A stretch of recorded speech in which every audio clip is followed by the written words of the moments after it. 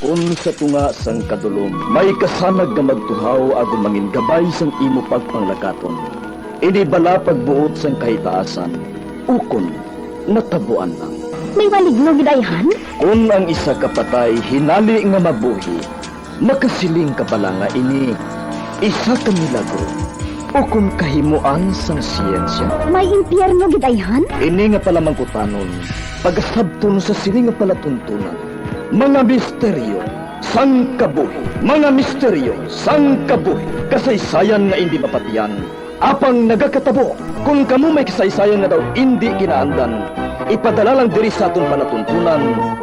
Mga misteryo sang kabuhi, DYWB Bombo Radio, Mandalagan, Siyudad San Bacolod, kag inaamon pagatagan sang kabuhi diri sa Mga Misteryo sang Kabuhi.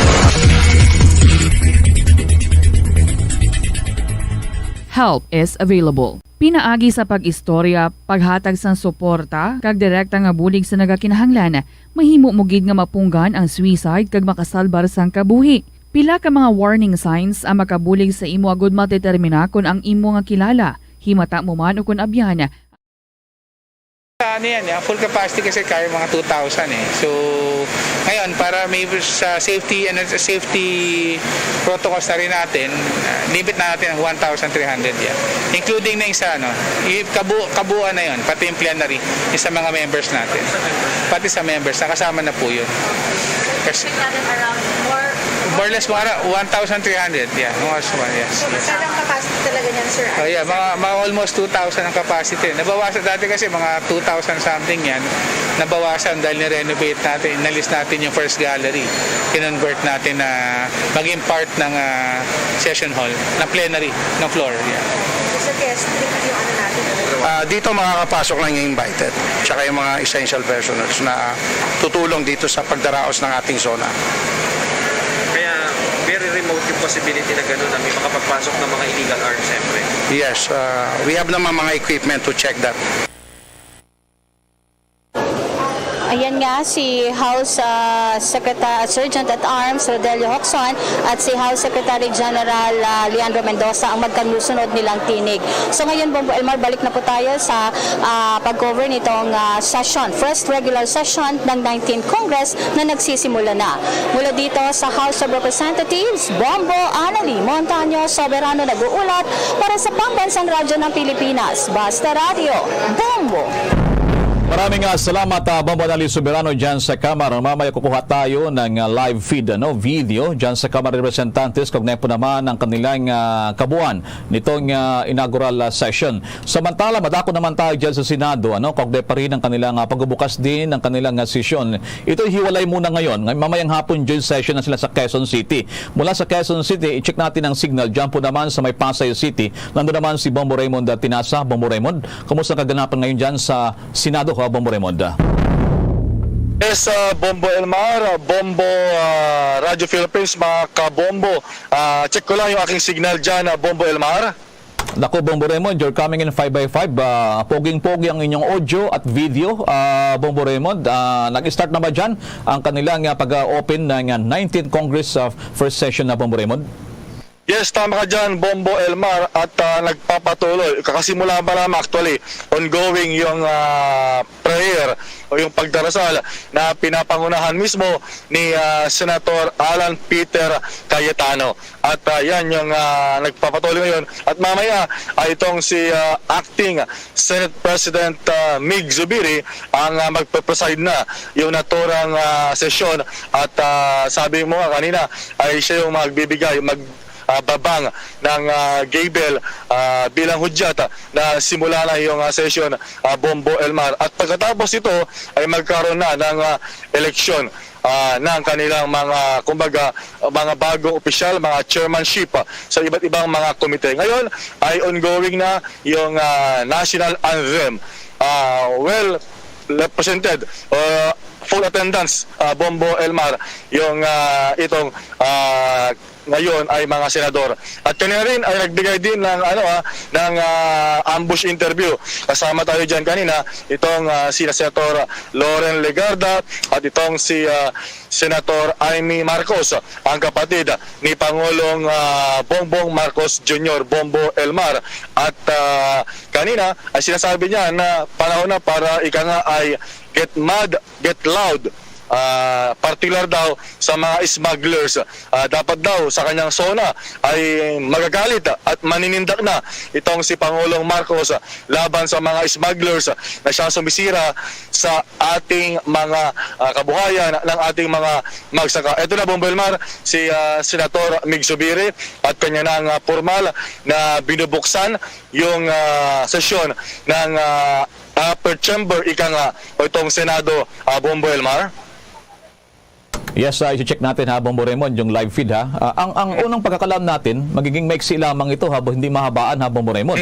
Okay, ito na. Go ahead. Yes, kasi meron na silang initial na mga agreement, Bombo Elmar, yung mga committee chairmanship. At ito nga, kumbaga, ayos na ang buto-buto. Ito nga si Senate President na, itong si Senator Juan Miguel Zubiri, Bombo Elmar. Pero may mga hindi pa malinaw ha, kung ano magiging chairmanship o kung saan siya lulugar, kung sa majority o sa minority, itong si Senator Alan Peter Cayetano, Bombo Elmar. At kung sino yung magiging minority leader. So may mga lumulutan dyan, itong si Senator Coco Pimentel o kaya itong si Senator Risa Ontiveros, Bombo Elmar. Ang inaabangan ko rin dito, Bombo Raymond, magkakaroon sila ng deputy ba?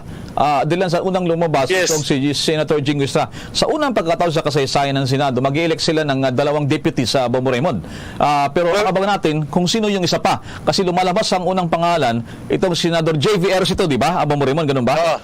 Tama ka dyan, Bombo Elmar. Sabi nga ni Senator Amy Marcos kanina, nasa diskresyon na yan na ika nga ay Senate President kung sino yung kanyang magiging, kumbaga, ay dito na, nagbibigay na ng, kumbaga, itong si Senator Joel Villanueva ng parang roll call at itong mga motion para sa eleksyon ng kanilang mga officers, Bombo Elmar. Okay.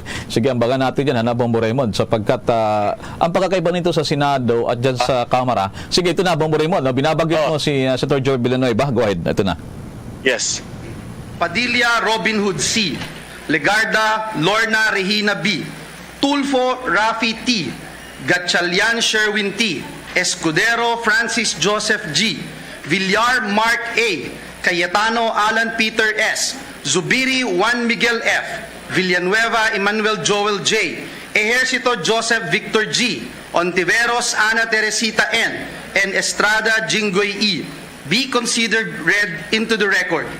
Copies of the COMELEC resolution were earlier distributed to the members of the Senate. Is there any objection? There being none, the motion is approved, and I would like to ask Senator Angara to rise to the podium. Thank you.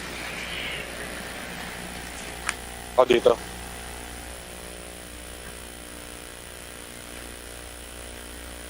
Alright, si Senator Sani Angara, isa sa mga senior senator. Okay, pakinggan natin. Nasa podium siya ngayon, na opisina ng Senate President. Siya muna siguro pansamantala ng preside.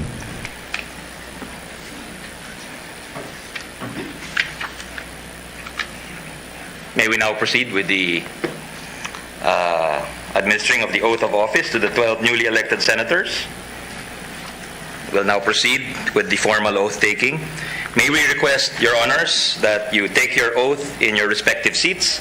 So please, to the 12 new senators, please rise and take your copies of the oath of office. Please raise your right hand and repeat after me. I, please state your name. Having been elected to the position of senator, do hereby solemnly swear that I will well and faithfully discharge, to the best of my ability, the duties of my present position, and of all others I may hereafter hold, under the Republic of the Philippines, that I will support and defend the Constitution of the Philippines, that I will obey the laws and legal orders and decrees promulgated by the duly constituted authorities, and maintain true faith and allegiance to the Republic of the Philippines, and that I impose this obligation upon myself voluntarily, without mental reservation or purpose of evasion. So help me God. Please accept our warmest congratulations, Your Honors.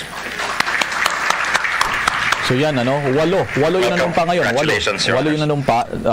Tatlo yung mga neophyte, 5 yung returning. Yung mga luma na, mga dati pa, ay nakopo lamang sila. So, Cesar Sani Angara ang nagpanumpa sa kanila itong 8 mga mga bagong senador kaugnay ng pagbubukas ngayong umaga ng kanilang sesyon. Okay, balikan natin diyan pa rin sa ating live feed sa ginagawa nating special coverage sa mga oras na ito. Here's ito. Senator Escudero, Senator Estrada, Senator Gatchalian, Senator Go, Senator Hontiveros, Senator Lapid, Senator Ligarda, Senator Marcos, Senator Padilla, Senator Pimentel III, Senator Poe, Senator Revilla, Senator Tolentino, Senator Tulfo, Senator Villanueva, Senator Villar Cincia, Senator Villar Mark, the Acting Senate President Subiri. With 24 senators present, the chair declares the presence of a quorum. Majority Leader? Mr. President, at this juncture, I move that we now proceed with the election of the President of the Senate. So moved. Is there any objection? There being done, the motion is approved. We will now proceed with the election of the President of the Senate. Mr. President, may I have the floor for a nomination? Certainly, the Majority Leader, Senator Villanueva, is recognized. Thank you, Mr. President. Distinguished colleagues. In Romans chapter 8, verse 28, it says, and I quote, "And we know that in all things God works for the good of those who love Him, who have been called according to His purpose." Close quote. 3 years ago, Mr. President, in 2019, in the 18th Congress, I also had the privilege to nominate Senator Zubiri for the position of Majority Leader. The past 3 years have shown how he surpassed our expectations and those of the Filipino people, which this august legislative body serves and stands for. With his demonstrated ability as consensus builder, Senator Mig Zubiri set the tone and led this chamber towards accomplishing the agenda of the Filipino people, even amidst the pandemic, leaving behind a productive 18th Congress with 500 bills of national and local applications passed into law. Among the top of the list are the COVID-19 Vaccination Program Act and the Bayanihan to Recover as one act. But the 18th Congress was not the first time he held leadership posts. At 39 years of age during the 14th Congress, he became the youngest majority floor leader since the first Congress in 1946. And again, he was Senate Majority Leader in the 17th Congress. He served in both houses of Congress for almost 2 decades, mentored by the senators who came before us, like Senators Miriam Defensor Santiago, Edgardo Angara, Aquilino Pimentel, and Joker Arroyo. In the previous Congress, he was part of the leadership team of the Senate, consisting of Senate President Tito Soto, Senate President Pro Tempore Ralph Recto, and Minority Leader Frank Drilon. Indeed, there is an appointed time for everything. 2 nights ago, if I recall, Senator Zubiri shared with us that this is actually his favorite verse in the Bible, found in the book of Ecclesiastes, that God's timing is perfect. Indeed, God's timing is perfect. It's not too late, it's not too soon. The trabahador ng Senado is now ripe for the Senate presidency. Ika nga po sa amin sa Bulacan, ang bungang hinog sa sanga, matamis ang lasa. Senator Migs and several other senators present here today Senator Cheese, Senator Alan, Senator Sani, Senator Amy, Senator Risa, Senator Win, and I became colleagues in the lower house during the 12th and 13th Congresses. We have seen with our own two eyes how Senator Zubiri transformed from an athletic heartthrob to a statesman. What strikes me the most is the unique quality of his leadership. He is a dedicated government servant, advocate, and policy maker. The apple doesn't fall far from the tree, as we have seen the same leadership brand from his parents, Governor Joe Zubiri of Bukidnon and Victoria Fernandez Zubiri of Albay. The way Senator Zubiri handles the stresses and high-level demands of the positions he holds never fails to surprise me until now. Tensions, confusion, and disagreements do not easily rattle him. He can manage to keep his cool and face adversities with a smile. Sabi nga po ng marami sa atin, dito sa Senado, kung may boses na nakakapagpakalma at ngiting nakakatunaw, kay Senator Migs yan. We always wait for him to say, we have just passed another happy bill, because it reminds us that we can achieve more if we come together, trust, and cooperate. His legislative accomplishments are laudable. He is the principal author and sponsor of hundreds of laws of national application, both in the Senate and during his stint as three-term congressman of Bukidnon. To take stock of his legislative track record, I say that Senator Zubiri's leadership traits best fit for Senate presidency: compassionate, collaborative, and creative. His compassion stems from being an environmentalist. As a fervent advocate of clean energy, he worked for the passage of Renewable Energy Act of 2008, RA 9153, and the Biofuels Act of 2006, RA 9367, earning him the moniker Mr. Clean Energy. He is also the founder of the Philippine Deer Foundation, a deer conservation project. His master's degree in Environment and Natural Resources Management from the University of the Philippines Open University firmly deepened his causes for these issues and evidence his commitment to lifelong learning. His collaborative skills come from the value he appropriates for cooperatives. We call him the father of the new cooperative code because he is the principal author and sponsor of Republic Act number 9520, or the Philippine Cooperative Code of 2008. His investment in the growth of the cooperative sector carried over to the 17th and 18th Congresses, where he chaired the Committee on Cooperatives. His creativity flows from being an entrepreneur and an athlete. He is the chairman and president of the Philippine Eskrima Kali Arnis Federation, the National Sports Association for Arnis. Under his leadership, PECAF was responsible for training and supporting the Philippine National Arnis team. PECAF earned a record 14 gold medals in the 30th Southeast Asian Games. While our previous Senate President is a multi-awarded bowler, our next Senate President is a gold medalist at the 1989 World Arnis Championships. Pero wag po kayong mag-alala dahil kahit ang mga issue na hindi madadaan sa debate, may mga isyong ganon, hindi po ito idadaan ni Senator Mig sa martial arts at Arnis. This institution must serve the Filipino people. And with Senator Zubiri at its helm, steering and charting its course, it can do much more.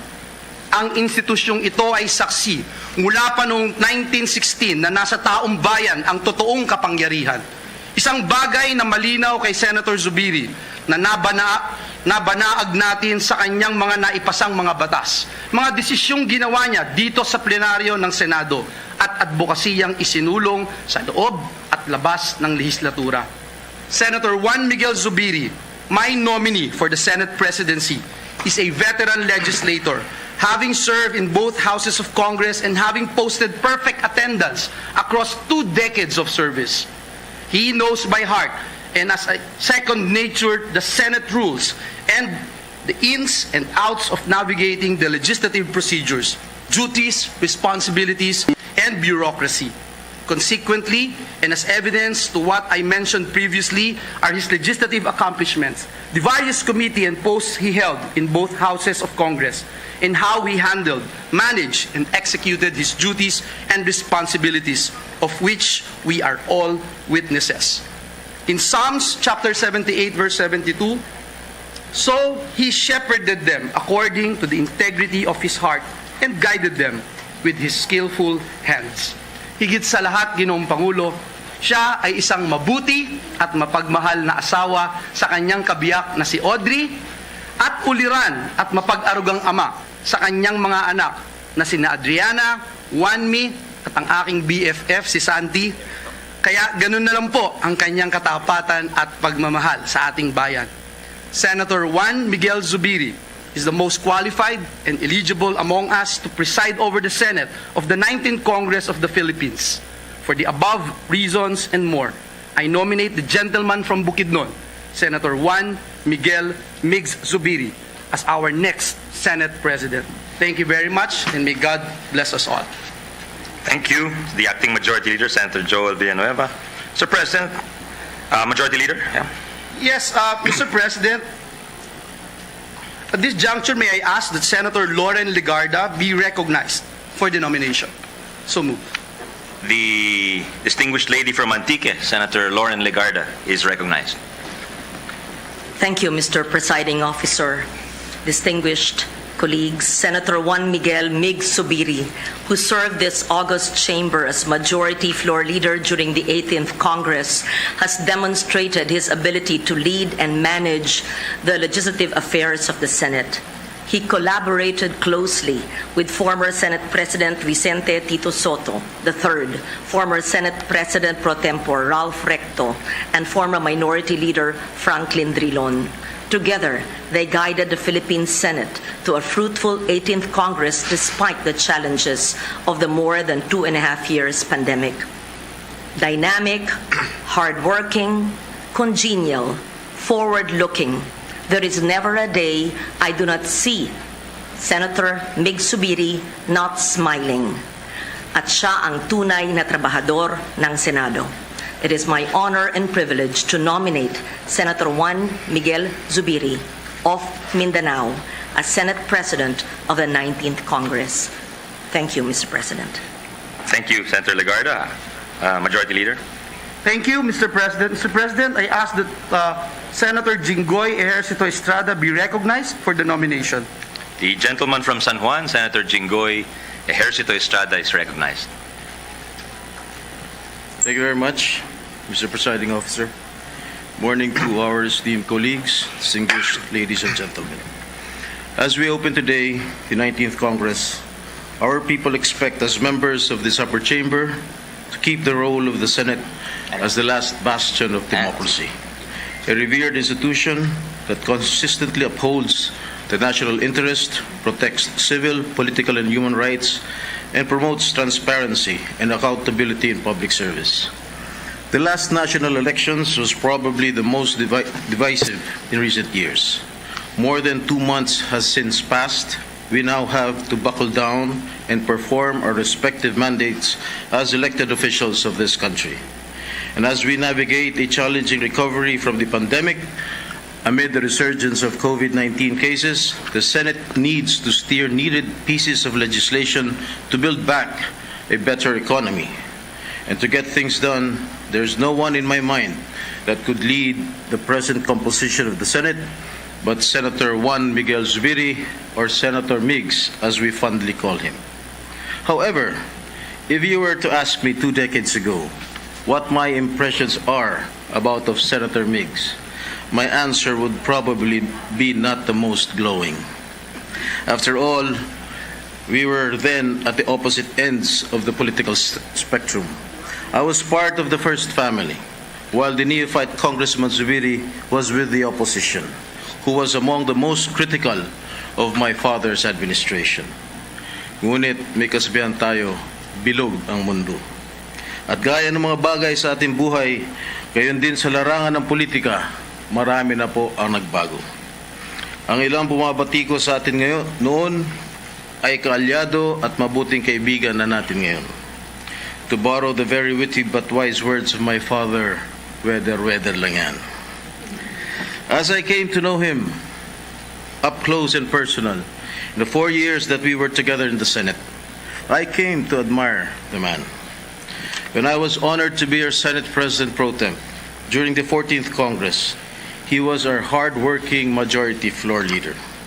As majority leader, Senator Miggs demonstrated competence and expertise on parliamentary rules and procedures and was able to steer and guide floor deliberations on pending measures with utmost fairness and direction, effectively creating an atmosphere of cooperation and understanding from both the majority and minority members. Indeed, I saw firsthand how this gentleman works. Totoong trabador ng Senado. He was a true consensus builder, finding ways and means to shepherd the passage of important measures and effectively navigated the so-called 24 republics that is this institution. His recognition as a consensus leader in the upper chamber was the reason why he regained his majority leadership, first bestowed upon him during the 14th Congress, in the 17th, and in the last 18th Congresses. And as the majority leader during the 18th Congress, he dutifully stood on this august floor, sometimes until the wee hours of the night, and even during the dangerous times when COVID emptied it of warm bodies. And on a personal note, nang ako'y nalugmok, hindi siya sumama sa mga taong sumipa sa akin ang ako'y dapandapa. This shows his decency and respect for a fellow public servant, and I thank him for that. A true gentleman, totoong tao, patas na kausap. Ngunit hindi tayo naghahanap ng pinuno na mabait, o malambing, o may pakikisama lamang. Ang hanap natin ay isang leader na masipag, magaling, at higit sa lahat, may alam. And to quote Martin Luther King, a genuine leader is not a searcher for consensus, but a molder of consensus. And in several instances in the past, Senator Zubiri displayed his ability to diffuse the tension on the Senate floor through his ice cream diplomacy. His amiable personality, coupled with good looks, aminin na natin, artistahin, gaya ng mga ibang artista rito, katulad ni Senator Robin Padilla, Senator Bong Revilla, Senator Lito Lapid. Huwag niyo na po ako isama sapagkat itong aking mga nabanggit na senador mga artista, mga superstar do, tigit sa lahat, mas maganda lalaki kay sa akin. At minsan na rin siyang nagpakita ng tapang nang ipagtanggol niya ang integridad ng Senado mula sa akusasyong pag-whitewash ng isinasagawang investigasyon sa isang bribery extortion scandal na kinakasangkutan ng ilang opisyal ng Bureau of Immigration. Sabi nga niya, I didn't become world champion in Arnis for nothing. Sabi niya sa isang katunggali niya, senador. Ngunit sa huli, pinairal pa rin ni Senator Miggs ang pagiging maginoo. Pagpapamalas ito ng isang mabuting leader na hindi hayaang madungisan ang institusyong kinabibilangan natin ngayon. As we face our future with the pandemic still in the midst, we can depend on a Senate leader who can exercise his best judgment, sound prudence, and wisdom. One who can help chart the destiny of our nation. Sa kanyang mahabang taon na karanasan bilang mamabata sa dalawang kapulungan ng Kongreso, nagsimula siyang itim ang kanyang buhok hanggang sa naging puti na lahat. Masasabi kong buong-buo ng kanyang kalaman at kakayahan upang pangunahan ang pagsasakutuparan ng mabigat na papel ng Senado sa pagbangon ng bayan mula sa dagok ng pandemya. I am voting for Senator Miggs because his consultative approach in bringing together the best ideas that 24 of us can offer is the best vaccine against gridlock, which has plagued us so many times in the past. He is the Senate President we should have in these times when we are under immense pressure to deliver to the people what they need. He is the Senate President that we want to ensure that this institution will be a true workhorse, efficient, productive in terms of legislating the urgent policies to revive the economy, and truly responsive to the needs of the Filipinos. In closing, I would like to borrow a line from the 1957 inaugural speech of former President Carlos P. Garcia, and I quote, "Together we will meet our common problems and difficulties. With a singleness of purpose together, we will overcome them." and to continue to preserve the independence and integrity of the Senate, I respectfully nominate Senator Juan Miguel Zubiri as our next Senate President. Thank you very much. Thank you, Senator Chingoy Ayers de Estrada, Majority Leader. Thank you, Mr. President. At this juncture, Mr. President, I ask that Senator Grace Poe be recognized for the nomination. Distinguished lady from Iloilo and Pangasinan, Senator Grace Poe is recognized.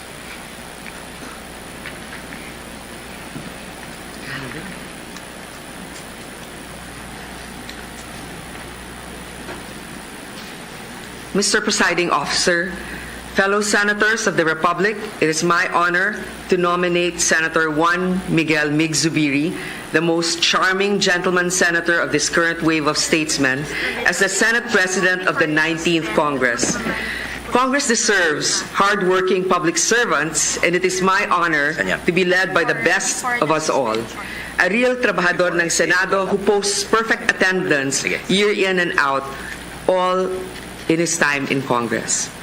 There's a very thin line between utmost efficiency and slave driving, and Senator Zubiri treads this line wonderfully.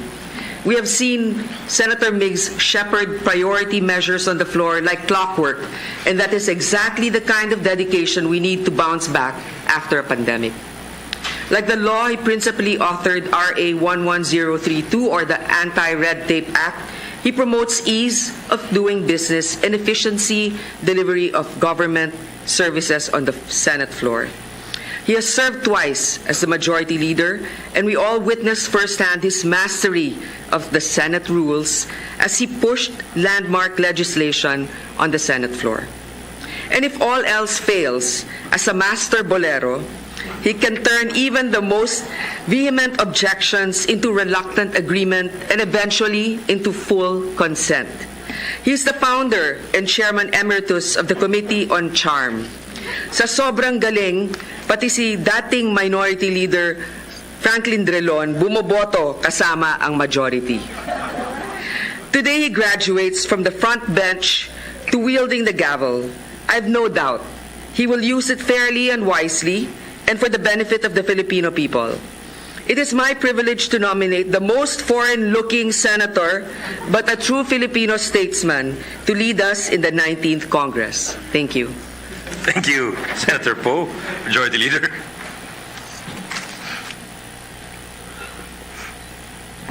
Thank you, Mr. President. Mr. President, may I ask that Senator Ronald Bato de la Rosa be recognized for the nomination.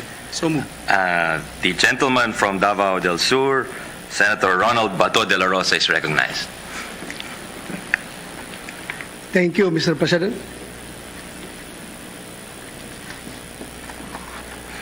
Good morning, ladies and gentlemen. General Montgomery of the British Army said, "Leadership is the capacity and the will to rally men and women to a common purpose, and the character which inspires confidence." Leadership, which I can attest, is an attribute that Senator Zubiri possesses. I have witnessed his excellence in leading 23 individuals with 23 different opinions on national issues during the 18th Congress.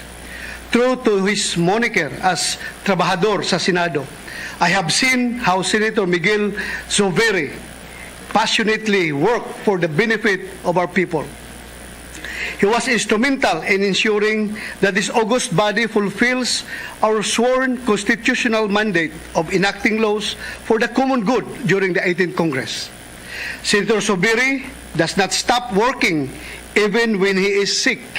Not even the deadly COVID-19 weakened his dedication for public service. He showed us his unwavering commitment to work during the peak of COVID-19 pandemic. While there was confusion and uncertainties that time, Senator Zubiri, together with the members of the 18th Congress, worked our ways with blood, sweat, and perhaps tears, so our executive department will be equipped to effectively combat the detrimental effects of the pandemic. All in a day's work of an enthusiastic senator such as Senator Zubiri. There will be debates and disagreements among us colleagues, like every Congress should. Every senator in this chamber has his or her own view and belief. But I certainly know that the leadership of Senator Zubiri will bind us all together in carrying out our duties and responsibilities as trabajadores of our people. Mr. President, as a Mindanaoan, it is with great honor and pride to second the nomination of our trabajador sa Senado, my fellow Mindanaoan, Senator Miguel Zubiri, as Senate President. Thank you, Mr. President. Thank you, Senator De La Rosa, Majority Leader. Thank you, Mr. President. Mr. President, at this juncture, may I ask that Senator Joseph Victor Ejercito, our comebacking seatmate, be recognized for the nomination. The other gentleman from San Juan, Senator J.V. Ejercito. Let it be put on record that Senator Jinggoy mentioned him as the good one. They're both good ones, Mr. President. We recognize Senator J.V. Ejercito for his nomination. Thank you, Mr. President. As we begin the 19th Congress, we find the country facing difficult challenges. We're still grappling with the COVID-19 pandemic as daily cases continue to rise. Prices have skyrocketed because of forces beyond our control. Political divisions still haunt us, as evidenced by the horrific shooting at the Ateneo yesterday.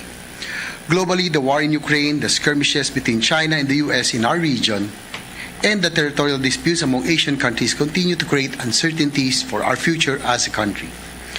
The Senate has historically been the bastion of democracy in our history. Those revered statesmen and stateswomen that have come before us led the country in facing their own challenges. Their patriotism and bravery have made the Senate what it is today. They've won their battles. This is our battle. This is our time.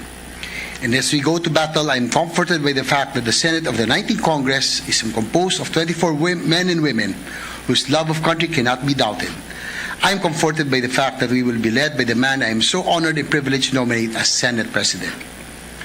Senator Zubiri has been a big part of the Senate stands for now, a competent, compassionate institution that is always ready to serve the Filipino people in times of peace or crisis. Senator Meigs was Majority Leader in 3 Congresses, the 18th, the 17th, and the 14th Congress, which made him the youngest elected Senate Majority Leader since 1946. This demonstrates not just Senator Meigs' knowledge of the Senate history and its rules, but his strong leadership, his charisma, and his self-assured temperament that is so critical in leading an institution like the Senate. Senator Meigs is an honorable man who once gave up his place in the Senate in order to defend this institution and protect his loved ones. He is a dedicated and committed public servant who has recorded complete attendance in his 20 years in public service and passed meaningful laws that benefit our people. On a personal note, Mr. President, I would like to thank Senator Mig Zubiri because we have been together in 2 national elections in 2013, although we were not together as a team in 2019. I know for a fact that he was one of the happiest persons that I made it to the Senate. Kami po ay maganda ang samahan. We had a very good chemistry pag magkasama kami. Ako po yung kape, siya po yung coffee mate. Kapit gatas. And as a principal, on a personal note also, Mr. President, as the principal sponsor of the Universal Healthcare Law and the creation of the Department of Human Settlements and Urban Development, when he was Majority Leader, he was the one pushing me. Lagi niya sinasabi sa akin, James, tara na, ikalendar na natin yan para maipasa na natin. Kailangan natin maipasa. Those are 2 landmark legislations. He really pushed me. Thank you, bro, for really pushing me and being able to pass these 2 landmark legislations. It is because of you who really made sure that these laws will be taken up in the floor. Senator Meigs possesses the kind of leadership that we need. Strong but not tyrannical, kind but not naive, cooperative but not subservient, humble, vigilant, and gallant. He is a loyal friend and ally, a pillar of the seatmate bloc of the Senate, who is always ready and willing to impart his knowledge and support to his colleagues. He is a family man, a loving husband, and protective father to his children. I know that there is no better person for the job than Senator Meigs. It is therefore a privilege to nominate Senator Juan Miguel Mig Zubiri for the position of Senate President of this honorable chamber. Thank you, Senator JV. Welcome back. We hope brotherly love will prevail in the next 3 years. Majority Leader?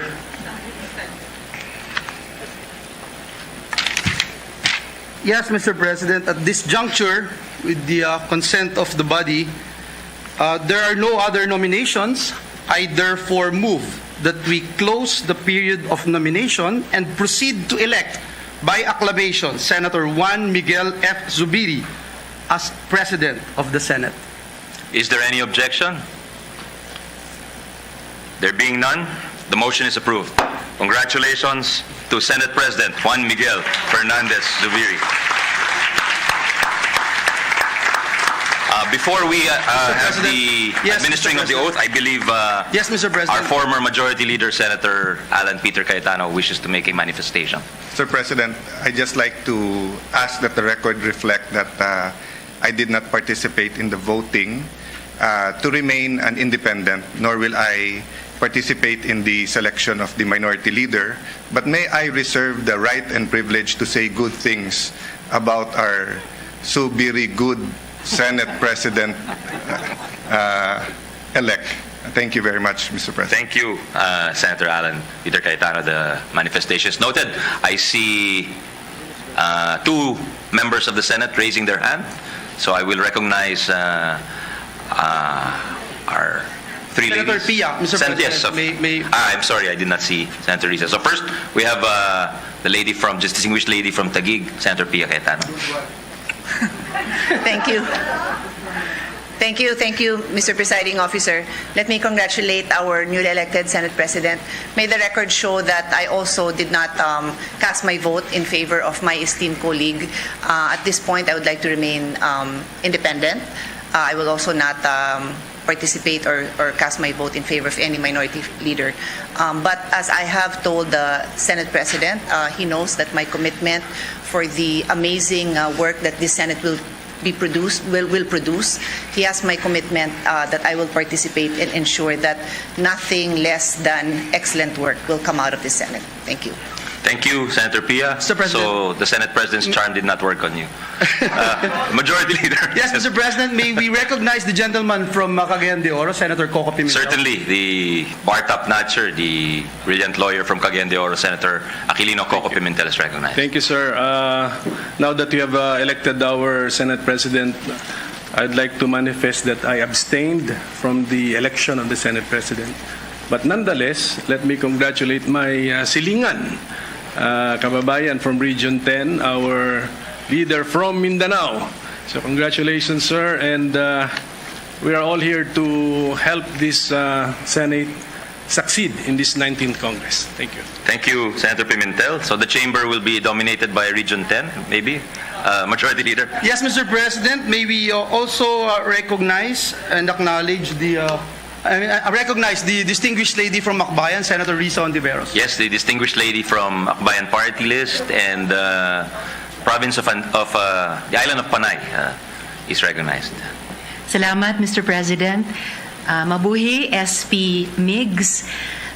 Together with Senator Pimentel, I also make of record that I abstained on the vote on the Senate presidency, and I'm glad that it will be on record that SP Migs was uncontested. Mabuhay. Thank you, Majority Leader. Mr. President, may I ask for 1 minute suspension for the oath taking of our Senate President? Session is hereby suspended. We ask Senator Lauren Legarda to join us to administer the oath to the Senate President, as well as the family of Senate President Zubiri to join here at the rostrum for his oath taking as Senate President. And may we ask the members of the Senate and our guests to please rise for the Senate President's oath taking.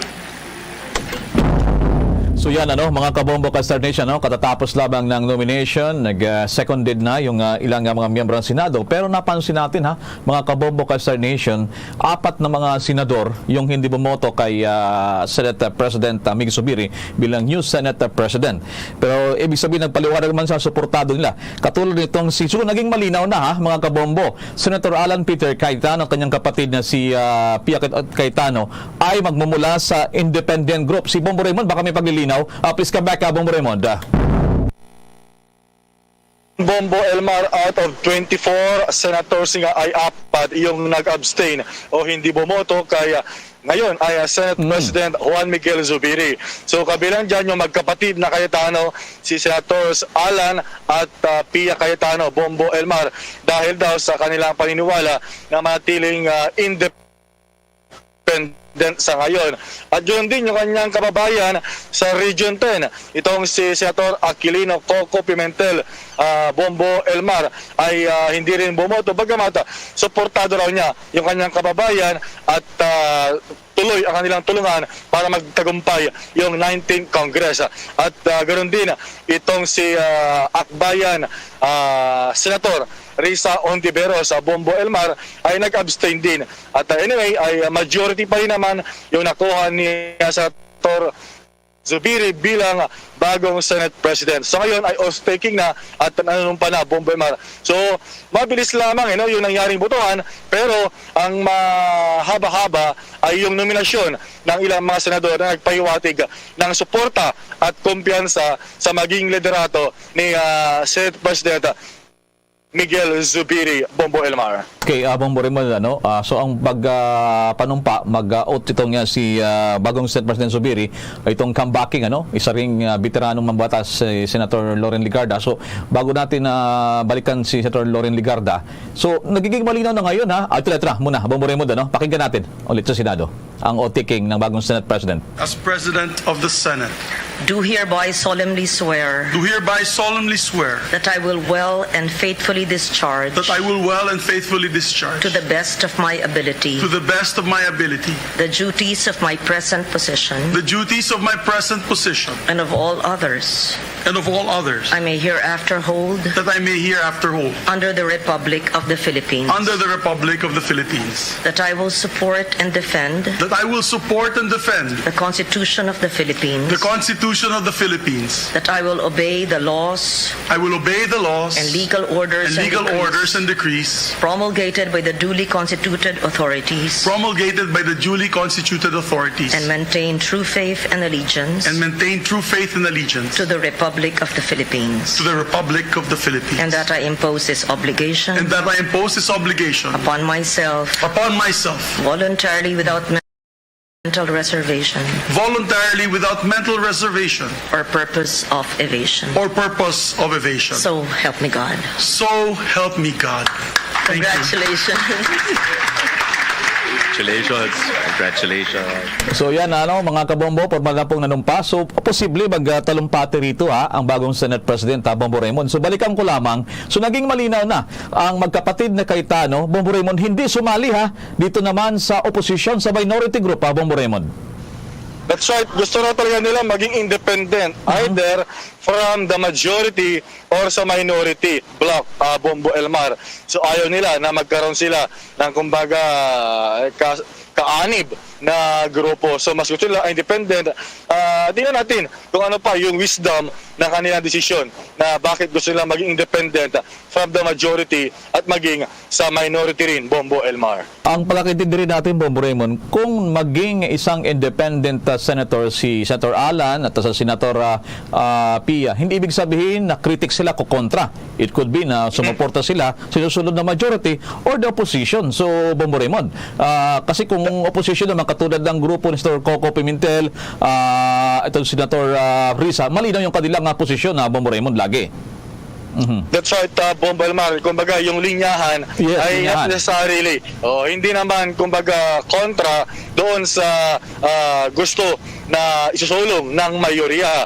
Kumbaga, meron lang silang sariling gusto rin. Pero pwede rin sila na kumbaga, tulungan, sumuporta doon din sa mga legislative measures na isusulong ng majority. This time, sa liderato ni Senator Juan Miguel Zubiri as Senate President Bombo Elmar. Okay, kayo natalakay din natin na posible mag-elect for the first time Deputy Majority Floor Leader. Kanina, ang unang lumabas sa mga pangalan pa before this Senator JVR ito. Ang abangan natin, sino pa kaya ang maging Deputy Majority Floor Leader, Bombo Raymond? Nakauna na mangyari ito sa Senado, Bombo Raymond?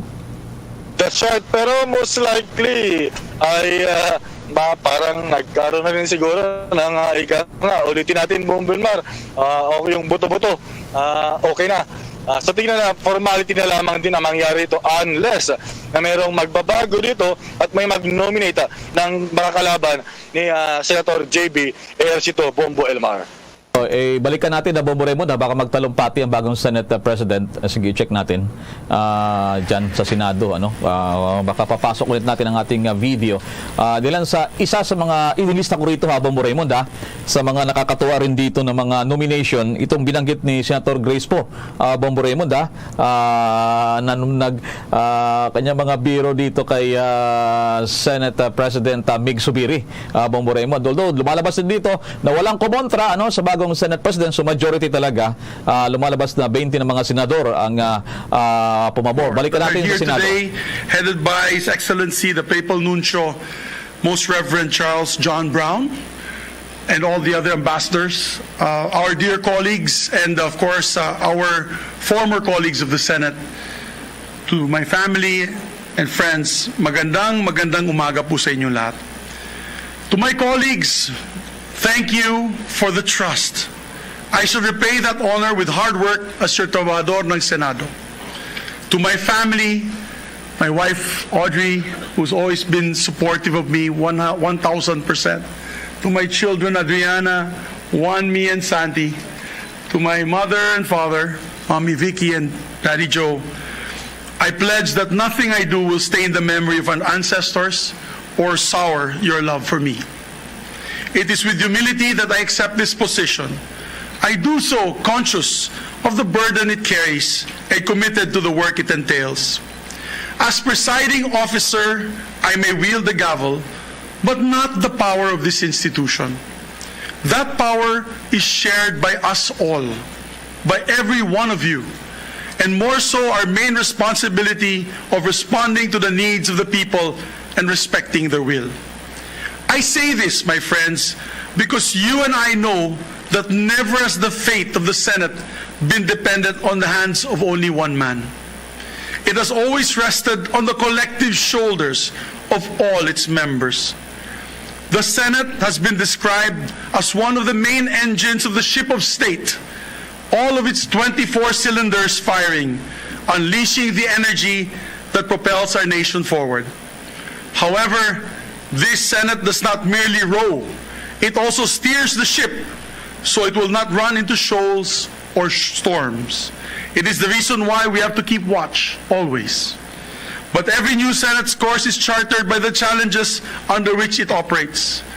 Every new Senate job description is written by the crisis it must confront. And ours is dictated by multiple crises before us. Food, fuel, fiscal, and the fading faith of our people in our institutions, just to name a few.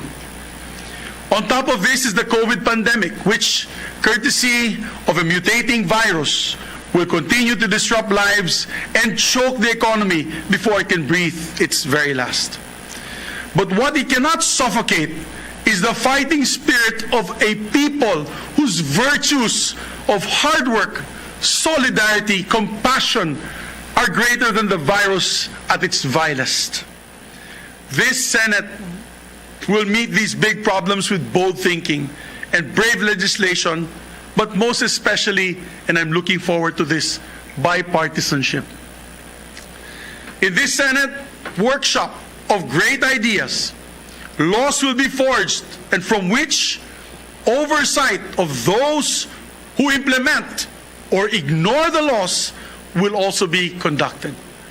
And speaking of oversight, we will exercise it not because we want to encroach on the executive branch or emasculate it of its powers. We do so in order to help government, the presidency even, remedy deficiencies in the delivery of public services and recalibrate ineffective policies. This Senate, under my leadership, however, will be one to solve problems more than it would find faults. While probes are magnets for publicity, and I learned this from the father of Sani Angara, Senator Ed Angara, it is the policies, laws patiently written line by line away from the limelight that drives progress. But for us to do our role, We must uphold the Senate's proud tradition of being independent. And that is important because the Senate's independence is a linchpin of its two other hallmarks, industry and innovation. Generations of our predecessors, whose names are etched on the wall leading to this hall, have exercised this to the benefit of our people. The Senate, therefore, is not an office of 24 receiving clerks for executive proposals. We will improve what has been proposed to us as we initiate our own. We do so not because we are rivals of power or for power for the other branch, but because we are partners for progress. We do so not to compete for influence, but to cooperate for the ways and means on how to bring the nation forward. This stance, practiced by all the Senates which had sat before us, has been the proven formula on how this chamber has been able to uphold the interests of the Republic and promote the welfare of our people. Our vigilance has purged proposed laws of provisions that harm the people. Our insight, on the other hand, have maximized the gains of our people will reap from laws. When bills are unnecessarily complicated, we inject it with common sense. When bills attempt to overreach, we shield the vulnerable. And when proposed tax rates are higher than what is reasonable, we make them fair or we make them go away. When the suggested spending borders on the frivolous, we remind them to be frugal. And when problems remain unattended, we come up with solutions. Not even the COVID-19 pandemic prevented the Senate before us from making emergency bills like Bayanihan 1 and Bayanihan 2 evolve into superior pieces of legislation despite having to conduct business remotely because every man and woman in this chamber rose to that occasion. Today, my dear colleagues, we will troop to the Batasan to hear President Ferdinand Bongbong Marcos Jr.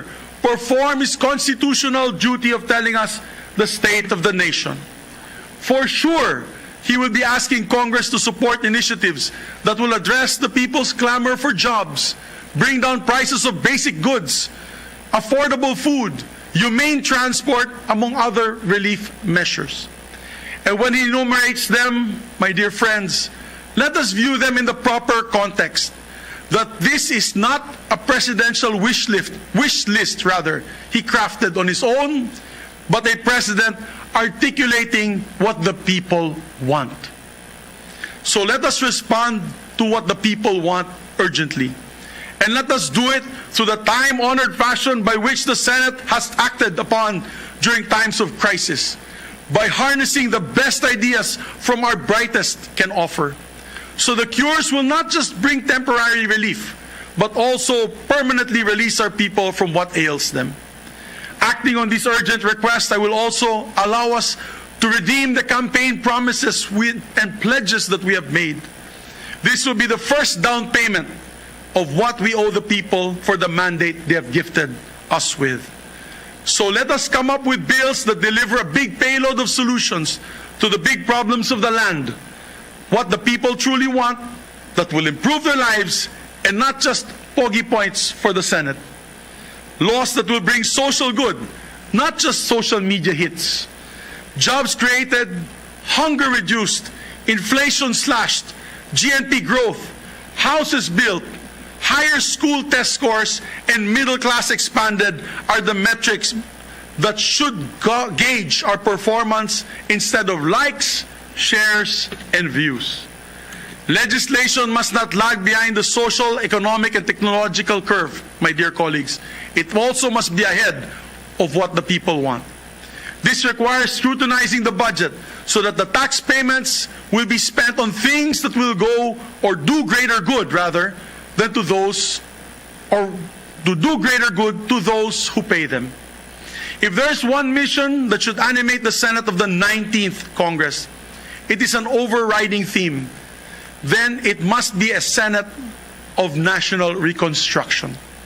But the recovery that we should work for together is not merely returning to where we were once before. It is catapulting ourselves to a better place than the past. And as we buckle down to work, let me issue some invitations. To the public, let me assure you that this is not only a multitasking Senate, it is also a crowdsourcing one. We value your ideas because this upper chamber will never be an echo chamber. To my fellow Senate workers, to the men and women of the Secretariat, in these trying times when so many expect so much from so few of us, the people expect no less than your hard work and professionalism. To my dear, dear colleagues in the majority, I remain with you in the trenches. I see no perks in this position. I temporarily hold this position through your grace, except the duty to work even harder. To my friends in the minority, I was once a loyal soldier of the opposition. And if there's one lesson I've carried with me ever since, it is that the strength of an idea is what makes it right, and not the sheer number of its believers. Let us debate and embrace ideas without regard from where they came from. My dear colleagues, my leadership will be one of consultation. Our output will be through consensus building. And if former Senate President Tito Sen was a father figure to all of us, then allow me to be your brother that will walk with you during these challenging times. Yes, my dear friends, no Senate in the past faced challenges as demanding and daunting as this one before us. But with hard work and dedication, we will deliver for the people. We shall help them overcome. The war against the pandemic is not yet over. The battle in many fronts is about to get worse. There is a future to be won. Let us go to our battle stations and fight to uplift our people's lives and make our nation even greater than before. Mabuhay ang Senado at mabuhay ang Pilipinas. Maraming salamat po. So yan ang mga kabombo ang kaunanahang talumpati bilang Senate President ni Senator Migs Zubiri. So talagang puno ng kanyang pakiusap, apila at ginarin ay ibuhos yung energy ng lahat ng mga senador sa mga kakaraping problema ng ating bansa ang panawagan ng bagong Senate President. Bombo Raymond, please come back, Bombo Raymond. Parang hindi ready, hindi prepared yung talumpati niya.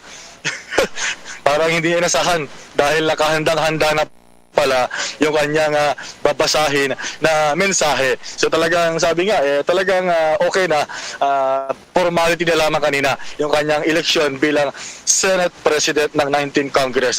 At ito yung kanyang binibigyan din na yung kanyang liderato ay magiging consultative at walang manipulasyon ng kapangyarihan at lahat daw ay ang kapangyarihan ay pag-aari ng bawat isa sa 24 mga senador, Bombo Elmar. So dapat daw mahal silang magdebate ng mga opinyon, mga ideya, saan man ito nang galing. Basta ito ay para sa, kumbaga, ay pagkakaroon ng konsensus para magabuo ng mga solusyon at hindi maghanap lamang ng, kumbaga, ng pagkakamali. Yun ang gusto niya, yung solution finding, hindi fault finding, yung magiging liderato ni Senate President Juan Miguel Migs Zubiri, Bombo Elmar. Sige, stabay ka muna dyan, Bombo Raymond. Hindi lamang ang aksyon na nangyayari dyan sa Senado, sa Pasay City, kundi doon mismo sa Kongreso ng Kamara Representantes. Kunin naman natin ang ating linya dyan sa Kamara. Bombo Raymond, standby ka muna, Bombo Raymond.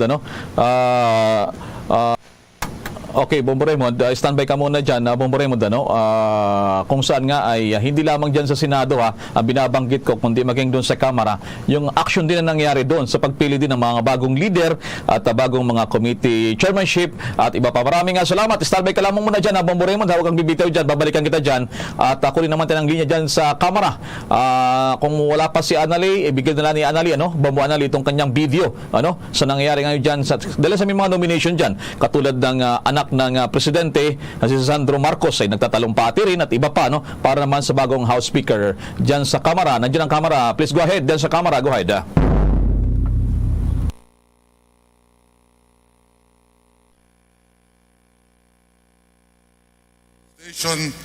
But let me quote excerpts from it. Representative Romualdez can shepherd the bills that can help our country as skillfully as he can stop the ones that harm our people. He knows the policies that need to be crafted and the pragmatism to get them passed. I am confident that with him, a constitutionalist at the helm, he will keep the plenary a hospitable space for all opinions while keeping the conveyor belt of laws moving.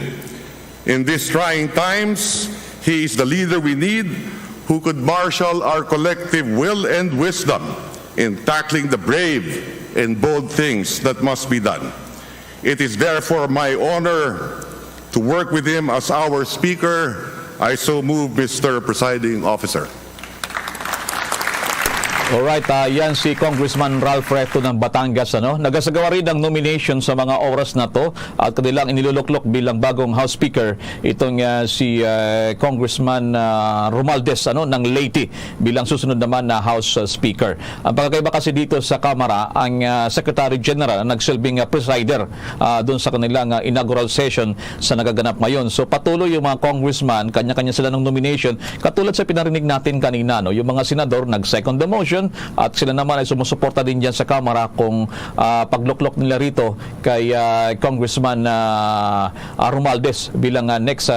Siya kasi ang acting floor leader. Kaya naman, ang kanyang formality na lamang actually ito, yung ginagawa naman dyan sa Kamara bago naman gawin mamaya ang joint session ng Kongreso. So patuloy yung napakahaba nito, kung ilang tatayo dyan na mga congressman magsasagawa ng talumpati ng kanilang nomination. Balikan natin diyan pa rin sa Kamara sa kanilang nomination para naman kay bagong House Speaker Romualdez. Balikan natin.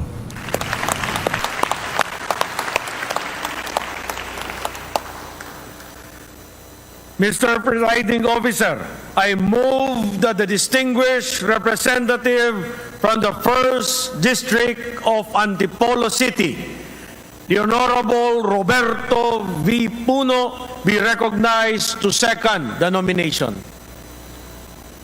The distinguished representative from the 1st District of Antipolo City, the Honorable Roberto V. Puno, is recognized.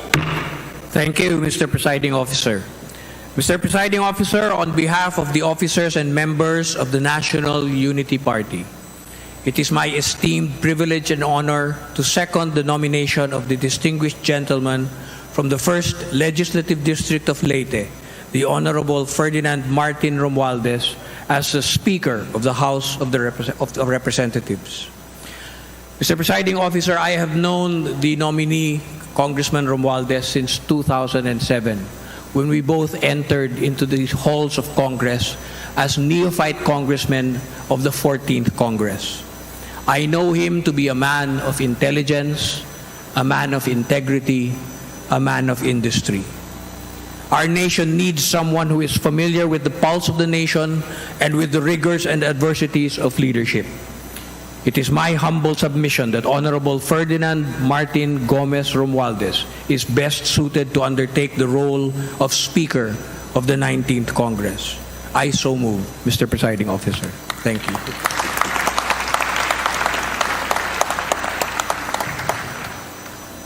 Mr. Presiding Officer, I move that the distinguished representative from the Lone District of Las Piñas, the Honorable Camille A. Villar, be recognized to second the nomination. The distinguished representative from the Lone District of Las Piñas City, the Honorable Camille A. Villar, is recognized. Mr. Presiding Officer, it is with great honor on behalf of the Nacionalista Party that I second the nomination of the Honorable Ferdinand Martin Romualdez of the 1st Legislative District of Leyte as the Speaker of the House of Representatives of the 19th Congress.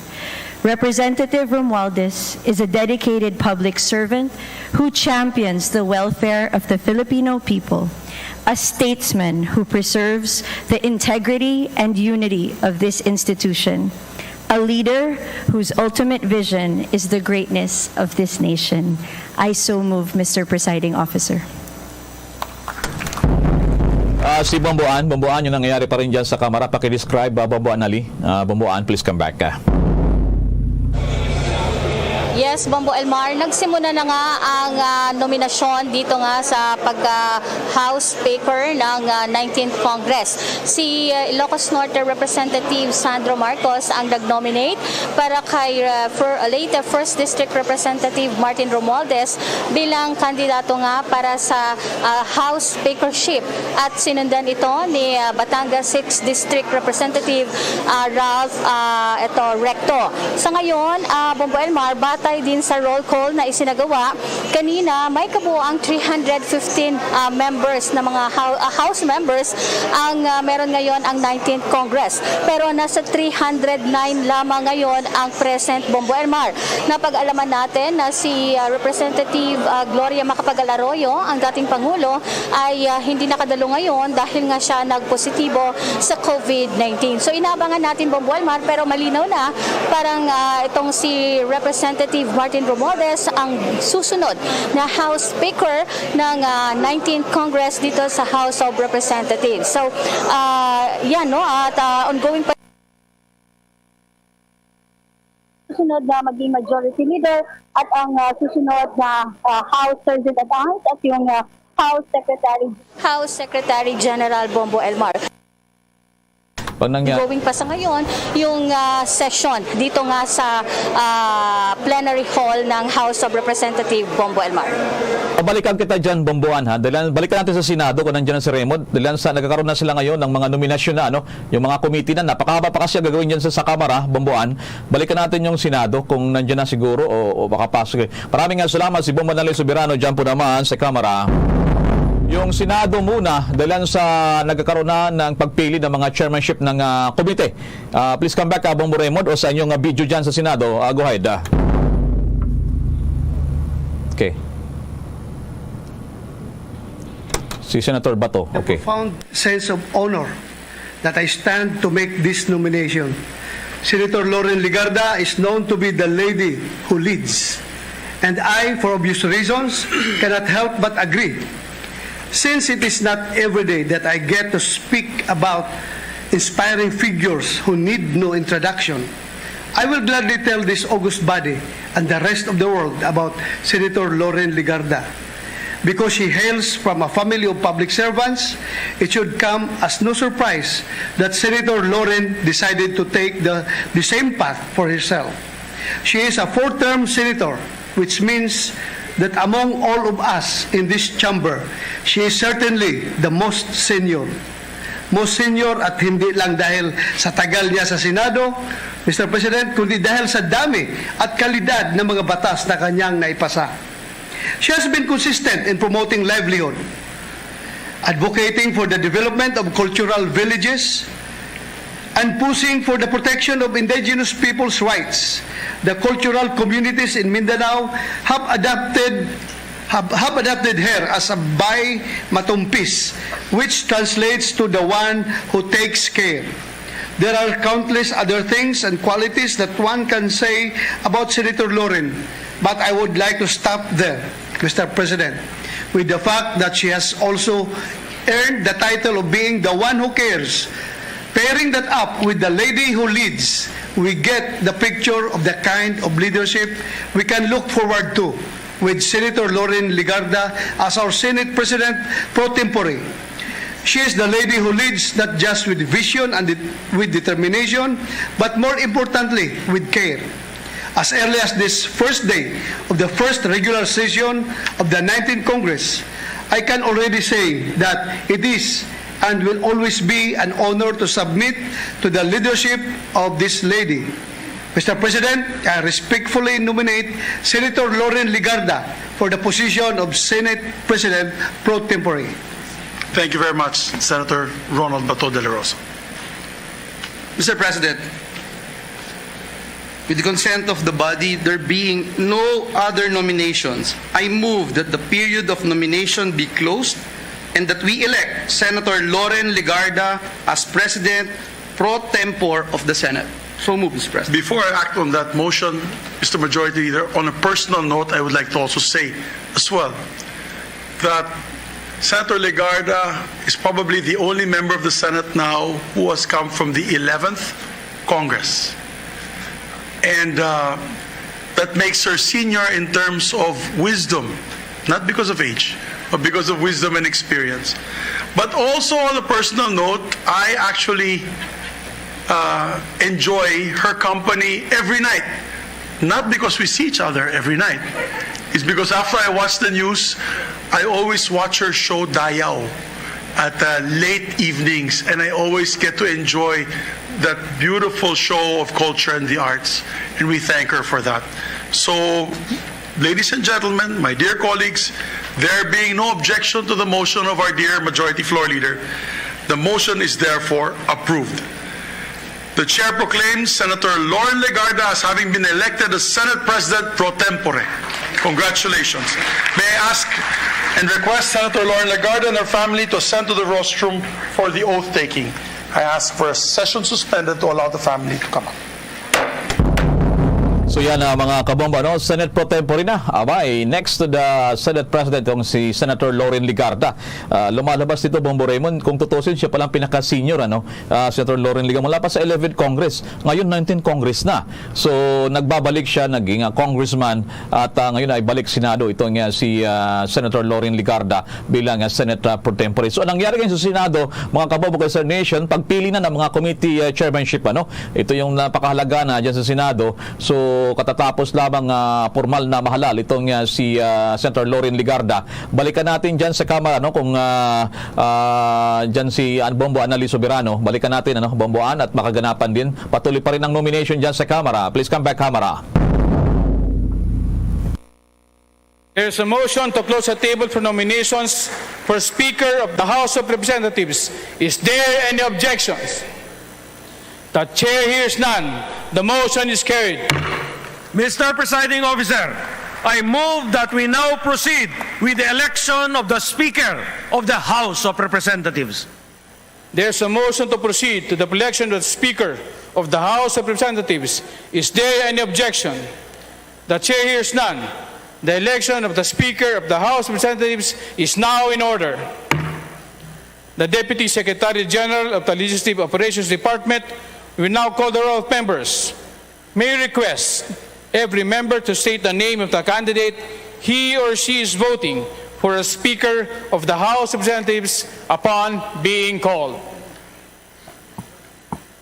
Roll call of members. Honorable Representatives Abalos,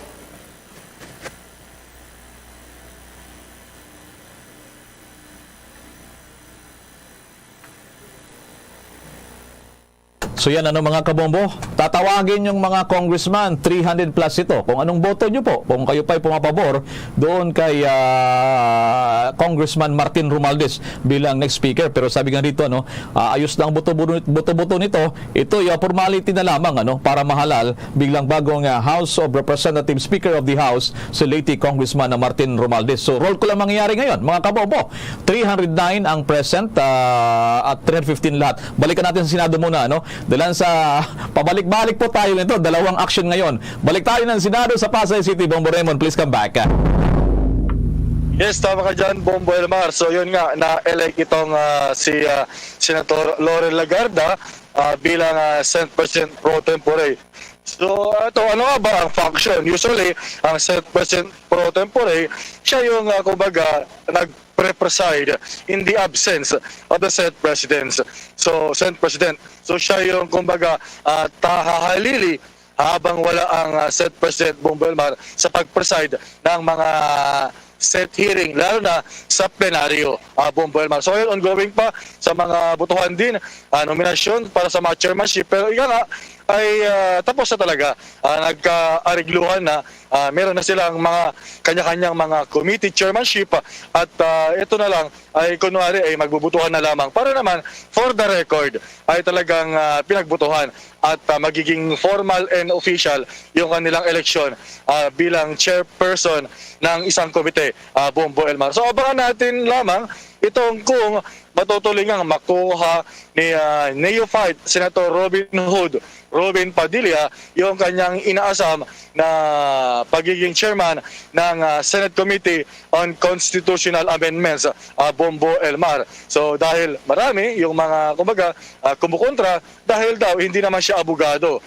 So yan, tingnan natin dahil numero lang naman yan at kung meron naman silang mga kasunduan, Bombo Elmar. Naalala ko rin, sinabi ni Senator Mig Zubiri, kakausapin niya si Robin Hood Padilla kung gusto talaga niya maging chairman nitong binabanggit mo na napakalagang committee na amyenda sa Ligang Batas na nilalayon nga. Sige, balikan natin yung kaganapan dyan habang Raymond sa Senado. Balikan natin muna yung video feed natin. The Senate President pro tempore position, I am truly humbled by the support given by my distinguished colleagues to lead this august chamber, which I consider my home for 18 years. Maraming salamat pong muli sa mahigit 24 na milyong Pilipino na nagtiwala at nagbigay sa akin ng pagkakataong muling maglingkod bilang 4-term senator. When I first entered the halls of Congress 24 years ago, I was just a novice in the political arena, hoping to make a change in our country. My exposure to our society's ills as a young journalist led me to take on the role of a public servant, a senator of the Republic, and I have then vowed to work tirelessly to find solutions to our country's problems. That was way back in 1998. I was all of 38 years old then.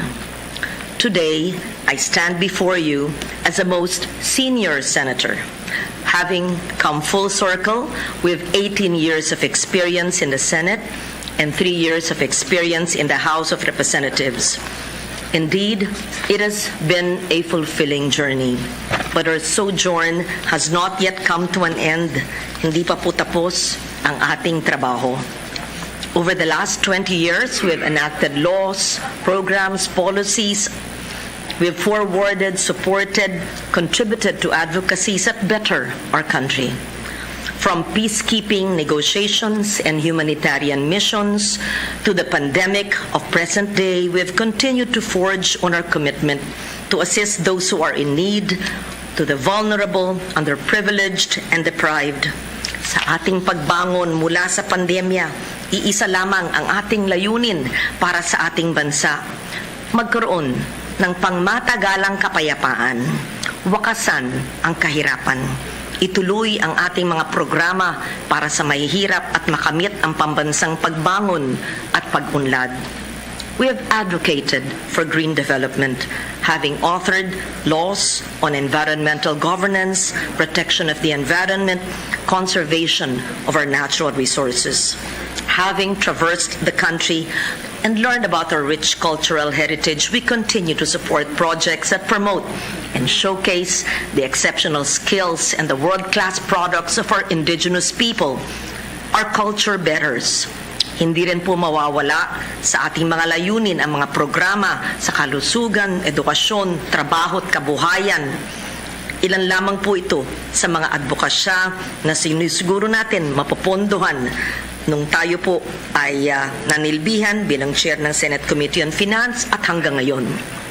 We introduced and sponsored vital amendments in the budget allocation for various sectors to ensure that the national budget sponsored socio-economic services, providing subsidies for free public tertiary education, additional funding for state universities and colleges, free healthcare services in government hospitals, free irrigation services for small farmers, budget for social welfare programs, increased funding to support rural livelihoods, and micro, small, and medium enterprises. The pathway towards pandemic recovery is through the economic empowerment of every Filipino. That means supporting our MSMEs, 99.51% of the country's businesses, and are responsible for an estimated 5.3 million jobs or 62.66% of the country's employment, bolstering the efficiency of our health sector as part of our vital investments in our human capital by pushing for the full implementation of the Universal Health Care Act. My fellow senators, my dear colleagues, friends, we have a great deal of work ahead of us. It is not a cakewalk. We cannot do this unilaterally. And for this distinct privilege to work for you and to work with you, I am forever grateful. Thank you for this opportunity to serve as your Senate President pro tempore under the leadership of Senate President Juan Miguel Zubiri as we steer the 19th Congress towards its objectives. Sa loob ng 21 taon, malawak na po ang naging karanasan natin bilang inyong mababatas sa mataas at mababang kapulungan. Malayo na rin po ang ating narating, ngunit marami pa rin po tayong kailangan gawin.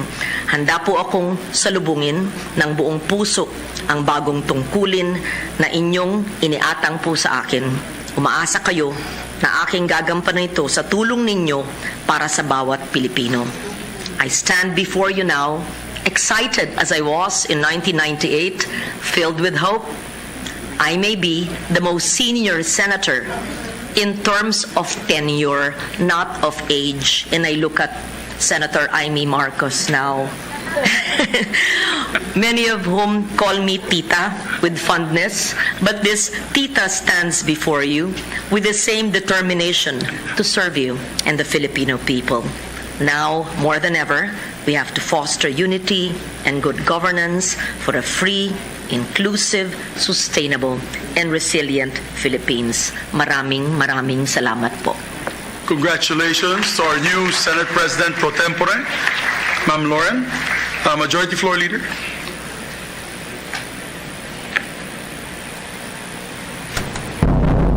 Alright, katatapos lamang talumpati ng bagong Senate Pro Tempore Lauren Ligarda at balikan natin sa Majority Leader Joel Villanueva to, Bombo Raymond. So patuloy pa yung committee chairmanship, Bombo Raymond hindi pa talaga, although nabanggit mo na kanina sa mga reports din natin Bombo Raymond, na meron ng mga pangalan, pero may mga abagan pa siguro tayo dito ng mga surprises sa Bombo Raymond. That's right, Bombo Elmar. At marami-rami yung committee chairmanship. So 24 sila. Lahat yan halos ay mayroong mga hawak na komite. Maliban ay wala pang malinaw para kay Senator Alan Peter Cayetano. So siya lamang yung doon sa listahan na kumbaga na pag-agrian na noong as of July pa ay siya yung wala. Pero lahat meron na, kumbaga talagang pinaghati-hatian na, may sharing na ng committee chairmanship para wala nang away, ika nga. Kaya nga nagkaroon ng consensus na itong si Senator Zubiri, ang kanila magiging, ika nga ay Senate President Bombo Elmar. Alam mo, Bombo Raymond, dito sa Bombo News Center Makati, ihiwalay muna ko sa isya. Malakas ang ulan dito. Kumusta ang lugar mo dyan sa Pasay City? Magkalapit lang tayo, Bombo Raymond. Well, dito sa kikilalagyan, makulimlim na, Bombo Elmar. At medyo may manaka-naka ng pag-ambon, pero mahina pa lang naman. Pero ito kanina, napansin mo siguro, Bombo Elmar, kanina ay maliwanag na maliwanag dito, araw na araw. Ngayon ay medyo dumilim yung dati nang madilim na mukha ko dahil makulimlim na yung kalangitan. At harinawa ay wag mo na. Tapusin muna yung reporting ko dito. Baka mamaya bigla kailangan din pumasok sa loob ng Senado.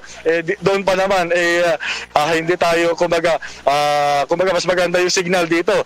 Bombo Elmar, makapag-report habang minumonitor natin yung mga ganapan sa loob sa plenaryo ng Senado, Bombo Elmar. Sige, balik muna tayo sa loob ng Senado habang sa lungsod ng Makati ay napakalakas po ng buhos ng ulan at bigla na lamang bumuhos ng ulan. Napakaganda ng sikat ng araw. Balikan natin ang video feed mula mismo live yan sa Senado sa patuloy pa rin ng eleksyon ng mga committee chairmanship. Several airing training centers across the country. TESDA achieved the zero notice of disallowance from the Commission on Audit or COA. TESDA earned the nationwide ISO certification, a first among the country's education agencies and second in the entire executive branch. He introduced innovative programs such as the free online programs and mobile training laboratories. He fostered closer industry partnerships which led to higher employability of our TechVoc graduates, among many others. In our opinion, his most important contribution at the time was to raise the profile of TESDA and technical vocational education in the minds of our people. He himself became a certified barista, a skill that may prove to be useful in the new role he is about to occupy in the Senate for those late nights with you, Mr. President. We are hoping TESDA can once again soar to those same heights under him and help our countrymen during these tough times for our people. His performance in TESDA, Mr. President, was so exemplary. It gave him that high national profile to help win a Senate seat in 2016, with the second highest number of votes among all the candidates at 18.4 million votes. And throughout his first term as senator, he was tireless as he chaired the committees on labor, employment, and human resources development, as well as higher technical and vocational education. He authored and co-authored critical pieces of legislation, such as the Doktor para sa Bayan Law, the Tulong Trabaho Law, the First-Time Job Seekers Act, the Ladderized Education or the Philippine Qualifications Framework Act, the Occupational Safety and Health Standards Law, the Telecommuting or Work-from-Home Law, and the Free College Tuition or the Universal Access to Quality Tertiary Education, UACTEA Act, among many others. Especially the creation or upgrading of state universities and colleges, Mr. President. Lagi pong sinasabi ni Senator Joel Villanueva na ang trabaho niya bilang legislador ay tiyaking walang panahong mawawalan ng oportunidad para sa trabaho, kabuhayan at kita ang bawat Pilipino. Sigurado po kami na ipagpapatuloy niya ito sa kanyang pangalawang termino dito sa Senado. Naniniwala po kami na bukod dito malaki ang maitutulong niya para siguraduhin tumatakbo ng tama ang proseso ng paglilikha ng batas dito sa ating institusyon at mabibigyan ng sapat na pagkakataon ng bawat senador sa mayorya, sa minorya man o sa independent bloc man sila nakahanay. He is a loving husband to Mrs. Gladys Cruz Villanueva and a father to 2 young children. Kaya, Ginoong Presidente, malugod kong inihaharap ang aking nominasyon para sa posisyon ng Majority Floor Leader ng Senado sa darating na Kongreso, ang ating kaibigan at seatmate kay Senator Emmanuel Joel Testaman Villanueva. Maraming salamat po, mga kasamahan, Mr. President. Maraming salamat, Senator Angara. Majority Leader. Mr. President, may we recognize Senator Ronald Bato de la Rosa for his nomination speech. Senator De La Rosa, you are recognized. Thank you, Mr. President. Mr. President, my esteemed colleagues, it is my distinct honor to rise today to nominate our distinguished colleague, Senator Joel Testaman Villanueva, as the chairperson of the Senate Committee on Rules, also known as BMW, the brother of migrant workers. Mr. President, BMW. Mr. President, Senator Joel has proven to us time and again that he is indeed worthy to be called a public servant in his own right. The hard work of our dear colleague has been constantly recognized beyond these walls of the Senate. In fact, our Testaman has recently been recognized as among 2022's People of the Year by Stargate People Asia Magazine for his contributions to job creation for Filipinos and his campaign for skills training to generate world-class workers in the country. Mr. President, a chairperson of the Committee on Rules is a man who shows up with his untarnished perfect attendance and his consistently notable contributions as a legislator. I can attest that Senator Joel is not only a man who shows up, he is a man who shows up prepared and performs beyond expectation, even during pandemic and his period of mourning kung saan siya ay nagluluksa sa sunod-sunod na pagkawala ng kanyang mahal sa buhay. Employing Ms. Senator Joel's advocacy of matching jobs and skills, it is indeed a perfect match for Senator Joel to lead the Committee on Rules and be our majority floor leader. He has already proven to us that he is the man. Now he is also the man for the job. I have only one request sa ating nominee. Please, Senator Joel, see to it that my good friend, Senator Francis Tolentino, will no longer complain about the disappearances of his local bills from the calendar of business. That is, yan lang ang kanyang requirement from you. And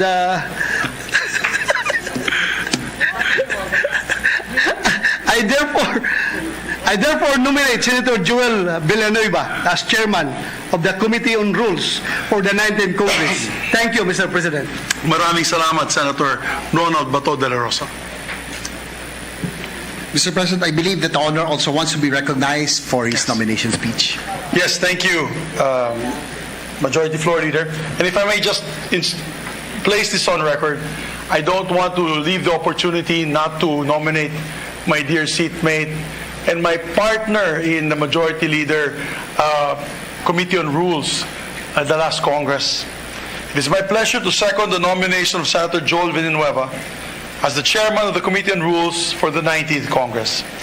Senator Joel has proven himself a capable leader throughout his public service career, holding key roles as Deputy Minority Leader in the 13th Congress and Minority Leader of the Commission on Appointments while he was in the House, before serving as the Great Secretary of TESDA, during which time he emerged as an effective and innovative leader whose work has left a big impact on our country's tech vox sector, as lovingly declared by Ralph Recto in one rally that we were together in 2016 after Senator Joel Villanueva lengthily mentioned all the distinguished programs that he had placed in TESDA. Sabi po ni Senator Ralph Recto, napakagaling ni TESDA man, dapat ibalik sa TESDA si TESDA man.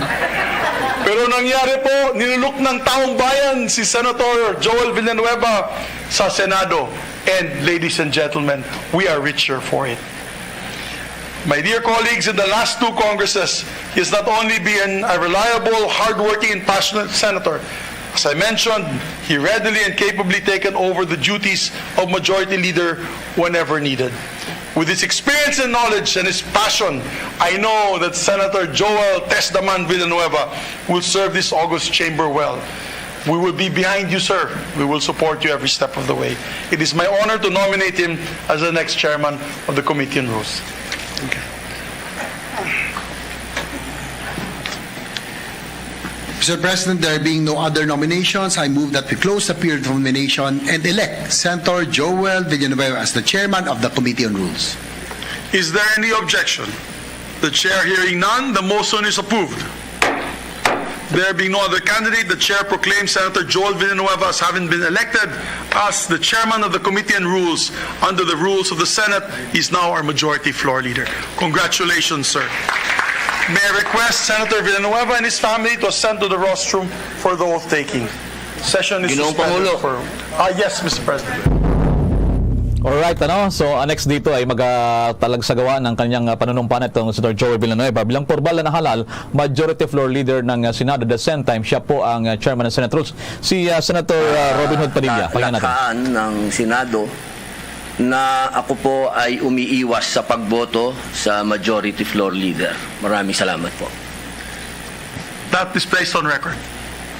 So may we now suspend session so that nag-abstain umiiwas sa pagboto. Yun ang nakuha nating impormasyon, ano?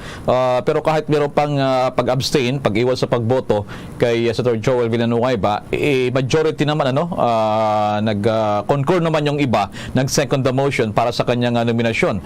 Ito, first time natin nakitang tumayo si Senator Robin Hood Padilla, isang neophyte senator. Kaugnay po naman nagaganap ngayon diyan sa Kamara, mga kabombo, iwan ko pansamantala sandali diyan sa Senado. Patuloy pa yung kanilang nominasyon dito pag-elect ng bagong speaker. So napakahaba ito. So ongoing po kayo, nag-roll call ngayon ang Kamara Representantes para naman sa pagboto ng bawat congressman. Kung 315 yan, 309 ang present. So katawagin sila sa kung sila ay pabor dito sa bagong House Speaker. Pero so, sabi nga rito ng mga bago pa man na nagkaroon ng session ngayon sa opening ng 19th Congress, ay meron ang usap-usapan yon behind the scenes na ito na yung kanilang mga bagong leader dyan sa Kamara at sa Senado. So patuloy po ang botohan dyan sa Kamara at yung pong titutukan natin ngayon, nakantabay natin ang ating mga Bombo News team. At sa Senado naman, yung ginagawa natin pag-antabay dyan sa mga pag-nomina ng mga committee chairmanship na siyang tatayo ng mga leader ng Senado sa bago nilang Kongreso ngayon, 19th Congress. At ito'y mamumuno ng mga committee chairmanship.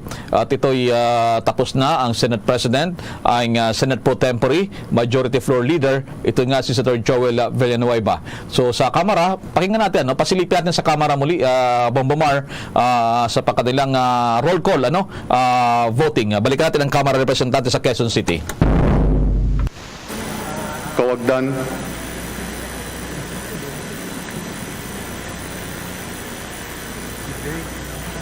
Romualdez. Cardema.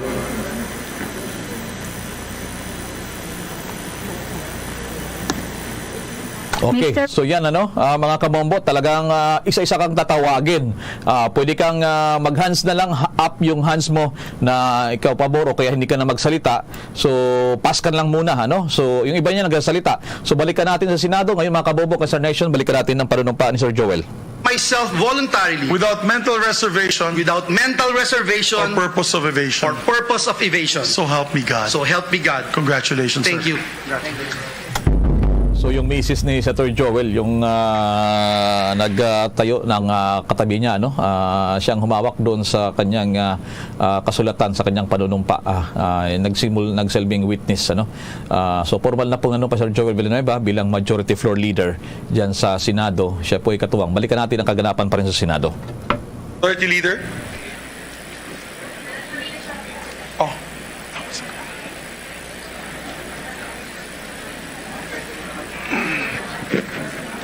Mahaba, Mr. President, I will be recognized. Yes, Thank Majority you. Leader. Thank you, Mr. President.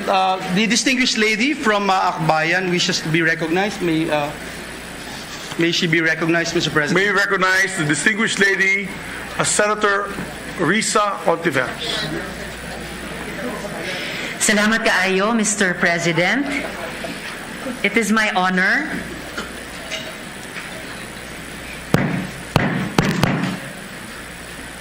on the part of the minority to officially make it of record our designation of Senator Aquilino Coco Pimentel III as Minority Leader. Senator Pimentel, Mr. President, who is a friend of long-standing since our college days in the historic early to late 1980s, a veteran lawmaker, a former Senate President, no less, and I'm sure will make an excellent minority leader. Just like his father, the late great Senator Canene Pimentel, who once served this august hall as Senate President, then as Minority Leader. I am certain that, like his father, and by the way, Mr. President, they will be for the first time the father and son tandem who would have served both as SP and as Minority Leader. I am certain that Senator Pimentel will help maintain the independence of the Philippine Senate, an institution crucial to our democracy, an institution we all hold dear. Daghang salamat, Mr. President, for the record. Thank you very much, distinguished lady Senator. And for the record, Alright, iwan muna natin pansamalata ang Senado. Kaganapan naman sa Kamara Representantes kasama na mga balakin din ng Pangulong Bongbong Marcos itong gaganaping SONA. Bombo Dennis Samito, kumusta kaganapan dyan sa Kamara at ganyan rin sa mga nakuang impormasyon mula sa Malacanang. Bombo Dennis, go ahead. Yes, Bombo Elmar, handang-handa na itong talumpati ng Pangulong Ferdinand Bongbong Marcos Jr. At ayon nga sa kanyang kampo ay magdudulot ng kasiyahan. Hindi natin alam kung papaanong magdudulot ng kasiyahan, pero ito yung patikim, Bombo Elmar, dahil yung talumpati hindi gaano mahaba. Pero magkakaroon daw ng ilang punto na katutuwaan, ikagagalak ng ating mga kababayan. So yan yung ating aantabayanan. Nakarating na ang initial convoy na nanggaling sa Palasyo Malacanang at medyo naantala ng ilang sandali dahil nga doon sa mga kilos protesta na isinasagawa na sa kahabaan ng Commonwealth dyan pa rin sa bahagi ng Quezon City. So sa ngayon, yung ilang mga kasamahan namin dito na nanggaling din sa Palasyo Malacanang, nakaset up na, Bombo Elmar, kagaya din ng iba pa ay dumaan ito sa mga susi na inspeksyong pang-seguridad. Dumaan kami sa tatlong layer ng security at ito ay bilang pagtalima doon sa hinihingi na paghihigpit ng Presidential Security Group, Bombo Elmar. Bombo Dennis, salamat sa impormasyon. So, Bombo Dennis, nadaanan nyo rin pala itong lugar ng Commonwealth, nagsagawa pa ng kilos protesta sa mga pero understand hanggang alas 12 lamang ng katanghalian yan. Unless otherwise, kung mag-extend pa yung grupo dyan ng mga oposisyon o kaya mga kritiko ng administrasyon na nagsagawa ng kilos protesta. What about yung mga pro-Marcos rallyist, Bombo Dennis? May lugar ba kayo nadaanan dyan? Kumusta rin? Yes, may setup na rin sila, may tablado ng nakahanda para doon sa mga pro-Marcos na magkakandak ng hiwalay na aktibidad. At ito'y parte ng kumbaga na-expect na ng Quezon City Police District at NCRPO. So nakasetup na yung kanilang entablado. Yan ay mas malapit dito sa ating kinalalagyan at siguro mga kalahating kilometro ay nandyan yung kanilang setup ng pagdarausan ng programa. Sa mga nakalipas na pagkakataon, may pro at anti program naman Bombo Elmar. Pero sa ngayon ay mismong yung logo ng SONA ng Pangulong Ferdinand Bongbong Marcos, yun din ang logo na kanilang ginagamit. So titignan natin mamaya, medyo kakaiba yung mga mangyayari dito. Lalo't sila yung parang magsisilbi pa na blockade kung sakasakaling magpupumilit yung mga anti-Marcos protesters sa Bombo Elmar. Bombo Dennis, anong oras kaya pupunta dyan ang Pangulong Marcos dyan sa Kamara? Meron bang mga itinakda na, mga abiso dyan sa inyo? Dahil nung report natin man nakalipas na araw, kayo ng umaga pa, sinasabi may mga options ang Pangulong Marcos. Pwedeng by land from Malacanang sa lugar dyan sa lungsod ng Maynila. Okay naman by air, Bombo Dennis, sa kanyang presidential chopper. How's that, Bombo Dennis? On the dot, Bombo Elmar, darating yung convoy, itong si Pangulong Ferdinand Bongbong Marcos Jr. Yan yung sinasabi sa atin, on the dot. Kagaya ng nangyari nung change of command doon sa Philippine Air Force, rain or shine, tuloy ang biyahe ng Pangulong Ferdinand Bongbong Marcos Jr. Yun, may mga option na tinitignan. Nagkaroon na rin ng clearing dito sa area ng landing area, Bombo Elmar. Nasa likurang parte ko lang ito kung tutuusin, Bombo Elmar. Sa likuran natin, dyan yung helipad. Dyan lalapag yung presidential chopper. Pero syempre, may decoy, so hindi garantiha na kung may lalapag dyan, yan na yung sinasakyan ng Pangulong Ferdinand Bongbong Marcos. So, pwede din yung other option na sinasabi natin kanina, yung by land. Pero syempre, kung dadaan nga naman doon sa may mga area ng may mga nagkikilos protesta, medyo hassle yan, Bombo Elmar.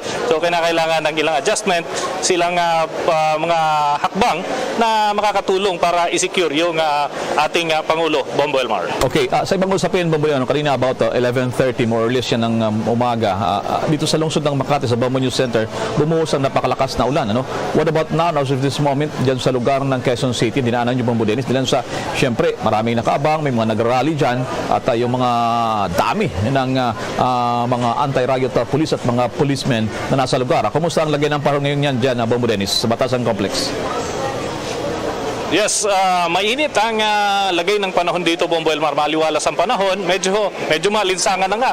Dito sa lugar namin, kung saan ay napakarami din ang nagdadatingan ng mga tao, ay medyo ramdam na umiinit ang temperatura, Bombo Elmar. Dito sa weather outlook na tinitingnan natin sa pamamagitan ng Pag-asa Himawari data, ay mga 2:00 ng hapon magkakaroon ng pagbuhos ng ulan at mga habang kasagsagan ng SONA ng Pangulong Bongbong Marcos. Yan naman yung sinasabi na posible at lantad sa thunderstorm dito sa area ng Quezon City. So yan yung aantabayanan din natin, Bombo Elmar. Alright, balikan ko yung nagaganap ngayon na butuhan sa Kamara, Bombo Dennis, para sa speakership. Yung experience mo, the past SONA coverages natin, nakapakatagal pa lang ito, Bombo Dennis, tatawagin isa-isa yung mga mamabatas katulad sa nangyayari ngayon dyan. So that means, Bombo Dennis, baka lampas ng 12:00 ng tanghali, hindi pa tapos yung session dyan sa Kongreso.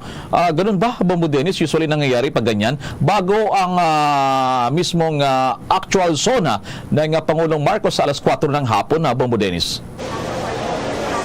Yes, nangyari na yan, Bombo Elmar, sa nakalipas na administrasyon kung saan ay nagkaroon ng biglaang pagpapalit ng liderato mula kay Congressman, mula sa dating House Speaker patungo dun kay former House Speaker at former President Gloria Macapagal Arroyo. Nagkaroon ng, kumbaga, lull moment, Bombo Elmar.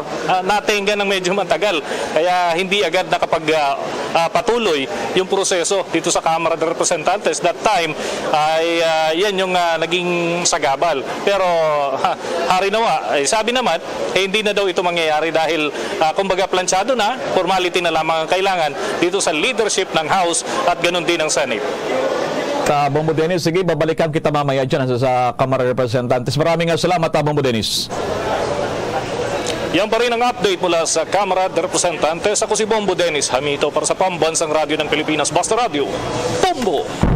So yan mga kabombo sa nation, latest development na nangyari dyan sa Kamara de Representantes. Inabangan pa rin dyan ang Pangulong Marcos. Gina rin ay patuloy pa rin yung ginagawang botohan ng mga congressman para naman sa bagong liderato, bagong House Speaker para naman sa 19th Congress.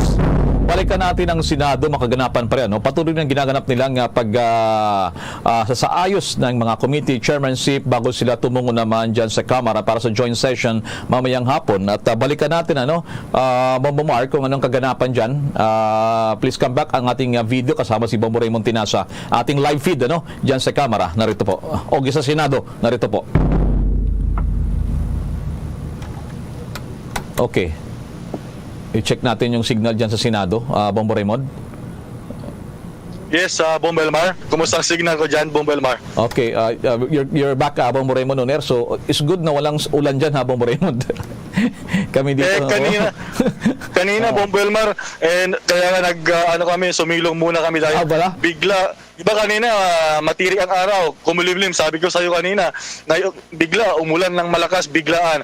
Kaya sumilong muna kami dahil ngayon na naman ay bigla naman na tumirik na naman ang araw. So hindi mo may spelling ang panahon talaga. Well, hindi lang dito, maging dyan siguro sa bahagi ng Makati City, Bombo Elmar. So kanina rin, siguro bilang recap din, Bombo Elmar ay post naman bilang Senate Minority Leader itong kababayan sa Region 10 ni Senate President Juan Miguel Zubiri, itong si Senator Aquilino Pimentel III, Bombo Elmar, at isa o si Coco Pimentel ang magiging minority leader. Kasama na dyan sina Senator Risa Ontiveros, Bombo Elmar. So ongoing pa rin at makikita sa aking likuran, nagsisi-uwian na, nagsisi-alisan na, siguro papunta na sa House of Representatives yung mga membro ng Diplomatic Corps na kasama rito kanina sa opening session naman ng Senado, Bombo Elmar. So balikan natin siguro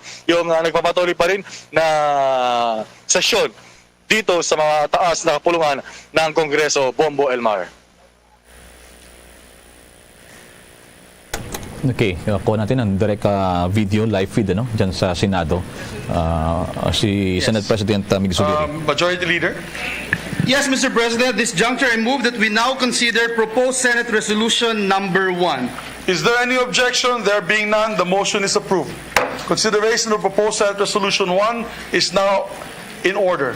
The Secretary will read the title and text of the resolution.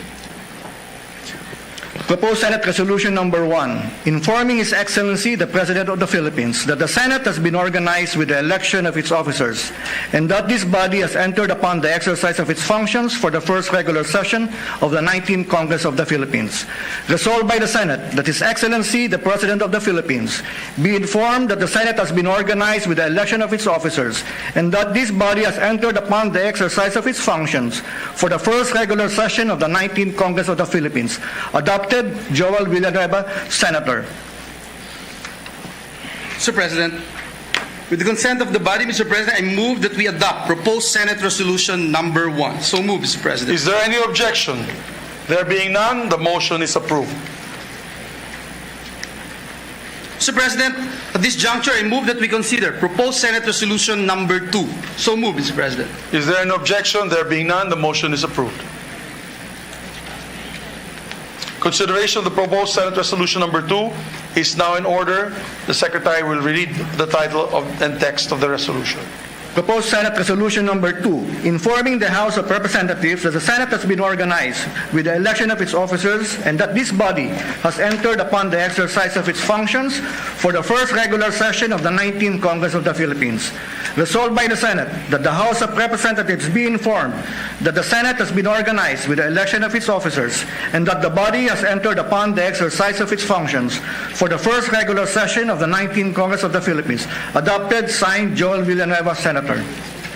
Thank you, Mr. President. I move that we adopt proposed Senate Resolution number 2. So move, Mr. President. Is there an objection? Nakahibalo ka bala nga Ang color ang makaapekto sang imo nga modo santo sa pagtuon sang American Home Shield. Mayara sang correlation ang color kag mood. Ang nagkalain-lain nga color combinations ang nagapagwa sang nagkalain-lain man nga personalidad sang tao. Paji Iloilo, Philippine Standard Time, 54 minutos na nakaligad sa takna sining alas 11. Welcome sa pagpangalagad sang Bombo Hanay sa Udto diri sa New FM Bombo Radio Iloilo, ang flagship station sa the undisputed #1 radio network kinakantri ang Bombo Radio Philippines.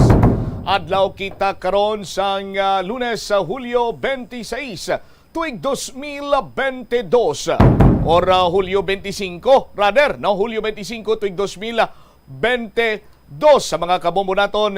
Laing kamalanta ang Bombo Hanay sa Udto sa Facebook page sa Bombo Radio Iloilo. Sarang man nga mabatian live gamit ang imong cellphone sa pag-download naman sang Bombo mobile app. Mangin updated karon sa madalakuan kag mga nagapaw ng mga balita sa paglangon sa www.bomboradio.com, ang official website sa Bombo Radio Philippines, ang pambansang radyo ng Pilipinas. Sa gihapon ini ang imo alaga nimo ang Kurman Bombo Chama Blanco Hover. Kag karon yari madalakuan kag mga nagapaw ng mga balita. Senator Juan Miguel Zubiri nagapungko na bilang Senate President. Samtang si Congressman Martin Romualdez naman ang nagpungko bilang Speaker of the House. Tagsa sinikaron iya kalintang sang Kongreso. Sa aton sini nga mga kabombo ang lower house kag upper house ang mayara na sang tagsa sini nila ka mga leader. Kag nagapadayon man karon ang pagkilala sa pila pagin iya ka magapungko sang mga opisyal man sa bahin sang Senado. Sa iban pa nga mga talupang doon karon nga mga balita, isa patay kapin 400 na ang kaso sang dengue diri sa syudad sang Iloilo. Dugang pa nga mga balita, ang patrol boat sang Bureau of Customs gin-reactivate. Proyekto sa isa-iya ka barangay sa distrito sang Lapos nagsugod na nga wala magsanto sa proseso, gina-question. Samtang ano ba lang ginalauman sa mga pumuluyo sa una sinikaron niya nga State of the Nation Address ni President BBM. Mori matalupang doon nga mga balita kag impormasyon naton man sini pag-istoryahan diri karon sa pagpangalagad sang Bombo Hanay sa Udto. Check nato ng pinakaling lakat sang panahon. Kaupo naman karon sa aton sining koneksyon sa Pag-asa Forecasting Center, Pag-asa Doppler Radar Station, si Sir Rafi Tapales. Sir Rafi, si Bombo Chamini, mayong Udto. Mayong Udto sa tanan, ang latest update sa panahon karong adlaw, Hulyo 25, 2022. No pressure area sa kalayon 455 km silangan. Kamianahan silangan sang Surigao City, Surigao del Norte. Coordinates sa 12.0 degrees north, 129.0 degrees east. Bangod sining sistema, Western Visayas may paggalom-galom tubtob sa magalumon makalangitan, may mga isolated na pag-ulan, pagpanago kag pagpangilat ug sa mga localized thunderstorms. Mahina tubtob kasarangang hangin halin na bagatnan kag nabagatnan nakatungdan ang magapabilin sa Western Visayas. Kadagatan sa siling mga lugar makanay tubtob kasarangan mga pagbalod. Temperatura subong na adlaw sa Western Visayas magaling sa 24 tubtob 31 degrees centigrado. Ang adlaw na butlak alas 5:37 sa aga, magatunod karon alas 6:15. Yan ang latest update sa panahon na lindiri sa Pag-asa Iloilo. Rafi Tapales, mayong Udto. Sir Rafi, mapadayon bala nga mangin manayanaya ang panyempo naton diri sa syudad ka probinsya sa Iloilo? Ayas, manayanaya ang panahon naton subong, maliban lang do sa mga isolated na pag-ulan tugaya sa mga localized thunderstorms. Alright, thank you so much Sir Rafi, mayong Udto dira luwat sa inyo. Welcome, mayong Udto sa tanan. There you have it, si Sir Rafi Tapales, nagikan sa Pag-asa Forecasting Center, Pag-asa Doppler Radar Station. Manayanaya aton siniya nga panyempo sa mga kabumbo naton dira. Di kagapon, numalin kagapon, perti ang singkal ni Haring Adlaw. Nangin na malipayon giniang aton siniya nga mga kopdanan sa tagsa kapuluyan kay nakahikot sila sa ila sini nga mga helikoton, mga daily chores. Ang iban dira kami nabilin pangalinabhan, bauti way punaw subong. No, pwede gid mo makapanglaba kag sarang iya nga magmala ang inyo sini nga mga linabhan. Kay mangin manayanaya karon naton sini nga tiyempo do hatagan gid sa nagakigo sini nga pabor ang labing una nga State of the Nation Address ni President Bongbong Marcos. Ang Bombo Radio Philippines sa aton sini nga mga kabombo magadulong sa inyo live and direct sang 11 siniyang State of the Nation Address ni President Bongbong Marcos. Kung ano kabalantayan ang State of the Nation Address ang aton siniyang bag-o karon nga presidente, amo man sini kabalantayan ang mga pamaagi kung paano ikaw makaangkon sang kasiyasiyahan. Kaya ang Bombo Radyo Iloilo, ang Bombo Radyo Philippines, magadulong naman sa inyo sang panibago sini nga big time nga papromo sa radyo. 6.5 million pesos overall sini total cash prizes. Sa aton sini iya nga enhance swerte sa palengke ng Bombo Radio at Star FM. Kasiyasiyahan ng Bombo Radio at Star FM. Ang dugang nga mga impormasyon inyo sinibantayan sa paday nga pagpalayag sa Bombo Aray sa Uto pagkatapos sa mga nagapauna naman ng mga balita kaupod sa Bombo News Center. Senado at dahil nga pupunta sila yung mga senator doon sa batasang pambansa o kaya yung House of Representatives dyan sa Quezon City para pakinggan yung State of the Nation Address ni Pangulong Ferdinand Bongbong Marcos Jr. at magkakaroon din ng first joint session ang dalawang kapulungan ng Kongreso. So linawin natin marami kasi yung parang nagkakamali na yung joint session, yung opening session ng Kongreso. Ngayon, alas 10, nagsimula na yung first regular session ng Senado sa kanilang 19 Congress, Bombo Elmar. At pinaka-highlights dito, yung kanilang organisasyon at election ng kanilang officers. So bilang panghuli kanina ay ito nga ay pinagtibay nila yung dalawang resolution.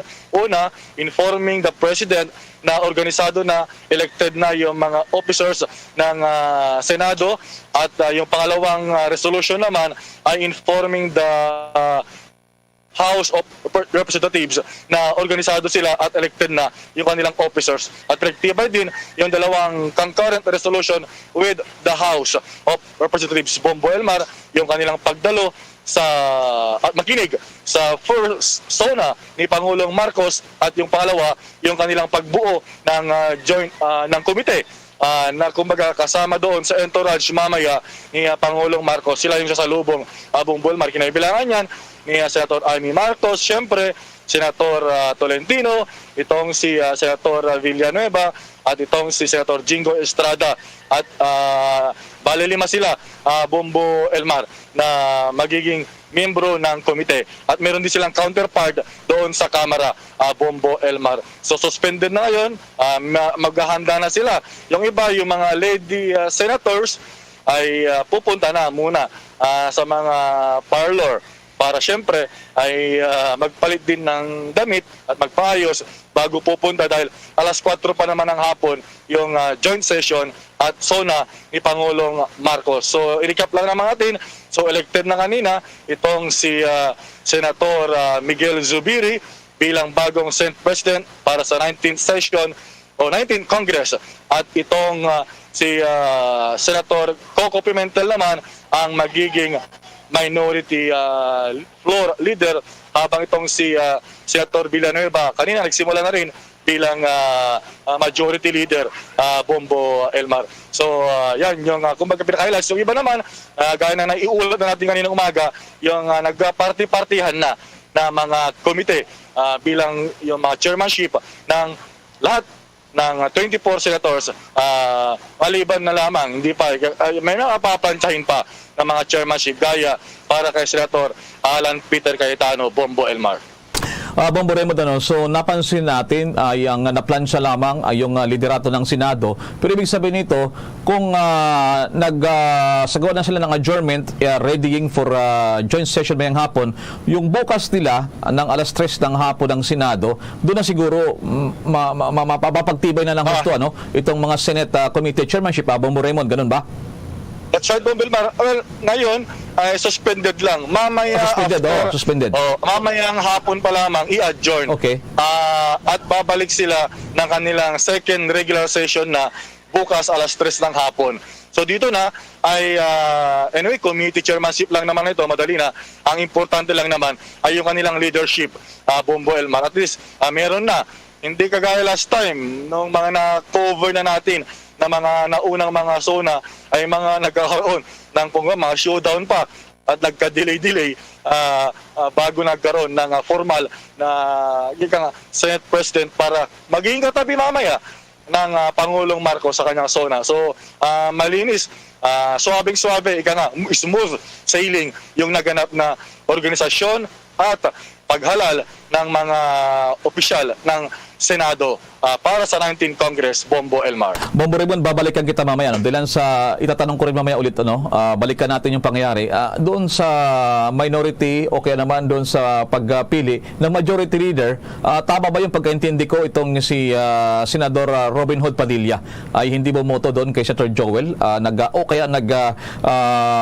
abstain siya, Bombo Raymond, at iba pang mga kaganapan sa Senado. Babalikan kita dyan mamaya, Bombo Raymond, sa iba pang mga sitwasyon. At madako muna ako dyan sa Kamara de Representantes kung ano na ang sitwasyon sa pagpili naman, pag-nominate at ginarin na pagboto sa bagong Speaker of the House of Representatives. Please come back, Bombo Dali Soberano. Yes, Bombo Elmar, matapos nga formal na mabuksan itong House of Representatives sa kanilang first regular session ng 19th Congress ngayong Lunes, nagsimula na rin ang botohan hanggang sa ngayon, Bombo Elmar. Isa-isang bumuboto ang mga House members sa pagka-speakership sa ating bilang na ginawa halos lahat ang bumoto kay Representative Martin Romualdez bilang susunod na Speaker of the House. Ang inaasahan din natin itong mga Makabayan Bloc o itong mga progressive groups na mga party list dito sa House of Representatives ay nag-abstain. Hindi sila bumoto sa parte ni Representative Marcos.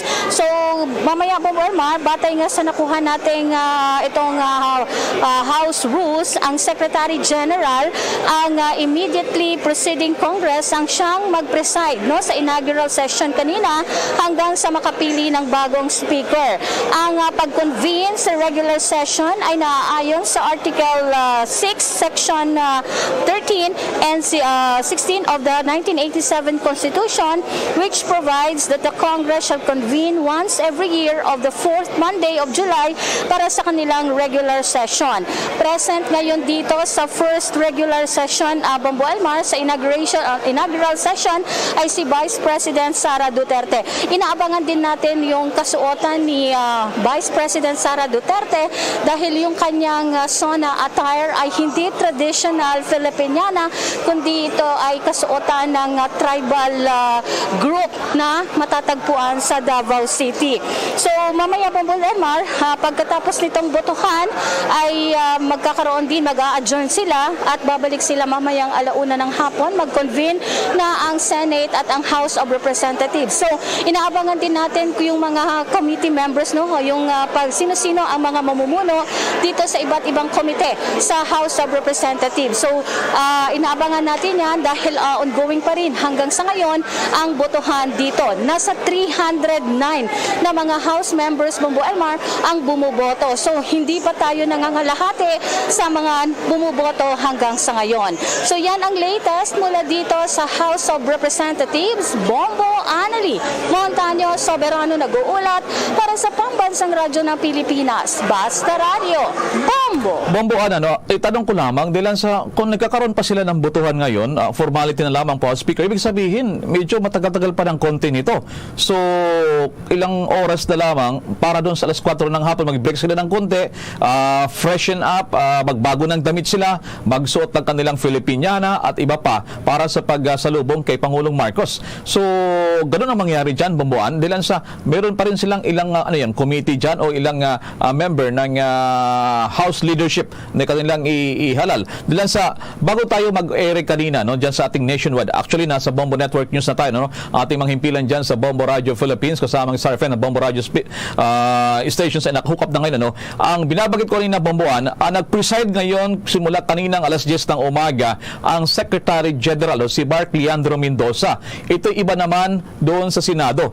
Sa kanina nag-preside ang mismong nahalal din na Senate President Mig Zubiri. Diyan ay ang kanilang Secretary General ang namumuno muna, Bomboan. Ano? Is that so, Bomboan?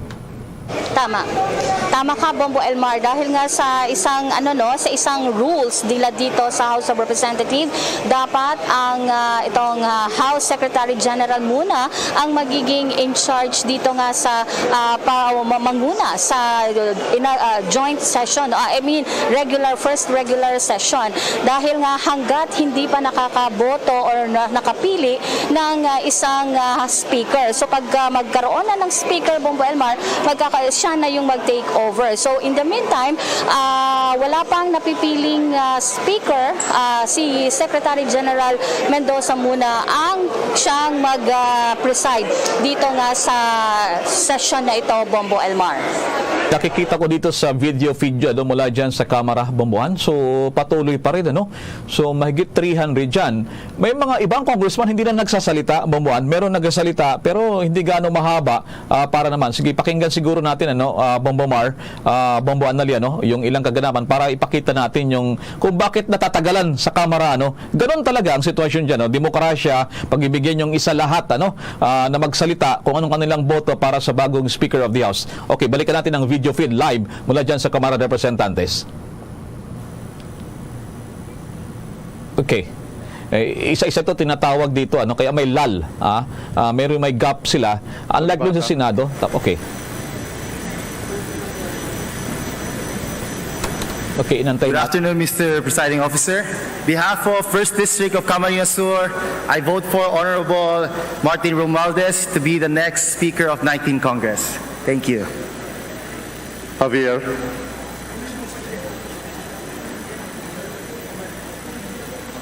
Okay, tatawagin yung si Congressman Javier kung anong kanyang boto dyan sa Kamara.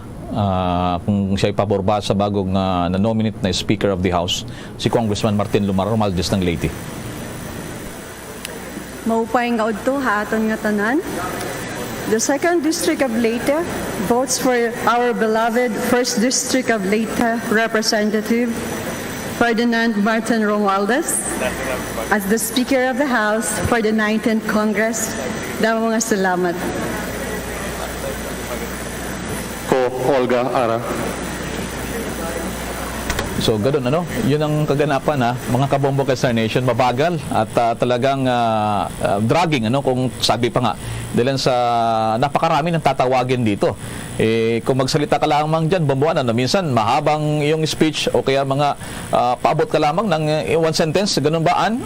Hindi naman lahat nagsalita, di ba, Bomboan Ali? Tama ka, Bombo Elmar. Yung iba ay gusto direct to the point. Yung iba naman ay gusto yung may mga maraming pasikot-sikot, Bombo Elmar, maraming introduction, mahaba yung introduction. Pero may mga iba talagang straight to the point sila sa kanilang boto.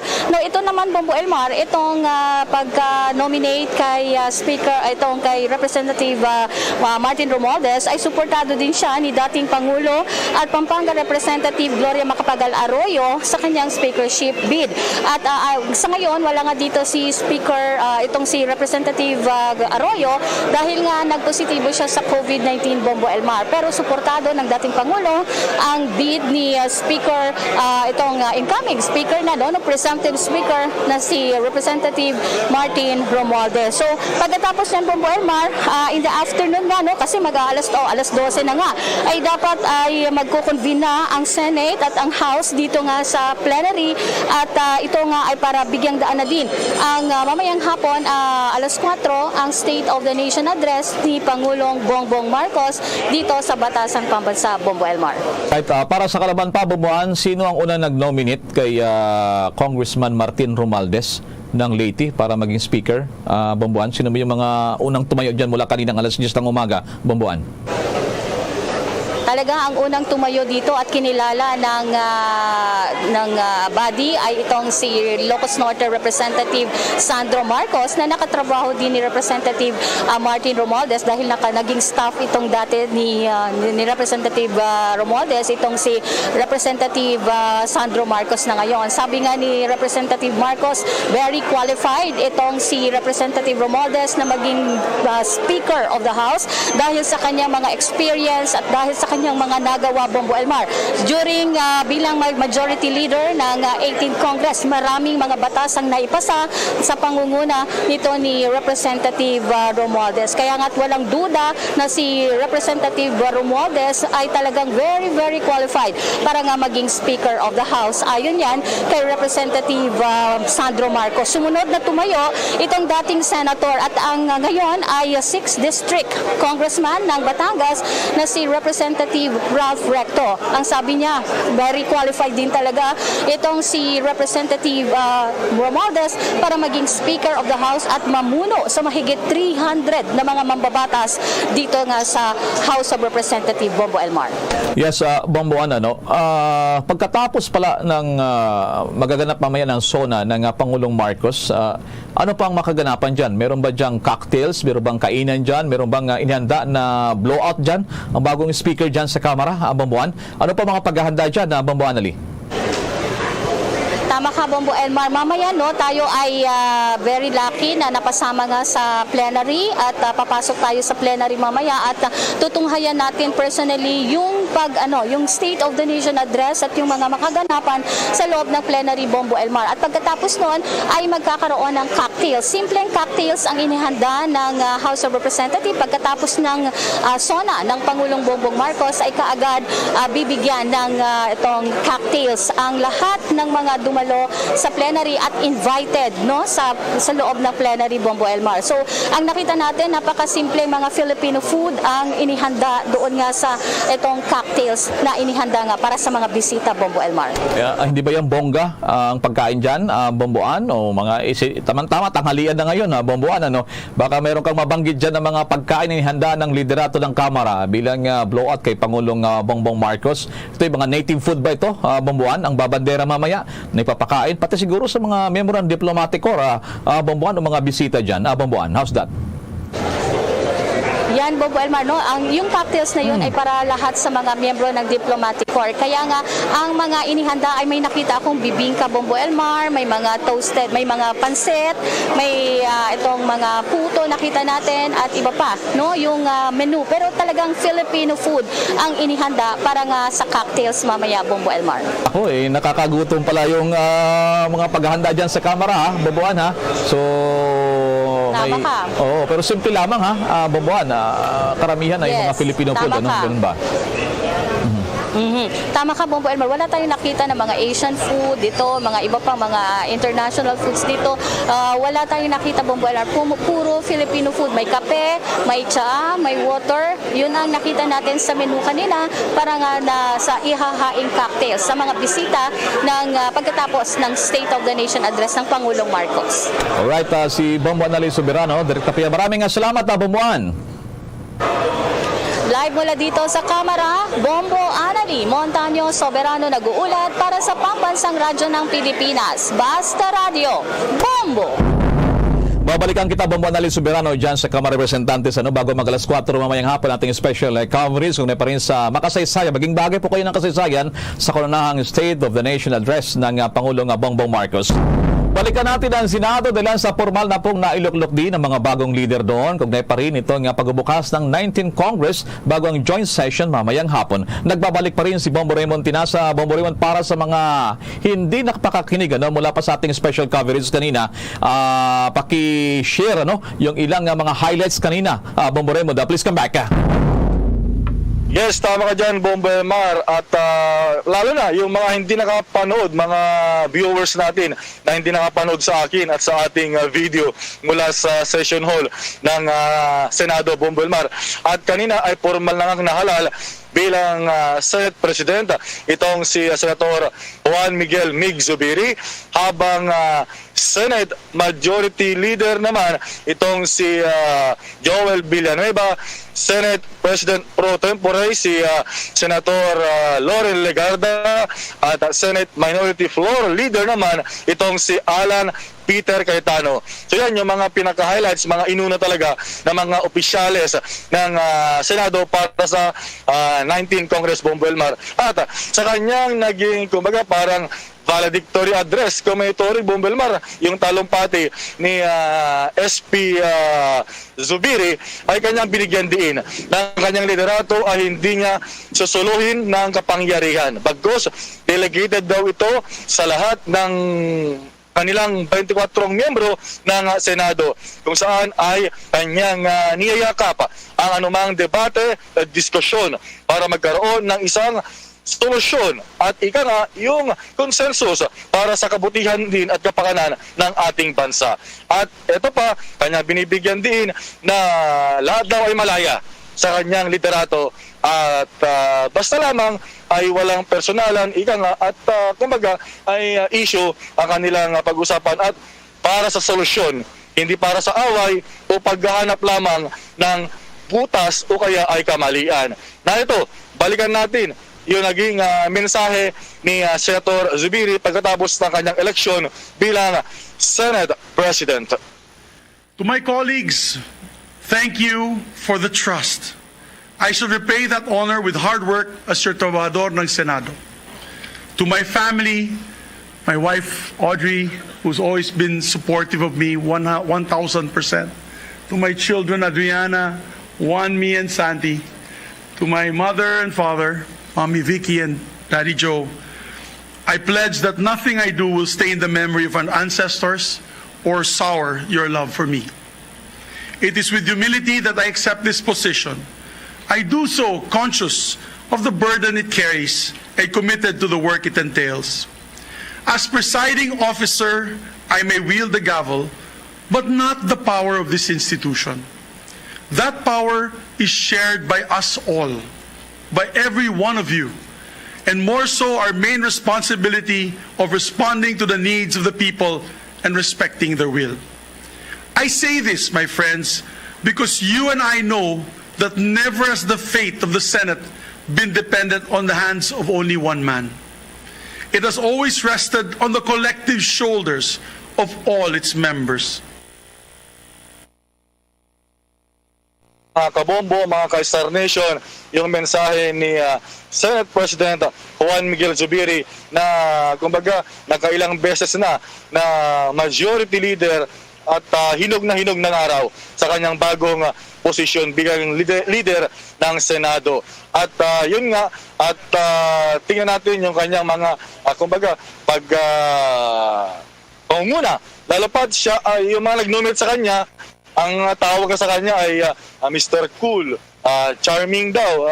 Siya daw yung founder ng Senate Committee on Charm dahil bagamat nagkakaitin daw, nagkakatensyon, ay nagagawa niyang napapahupa ang sitwasyon at kilala siya. Yung tinatawag na ice cream diplomacy nung nagbigay siya ng isang ice cream sa mga miyembro nung nagkaroon ng mainitang debate sa floor.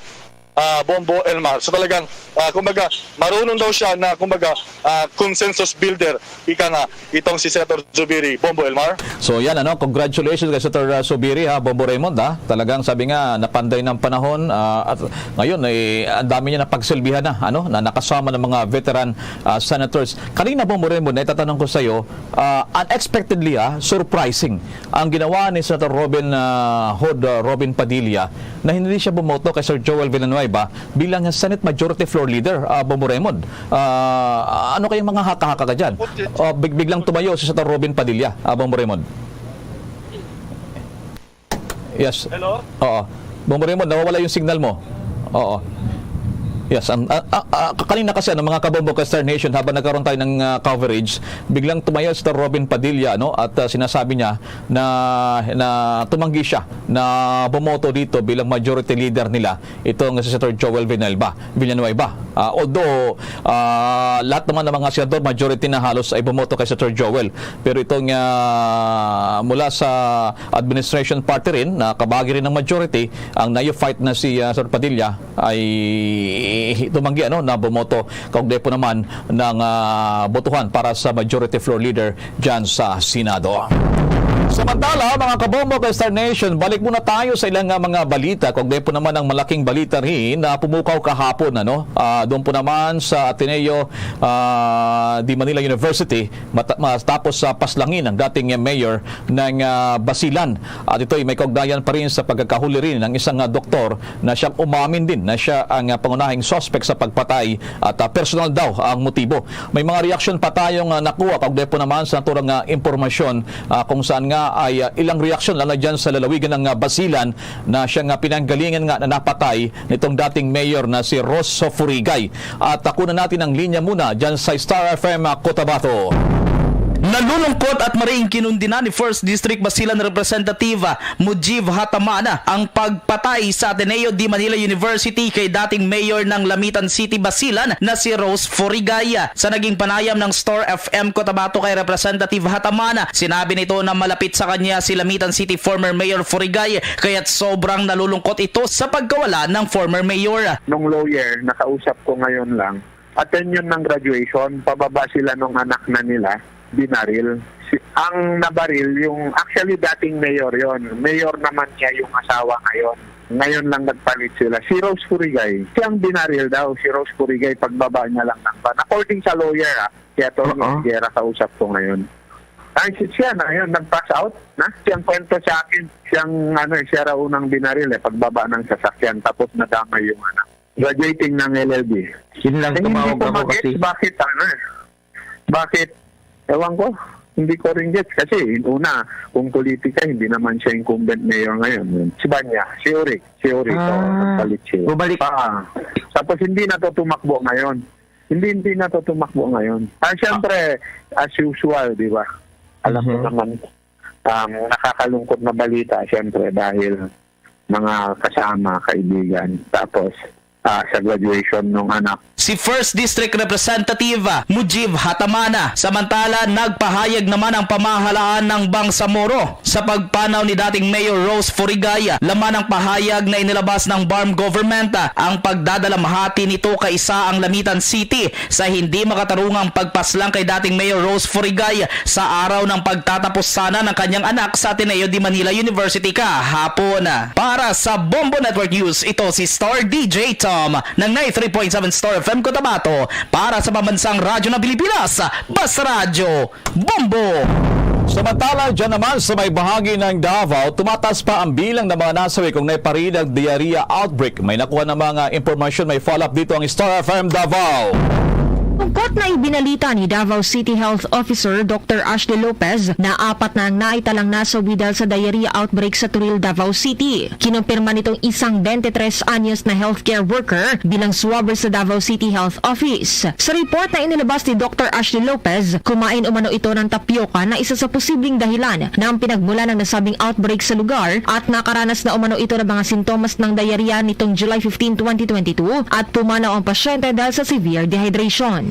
Incidentally, last July 15, nakakaon po din siya o tapioca dito sa Turil. After 24 hours overnight, manifested with LBM, vomiting, abdominal pain. Unang gi-admit siya initially sa Via Crucis.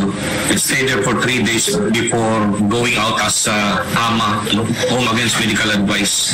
When upon going back to his base, still manifested with LBM and vomiting, and was readmitted in another private hospital in Turil.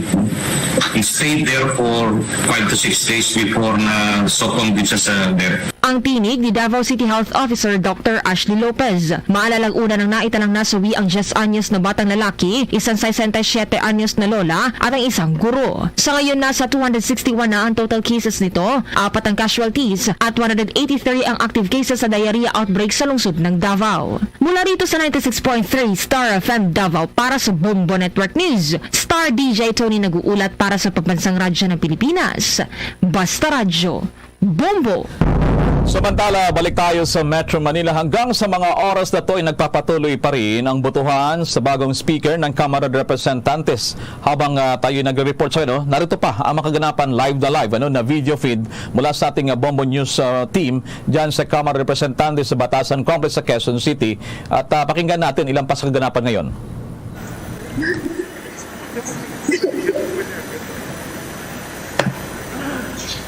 Alright, abangan natin, antay natin at may tinawag pa ang kanilang presider kaugnay po naman ng patuloy na botohan. Napakadami nito, mahigit 300 ang mga congressman natin. 315, 309 ang present face to face. Ito po ang makalipas ang 2 taon na hindi ganito ang setup ng mga congressman. Okay, pakinggan po natin ang botohan ng speakership sa mga oras na ito. Noel.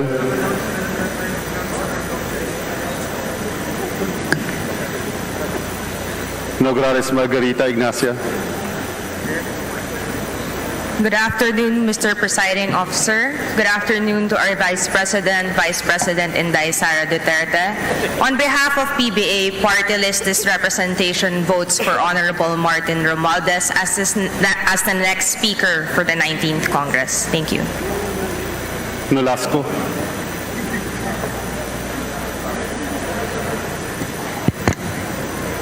Your Honor, on behalf of the people of the 1st District of Cagayan, I hereby vote for the Honorable Ferdinand Martin G. Romualdez as Speaker of the House. Oaminal. Mr. Speaker, the people of the 2nd District of Misamis Occidental, whom I serve, are confident that we can reach great heights and achieve monumental milestones under the leadership of the good gentleman from Leyte. Thus, I vote for the Honorable Ferdinand Martin G. Romualdez as the next Speaker of the House. Olaso.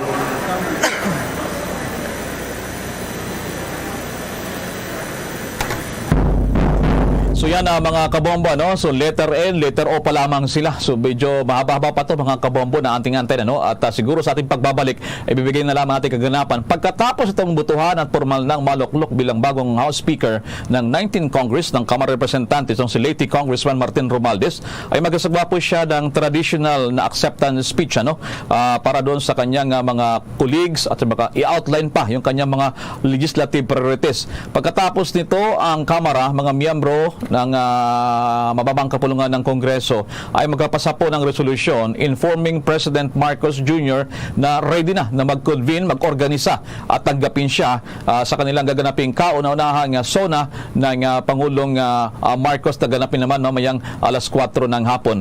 Kanina mga kabombo, sa report ng ating news team dyan sa Senado, ang tatanggap kay Pangulong Marcos on the part of the Senate ay itong Senator Joel Villanueva, Senator Loren Legarda at na rin itong Senator Amy Marcos, Senator Jingo Estrada, Senator Francis Tolentino. Bombo Raymond, please come back. Ano na pala ang huli dyan bago tayo magtapos sa ating Bombo Network News? Bombo Raymond, please come back. Yes, Bombo Elmar, tapos na nga yung yung first regular session dito sa Senado at nagsisialisan na rin yung ilang mga senador at para maghanda para dumalo sa kanilang joint session at pakikinig sa State of the Nation Address ni Pangulong Ferdinand Bongbong Marcos mamayang alas 4 ng hapon. Buti na lamang dito ay mabilis, hindi kagaya sa House yung naging botohan na yung tawag dyan nominal voting, Bombo Elmar. So talagang matagal yan. Dito kanina ay consensus lamang at wala nang mga nag-object. So naging mabilis dito yung botohan ng mga officers, mga opisyal ng Senado. So yan, yung mga kaganapan, eleksyon ng bagong presidente ng Senado, si Senate President Juan Miguel Zubiri at ilan pang mga, patikim sa unang sesyon ng Senado sa 19th Congress. Bombo Elmar, live mula rito sa Senado sa Pasay City. Bombo Raymond Tinaza nag-uulat para sa Pambansang Radyo ng Pilipinas, Basta Radyo, Bombo! So yan mga kabombo, bagay pa rin ang ginagawa nating special coverage at kaugnay pa rin ng pre-SONA coverages ng Bombo Radio Philippines kasama ang mga Star FM at Bombo Radio stations nationwide.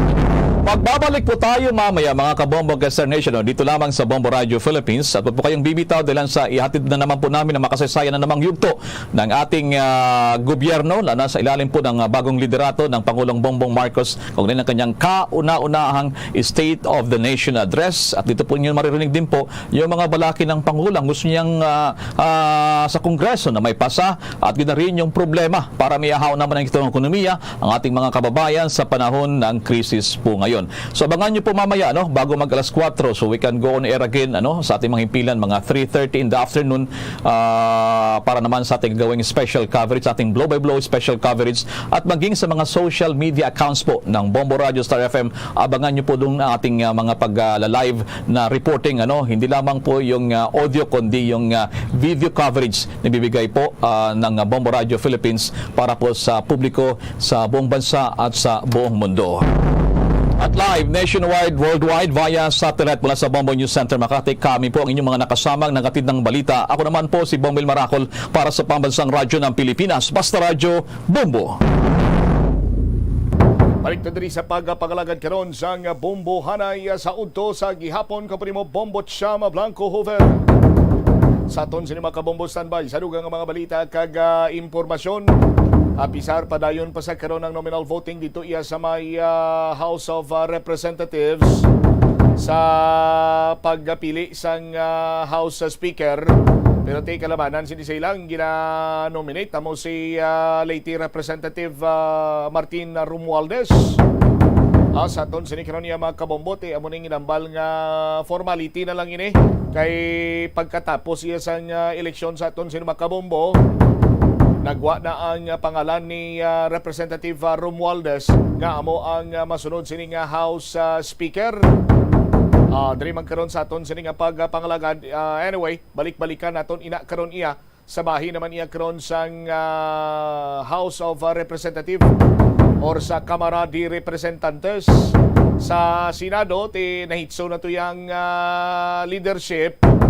Sa aton sini karon yung mga kabombo kag ang Senate President Waisang Liwan kunti si Senator Juan Miguel Subiri ang Senate President. Sa aton sini karon yung mga kabombo nagaprepara naman ini sila sa pagbaton sa kay President Bongbong Marcos para sa iya sini iyang first State of the Nation address.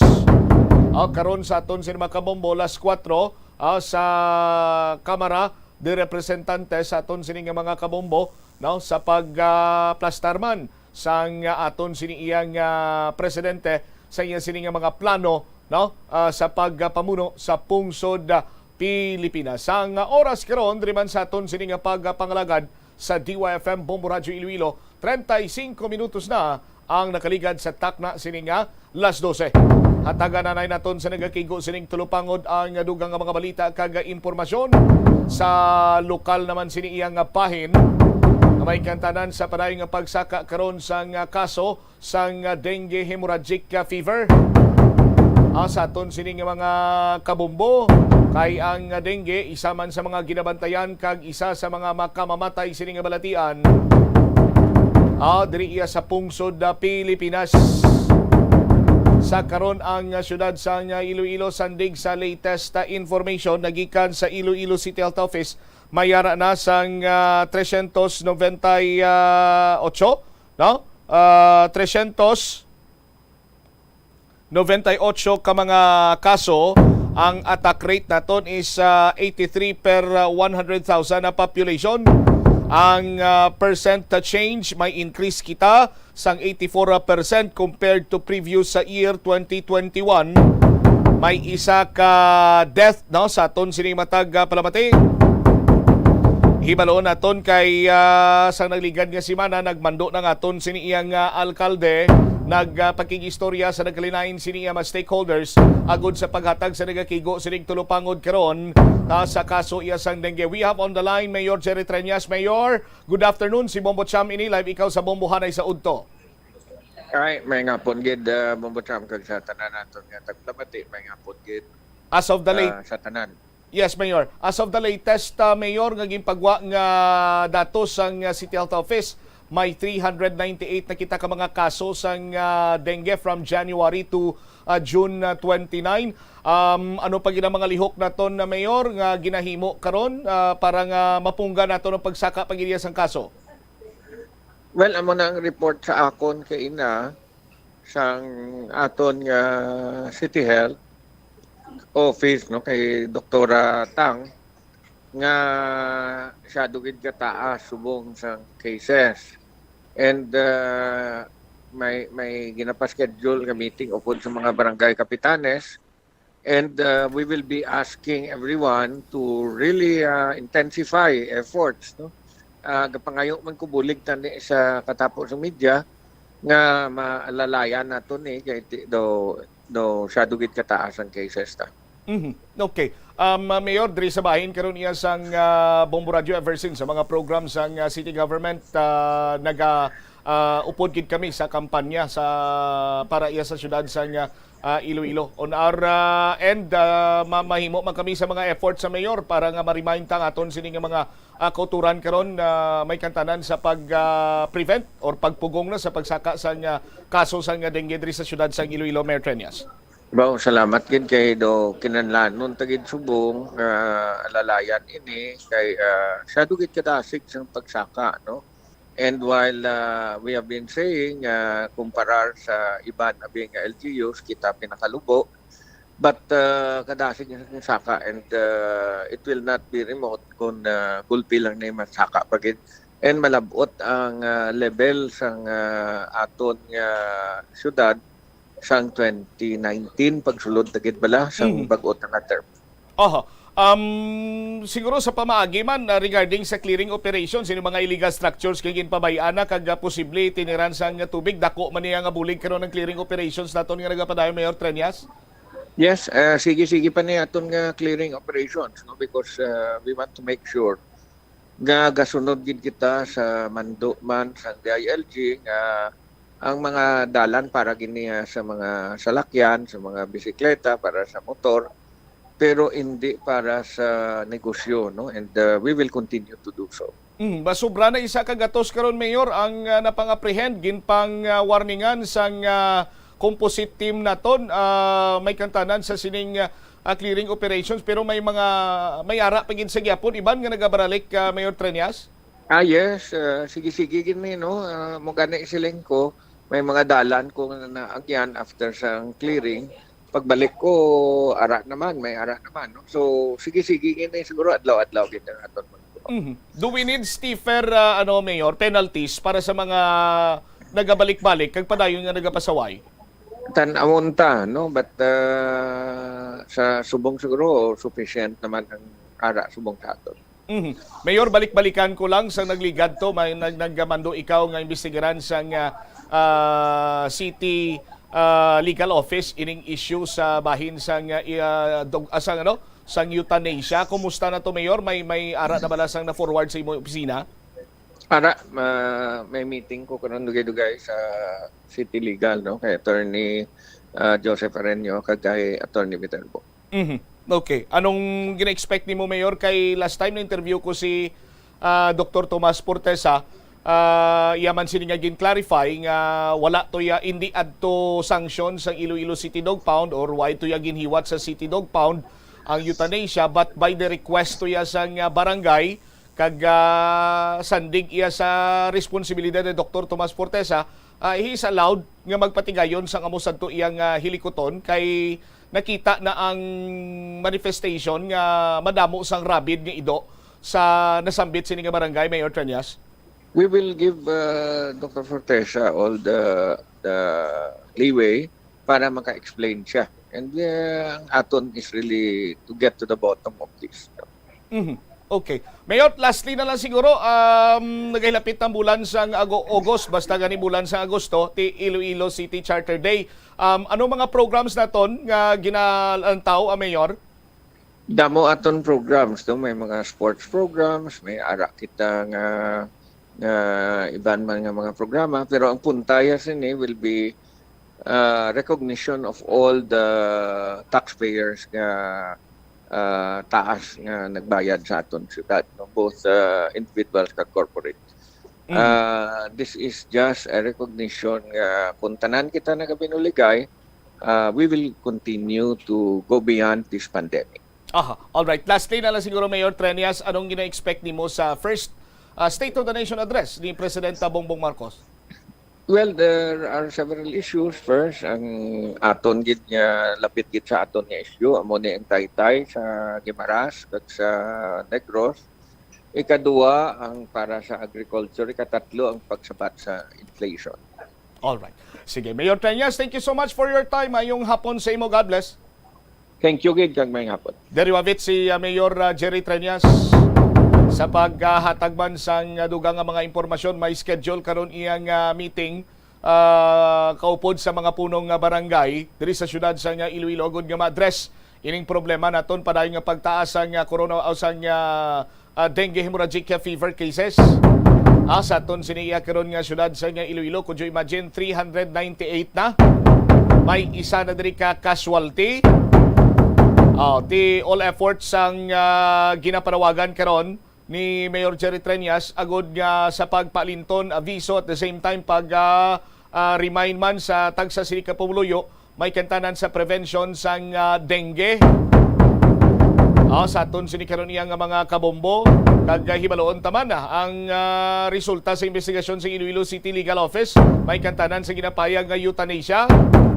And of course, istoryahan man sa aton sini mga kabombong ginalauman sa aton sini nga alkalde nga matalakay ning pagpaobra sa nga Taytay, Iloilo to Guimaras to Negros sa Occidental. Agrikultura kag iban pa nga mga issue nga kinahanglan gid sa aton sini karon nga pungsod.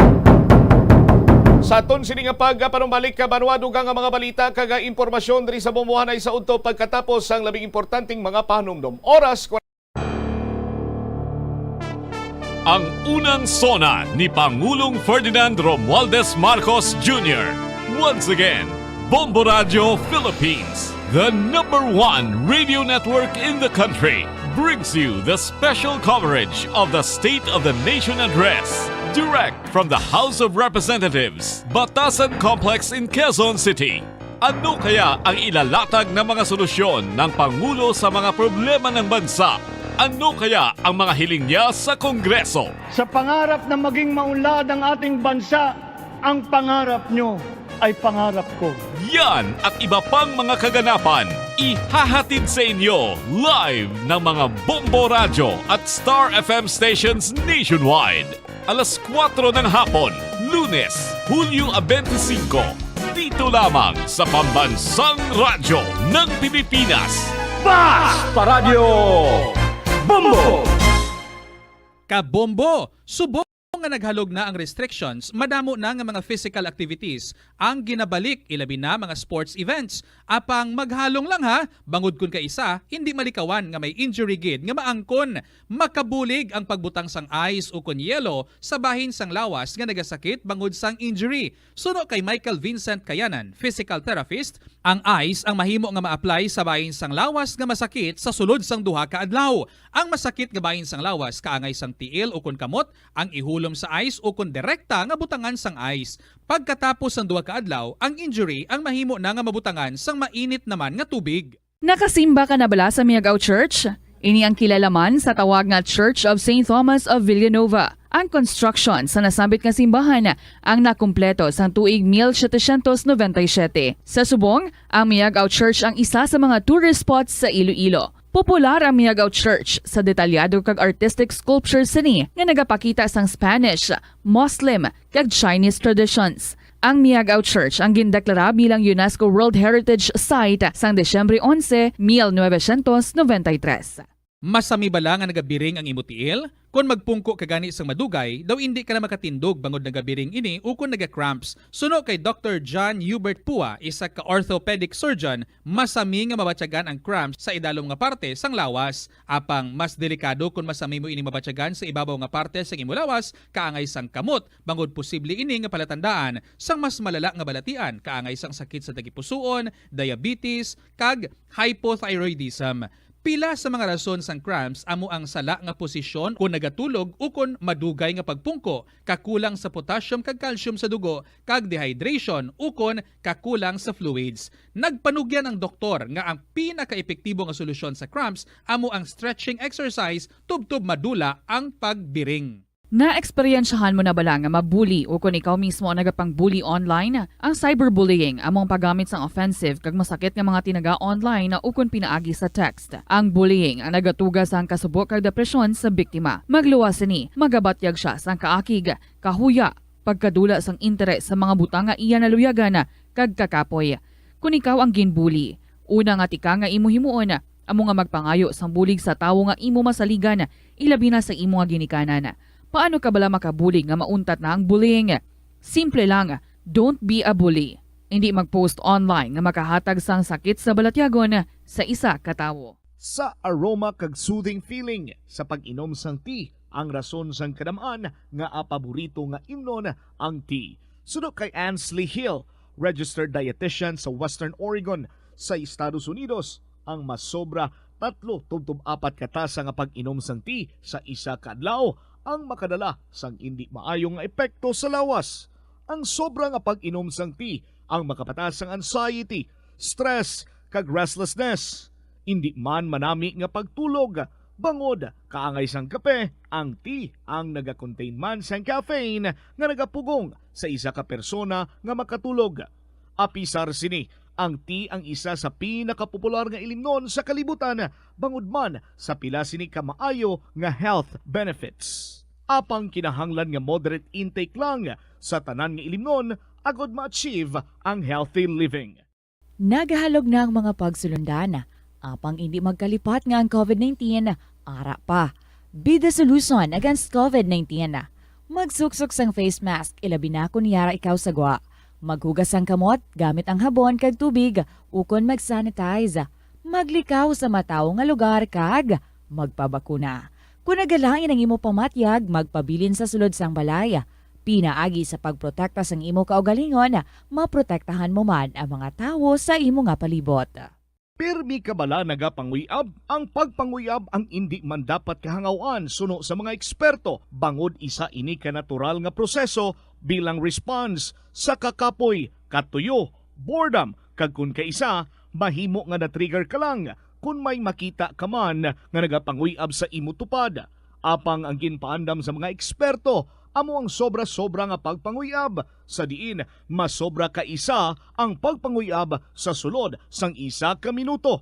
Mahimo man ini nga indikasyon sang brain tumor, heart attack, epilepsy, multiple sclerosis, kag liver failure.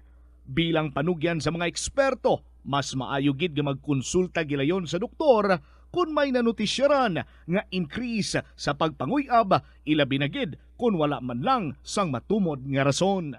Lapnago na ang mga nagalapta nga misinformation o kung fake news. Ikaw, nabiktima ka na bala? Paano bala mahibaluan ang isa ka impormasyon nga nagapatalang? O kung sala? Una, i-check gid ang source. Kung sa diin inihalin, kung ang impormasyon halin sa reputable news outlet, makitaan ini sa ilang website. Ikaduha, i-check ang petsa sang gin-publish ng article. Ikatatlo, i-check ang detalye sang impormasyon. Basta hagid ang bugos nga istorya bangod posible nga ang detalye ang malayo katama sa nakabutang sa headlines. Mag-fact check. Hindi gilayon magpati sa mga impormasyon nga imo makit-ana, ilabi na online. Sa halos tanan nga prutas nga aton ginakaon sa masami ginahaboy nato ng ilaliso, apang panom dumaliwat kay may liso sang paborito mo nga prutas nga dapat hatagan mo sang tsansa nga buligan ang imo ikayong lawas. Ini amo ang liso sang abukado nga suno sa National University of Singapore. Nakit-an nga mayara sang 70% sang antioxidant content. Ang incredible fiber content nga may upod nga natural oils, vitamins kag minerals ang makabulig sa pag-improve sang digestion, naga-reduce ang inflammation kag naangot man sa paglikaw sa development sang cancer cells. Ang liso mahimo mo nga kihadon kag tuktukon kag isimpon sa imo nga pagkaon o kun ilimnon. Sunod kay Dr. Tom Wu, isa ka physician nga ginpasidunggan sa American Cancer Society kag United Nations, nakumpirma niya nga ang liso sang abokado nagatanyag sang most intense amounts sang soluble fiber. Ang soluble sa takna sining alas 12. Balik diri sa pagpangalagad sang Bombo Hanay sa udto sa DYFM Bombo Radyo Iloilo. Balik-balikan ta may kantanan sa dengue sa aton siniya karon nga mga kabombo sandig diri sa report sang Iloilo City Health Office. Amo ni ang datos, pinakauli nga datos nga ilaman sini nga ginpalabot sa talatapan sang alkalde, no? Sa aton sini karon iya nga mga kabombo, no? Ti nakasaad diri banwa ang kaso of January 1 to July 23, 2022, no? Total number of cases 398, So close to 2 na lang, 400 na. Attack rate is 83 per 100,000 population. 84% ang saka sang kaso.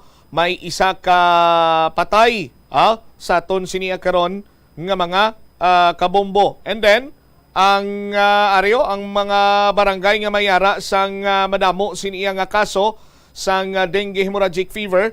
Ang distrito iya sang Molo sa San Juan, Barangay San Juan, 14, Kalumpang 13, Molo Boulevard 12, Kompanya Sentral 6, San Pedro Molo 5, Katilingban 5, Kasing-Kasing 4, West Timawa 3, Infante 3, North Fundidor 2, South Fundidor, Taal, West Habog-Habog, South Baluarte, San Antonio Molo, may tagduwa ka kaso. East Timawa, North Baluarte, Habog-Habog, Salvacion, Poblacion Molo, tag-isa. Sa distrito naman iya sang Lapas, ang Hireyos, Barangay Hireyos, ang may pinakadamo, 12.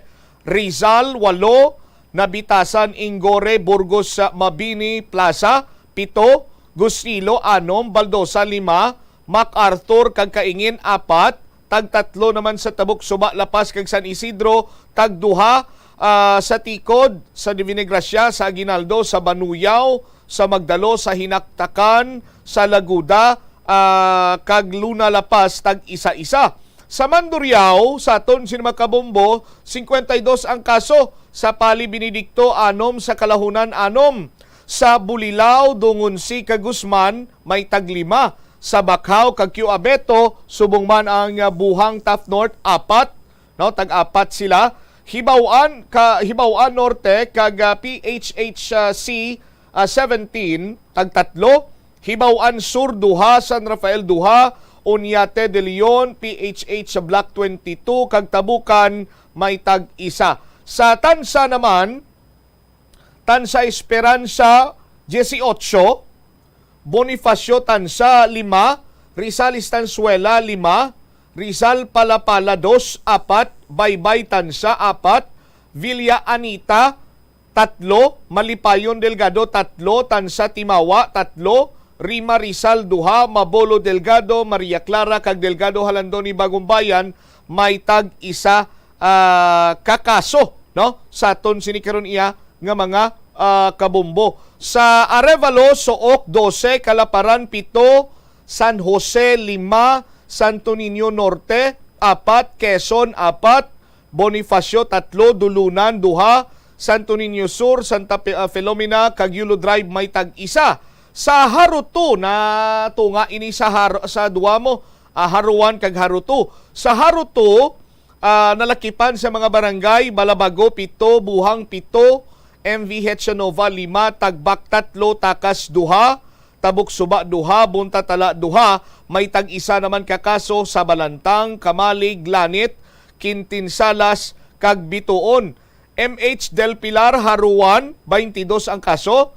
MH Del Pilar, 3, Cuartero 3, Demokrasya 2, Benedicto 2, may tag-1 naman sa Barangay Haviliana, Dungunbi, Maria Cristina, San Jose, Ungka, Sambag, San Pedro, San Vicente, Taytay Sonto, Argilias, kag Dungon A.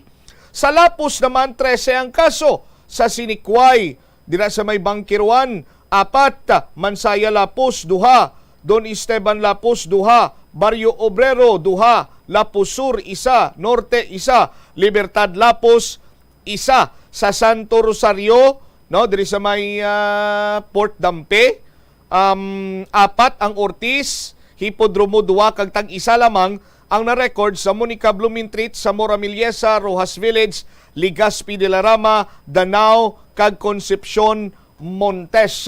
Amo ni ang latest nga datos from the Iloilo City Health Office sa pagtumod Manila sa mga kabaranggayan nga mayara karon sang kaso sang dengue hemorrhagic fever. At isaton siniya nga mga kabombo, dapat naton manginhabit na ining pag-una, seek and destroy or search and destroy, no? Pangitaon ta ang posible nga mga lugar nga mangin breeding places or breeding place ang lamok nga carrier sang dengue hemorrhagic fever. no? Ang ikaduwa sini ang seek early consultation man kung may hilanat dira or kung ano na mga sinyales nga posible infected ikaw sang dengue hemorrhagic fever, ay sarang na nga magpakonsulta dayon sa inyo siniya nga mga barangay health workers or dira sa may health center ninyo o kung hindi gani sa ospital, no? Sa aton sini nga mga kabombo, tapos proteher sang kaugalingon, magbutang sang mga ang mosquito repellent lotion, no? Sa aton sini nga mga kabombo, tapos say no to indiscriminate fogging kay sandig sa pagtuon, no? Ang pagpatigayon sa fogging, wala man nagapatay sa lamok, kunti nagatabog lamang. Sa aton sini karon niya nga mga kabumbo, ti mafaging ikaw sa isa ka barangay kay damo iya sang kaso sang dengue dito, ginatabog man lang sini ang lamok, pakadto naman iya sa kaiping sini nga barangay. Sa aton sini karon niya nga mga kabumbo. 59 minutos na nakaligad sa takna sini nga las 12. Ang Bureau of Customs nag-reactivate, no, sang ila sini iyang nga mga customs boat. Sa aton sini nga mga kabombo, si Bombo Rexy Teves may follow-up report. Rex, sa report na please kami. Nagpatigayon sa launching ceremony ang Bureau of Customs Port of Iloilo para sa duwa ka bag-o nila nga patrol of boats o koneng vessels. Sa interview sa Bumbo Radio kay Special Police Major Camilo Cascodan Jr., District Commanders of Custom Police Division and Enforcement Security Service Port of Iloilo, aging pahayag ang Bureau of Customs ang Philippine Coast Guard may palabuton ginibuchamp daw nga joint operation in case may magaluntad nga smuggled goods kag iban pa ng mga illicit trades in terms siya sa mga pangkadagatan ng mga operation mo jam. Dugang pa ni Kaskulan ang isa sa mga dakogid nga galastusan sa government amo ang pag-maintenance sa mga vessels. Sa pagka-angkon sang patrol boat, isa man ka nagapakita sang bureau nga moderno na gid ang pamaagi nila sa pagdakop sa mga illegal nga kalakalan. Ang Iloilo City bayara sang patrol boat number 14 kag 19 kung sa diin na bubutsyab ang amuni sa considering gid naton nga daw code ni siya. Code ni naton diri sa Iloilo City ang fast patrol boat number 14 kag 19 kag tungod ang national daan bayara kita mo ng 20 kabilog nga fast patrol boat. So nga aton diri is number 14 kag 19. Ang tagsa ka fast patrol boat ay nagatakbo, so no? Ang kalabaon sini is 12.7 meters kaya ginila magpadalagan sang 45 knots o kon sang 83.34 km per hour. So kagi nato bumutsyam to, I mean pribilehiyo man naton, pribilehiyo ko man kay tungod yung pasakay kita nila, no? Tingid to ginato makit-an na-experiencean nga grabe gid. I mean dasig gid ang pagpadalagan dito. Actually gani ang kada sigon na to gani hindi pa gid pula to ara lang to sa 30 o 40 pero hindi pa dito wala pa to na lambot ang maximum speed gid bala. Grabe nang gid nang dasig-dasig gid. Kasi nga din naton pamatian si Special Police Major Camilo Cascodan Jr. The vessels, actually first and foremost is our water patrol division before, no? Parang it was not active. With the advent of the Commissioner of Customs, si Ray Leonardo Guerrero, he was able to activate the water patrol division.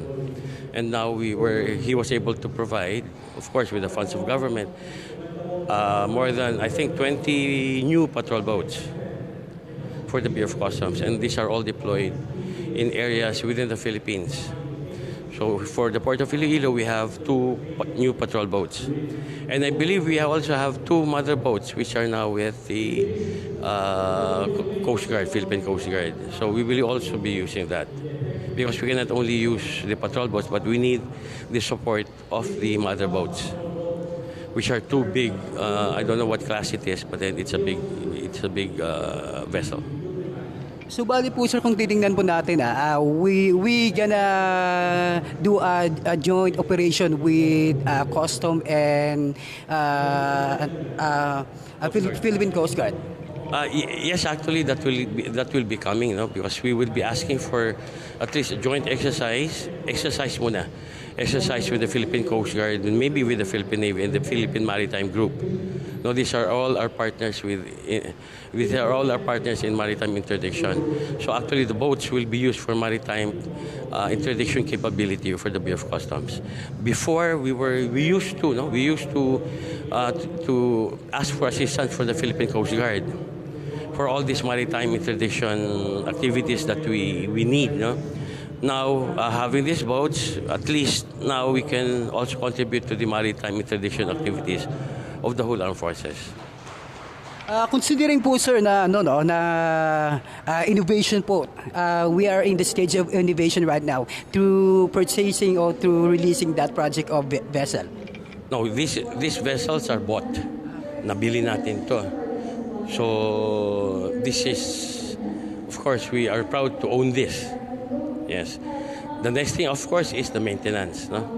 So it's still a big cost to the government. So a patrol mission, one patrol mission, you could maybe expend around 100 liters, no? Just for short distances. But then for long distances, maybe more. So we will see while we have a new administration. We will see how will things go. And as we know naman po sir, first time po dito sa Iloilo City na having those ones, diba? Yes, it's the first time actually in Iloilo. That's why we have this launch ceremony also. And of course, we always, in the back of our minds, we always thank our Commissioner of Customs, our outgoing Commissioner of Customs, General Guerrero, because he was able to make this possible. Nabatian si Special Police Major Camilo Cascolan Jr. Bumucham.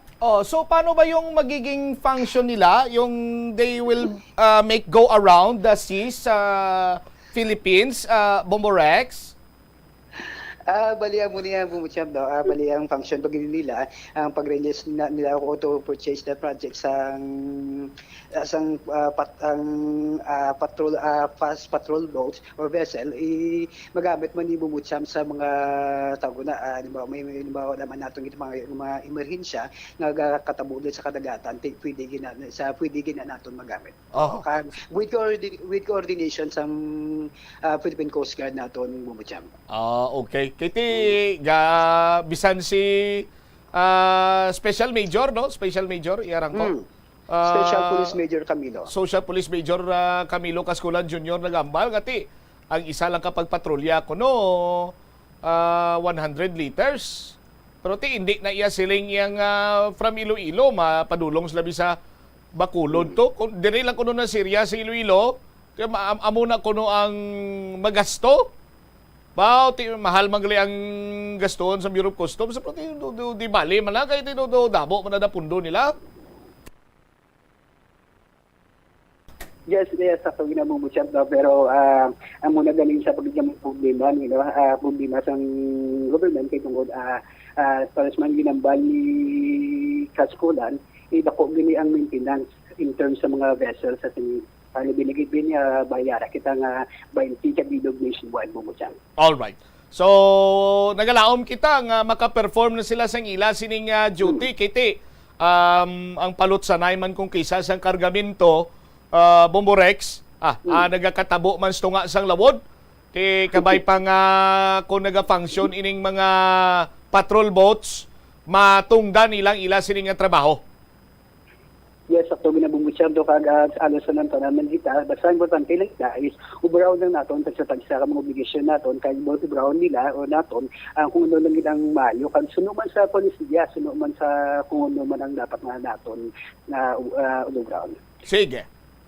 Ini si Bombo Rex status para sa Bamansang Radyo ng Pilipinas kaya consistent overall number 1 sa Iloilo. Basta Radyo, Bombo. Salamat gid na Bombo Rex sa Teves. So amo ni ang mas pagpabakod pagid sa patrolling sa Bureau of Customs. Sa aton sini karon iya makabombo, hindi lang kaya mo sining function kundi pati na kuno iya sa pagresponde sa mga emergency situation nga ti nagakatabo sa tunga sang lawod in close coordination with the Philippine Coast Guard. Sa aton sini nga mga kabombo. Pero ti ang isa sa mga nakita naton iya nga dapat mantutukan sang Bureau of Customs ang palutsanay sang kargamento kay ti kalabanan sini mambal karon to yang mga sindikato, mga smuggler nga ti daw anay lang ta sa tunga sang lawod para nga mabudlayan ang mga otoridad nga maglaga sa ton. O ko usually amo sining nagakatabo sini kung ang transaksyon sanction sang sanction under the table o kung mga fly by night nga mga transaksyon kabay pa with reactivation, pag-reactivate kung si Special Police Major Kaskulan Jr. Pampambalon may duwa kagin reactivate sini iyang patrol boat may ari kita diri sa Iloilo kag 20 ni sa bilog sini nga pungsod Pilipinas mangin mapinuslanon kay hindi man basta-basta kag hindi man barato biliya sini karon kun magsagad lang na dira iya kay ni standby skilid sang Mulyelunid tiano na karon dekorasyon sa aton sini makbumbo tani kun ang pulos sini kung pang dekorasyon man lang ko bakal lang tablo baruto nga gabay kagagin tungtong sa babaw piano.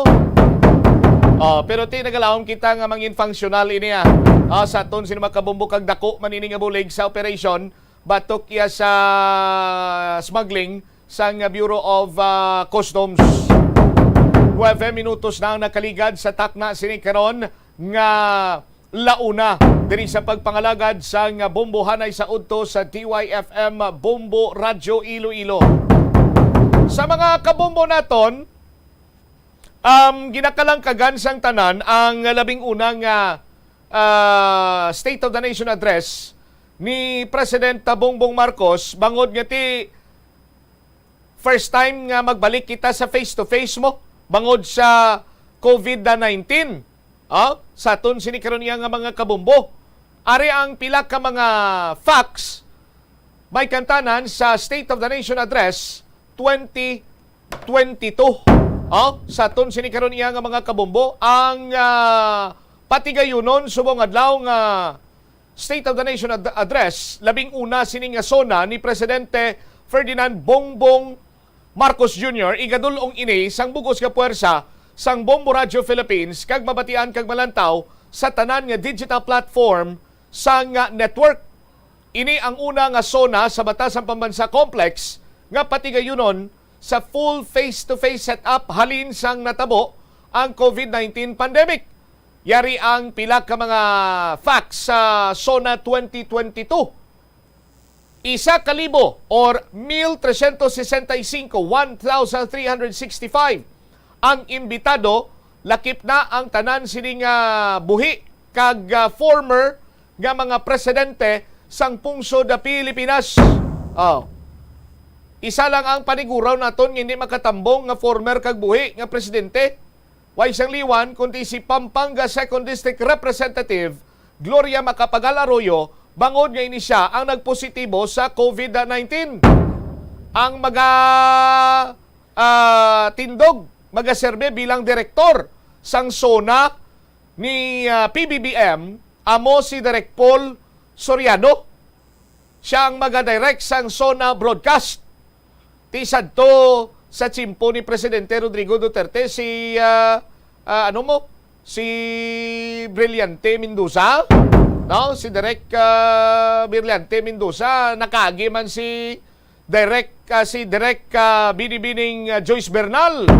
Subong ya si Direk Paul Soriano ang bana ni Tony Gonzaga. Si Tony Gonzaga blatong kilala sa phrase nga sabay-sabay. Ang tigre. Ang amo na bla. Bana yan ni si Direk Paul Soriano. Sa aton sini nga mga kabombo. Ang ang House of Representatives, no? Ining batasan pambansa, bago lamang ni natapos, gin-renovate ini, 100 million pesos ang gasto. Timing gid para sa sunak, kag pagbukas man sang 19th Congress, gin-renovate ang plenary hall, kag mayara sang bag-o nga video kag sound system. Aba, purti no? Dinugin santo ginila iya sa bago man nga administrasyon. Di mas mayo gani. Bagong administrasyon, bagong equipment. Ang Ilocos Norte Base Choir nga Samiweng Singers amo ang mag-aamba sa national anthem. Ini nga choir sang Ilocos Norte National High School ang nakakuha sang award sa First Vietnam International Choir Competition and Festival sa tuig 2011 kag sa 7th World Choir Games sa Cincinnati, Ohio, USA sa tuig 2012. Ginalauman nga i-deliver ni Marcos ang iya speech las 4 sa aga sa joint session sang House kag Senate Plenary Hall sa Batasan Pambansa. Mayara sang 315 House members o kung ining mga tiglawas, mga representatives ang Kamara. Ang Senado naman iya may 24 ka mga senador. No? Simple cocktails ang igaserbe sa mga guests pagkatapos sang speech. Tikita nyo to kagina, ara sa Facebook page naton. No? Sa aton sini nga mga kabombo. Pero sa mga wala makakita, iyari bala ihambal ko sa inyo, isugid ko sa inyo, no? Ang speech, ang handa karon sapon, ti alas 4, inog kuyam-kuyam kag inog pamahaw. Ini man kinanglan iya nga maghanda dira sang butang tabi, mga butang ka dira karon sang mga hamonado, no? Butang ka na may sinugbang baboy karon, sinugbang nga isda, talaba, no? Kag may mga utan-utan, kag may ubas, may chicken alaking, why na to ya? Ang tanan ko nakita sa lamisa kag ina, sa balay sa kilala ko, why na to? Kay ang menu, amo sini, sagot gulaman, bam-i gisado. Naglibog ang ulo ko sa grilled pandesal, ano ni man? Sinugbang nga pandesal? Pwede no? Kesong puti, pili ka lang kung ano imo palaman. Kesong puti, vegan longganisa o kung beef humba. Ensaymaditas with manchego, ubi pandan classic, amo ning mga flavor. Empanaditas, spicy tuna kag picadillo. Plantain crisps, bacalao ala Vizcaina, palitaw, puto bongbong, no? Grated coconut, palm sugar, bibingka with salted egg and Laguna cheese. May halo-halo. Pwede ka magkapili, Bombo Step, makapi ka o kon matsaa lamang sa menu diri karon sa pagkaon nga ihanda sa sona ni Presidente Bongbong Marcos.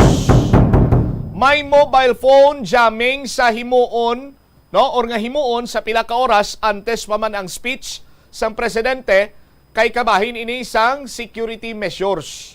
Gindeklara naman nga no-fly zone ang Batasan Pambansa Complex sa Quezon City bilang kabahin sa gyapon sang security measures. Tanan nga tawo nga magasulod sa Batasan Complex ang kinahanglan magpresentar sang negative antigen test result, samtang ang magasulod naman sa plenary hall ang kinahanglan magpakita sang negative reverse transcription polymerase chain reaction test result o kon RT-PCR. Sa aton sinikaron niya nga mga kabombo. Kay may mga kopdanan kita dito, nagikan iya sa Bombo News Center nga direktamente magahatag karon, no, kag magadala live sang State of the Nation address ni President Bongbong Marcos. Las 4 ini sa aton sinikaron nga mga kabombo. Pagbalik ta diri sa Bumbuanay sa Uto, istoryahan ta. Project sa may progreso lapos ginpabombo sa Barangay Kagawad. Kay suno kay Kagawad, way kuno nag-agi sa insakto siniya nga proseso. gindayon lang kuno iya ni punong barangay. Hibaloon naton ina lakip na nangunsiho kag ginhimulsuan naton ang mga pumuluyo sa syudad sang Iloilo. Ano ba lang ila si ekspektasyon gina-ekspektar sa labing una nga State of the Nation address ni President BBM? Ang iban sinadri nagahambal nga ti kabay pa mabatian ta karon ang ginpasalig sa aton iya nga 20 pesos nga kilo or per kilo sang bugas nga imando ni Presidente Bongbong Marcos. Ano pa ginaihan? May interesado pa blang nga mamati siya sa mga kasubong sini State of the Nation address? Balikan naton ini pagkatapos ang pila lamang ka mga importante nga pahanumdom. Atensyon sa mga mahilig magamit ng aircon. Bangod sa mainit nga tiyempo, madamo ang mga tao nga nag-enjoy sa paggamit ng aircon, agud nga mabuhina ng init nga ilang nga nabatyagan. Apang nagpaandam ang medical expert batok sa mga balatian nga mahimo makuha gikan sa sobra-sobra nga paggamit sini. Sino ka Dr. Maria Encarnita Limpin, isa ka experienced healthcare specialist, mas maayo nga tsakyaron nga malimpyo ang hangin nga nagikan sa aircon, bangod kun mahigko, mahimo ini nga magtugas sang impeksyon kay mga balatian kaangay sang pulmonya. Gani hagan-hagan na lang ina bangod bisan makabulig ini sa imo sa maginot nga tiyempo, may risgo man ini sa imo nga ikaayong lawas. Ang cabbage o kun repolyo masaming nga panakot sa aton mga linuto. Dapat lang ara ini bangod sa sustansya nga dala sini sa ikaayong lawas. Suno kay Vanessa Voltolina, renal dietitian sa Fresenius Medical Care North America, yari ang mga benepisyo sang repolyo. Ang cabbage isa ka excellent source ng vitamin C nga importante para sa pag-maintain sang strong immune system. Ang sulfur-containing compound nga sulforaphane ang nagahatag sang pait nga sabor sa repolyo, amo man ang nagahatag diri sang cancer-fighting power. Ang sulforaphane nagapugong sang progression sang cancer cells. Ang glutamine, isa ka amino acid sa cabbage, isa ka makusog nga anti-inflammatory agent nga nagabulig sa pagbuhin sang joint pain, arthritis kag allergies. Ang cabbage naga-contain sang vitamin K kag antioxidant nga anthocyanin nga naga-boost sang mental function kag concentration. Ang hampang at chess tuman ka popular sa bilog nga kalibutan kag masaming naangot sa strategy kag kaalam. Kung ikaw isa ka chess lover, yaring pila ka brain benefit sa paghampang sini kag kung wala ka nagahampang sini, umpisahin na. Suno sa pagtuon ng paghampang sang chess makabulig likaw sa Alzheimer's disease. Bangod ang utok nagatrabaho kaangay sang muscle, nagakinahanglan ini sang exercise agud mangin healthy kag malikawan ang injury. Sa study nga gin-feature sa The New England Journal of Medicine, nakit-an nga ang mga tawo nga nagaedad 65 anyos nga nag-engage sa brain stretching activities kaangay sang chess ang may mas manubo nga tsansa nga mag-develop sang dementia. Paatag ni Dr. Robert Friedland, isa sa authors sang pagtuon, ang unused brain tissue ang nagaresulta sa pagkadula sang brain power. Magluwas diri ang paghampang. Kilo Philippine Standard Time, 21 minutos na nakaligad sa takna sini nga launa. Balik diri karon sa pagpangalagad sang Bombo Hanay sa udto sa DYFM Bombo Radyo Iloilo. Sa aton sini nga mga kabombo, standby ka muna. 6.5 million pesos cash siyahan ang igapanagtag nga premyo nationwide sa Enhanced Suwerte sa palengke ng Bombo Radio at Star FM. Linibo nga cash siyahan ang nagahulat sa weekly prizes kag mas dalagko pagin nga premyo ang nagahulat sa Grand Draw. Gani magpreparar kag mag-entra sa Enhanced Suwerte sa palengke promo ng Bombo Radio at Star FM. No? Sa aton sini nga mga kabombo. May tatlo kita ka pamagi. Iba niya, isa lang ka pamagi, pero do kabudlay pa kay do may gadaog mangkuro do may sila may gina-announce nga winner. No? Aryo, mati ka kay gin padamuan pag nga pamagi sa Bombo Radio Philippines. Agod nga makadaog ikaw sang cash siyahan. Madali lang mag-intra sa aton sini mga kabombo. Isulod mo lang sa puti nga sobre. Puti nga sobre ha, magambag kita puti nga sobre, puti ginaya. Kay ang puti nga sobre way man naga-stripe mo, di ba? Sa aton sino makabombo para nga iwas kita iya sa disqualify, no? Para hindi ma-disqualify imo sini iyang entry. Basta gali mga puti nga sobre, puti ginaya nga sobre, no? Isulat sa gwa sang envelope sa upper left corner ang imo sini nga pangalan, butang tabi pangalan, Ninito Tarugtog, edad 28. Address, Sitio Malipayon, Barangay Kalingawan, Syudad sang Iloilo. Contact number 0928-487-6828. Pirma, week number 1 pa lang kita kag pangalan sang proof of purchase. Isulat man sa tunga nga bahin sang sobre ang promo title. Ang promo title ta, why shortcut ta, bilugon yung gini dapat, kumplito gini. Enhanced Swerte sa Palengke. Enhanced Swerte sa Palengke promo, care of DYFM, Bombo Radio Iloilo, Mapa Street, Iloilo City, kag ihulog diri sa drop boxes, no, sa Bombo Radio sa aton sinikaron niya mga kabombo. Ari, ano ang mga produkto nga inyo sini nga tipunon? Ti magbakal na kamo kag magamit adlaw-adlaw sa mga masunod nga produkto para mangin proof of purchase ninyo para maka-enjoy kamo, no, sa premyo nga igapanagtag sa aton sini nga mga kabombo, no? Pero dali lang gid, arya na yo ang aton sini mga interest, balik-balikan kuno is dili gid lamang madugay sa aton sini nga mga kabombo. Pabalon ta kamo anay kung anong nagahulat sa inyo nga mga premyo diri banwa. Kada Sabado may 3 kita ka magadaog bilang studio winner. First prize 5,000 pesos. Plus, 1,000 nga worth sang gift pack. Ning imo kita naman. No? May 5,000 ka na, may 1,000 ka pa kalibo sang worth 1,000 ka pesos nga balor sang gift pack. Second prize, 4,000 pesos. Plus, 1,000 pesos worth sang gift pack. Third prize, 3,000 pesos. Plus, 1,000 pesos worth sang gift pack. Ti konsuma total ni Banwa sa aton no? Ang third prize naton magadaog iya 4,000. Ang second prize ta 5,000. Ang aton sini nga first prize 5,000 sa pangkabugusan. Di makon mo sina. Pero why na yan nagauntat ang aton sini nga panagtag sa premyo, ha? Ang winner naton kada Sabado paglawag ang pag-claim sa premyo Lunes. Pagka Lunes last 10 ara na yun ang premyo sa aton sini nga mga kabumbo. May online activation pagig kita. No? Tiki tamaran kami dire sa Bombo Radio Philippines sa mga bahaw-bahaw nga mga papremyo. Gusto namon magpanagtagya sa nga premyo ya. Cash siyahan, no? Cash na may kalipay pangadala. Paano niya sabahin karon sa nga online activation sa kasiyahan? 4 ang mga daog sa online contest para sa pinaka promo products display sa sari-sari store kag mini groceries. I-decorate sa mga stores ang mga proof of purchase, picturean, i-send o kon i-post sa official Facebook page sa Bombo Radio Iloilo. Upod ang ngalan kag address.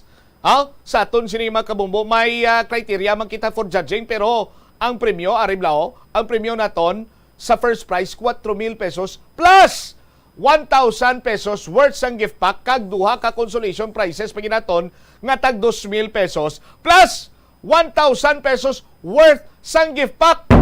Sa aton sini nga mga kabombo, makon mo na, mag-intragid ka mo kay para nga makangkon ka mo sang kay gayunan nga makadaog sang cash sa siyahan, cash prizes kag gift packs sa aton sini mga kabombo. Balik-balikan tani karon na, dali lang yun sa aton sini nga mga kabombo. Balaan ko nga gusto nyo pa mahibaluan ang dugang sini nga mga pamaagi, agod nga magadaog sa aton sini iya nga enhance swerte sa palengke ng Bombo Radio at Star FM.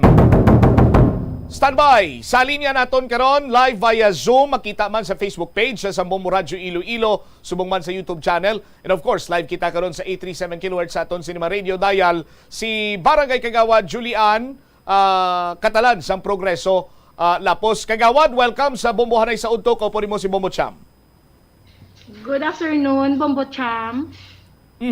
Kagawad, nakalapot sa amon ang imo sining concern kay galuyag mo man ining madalas sa kahanginan kay daw naglibog ang imo sining ulo nga tigayon ang proyekto nga wala nag-agi sa nagakigo man sining proseso. Paano ini natabo, Kagawad? Pwede mo kami masaysayan?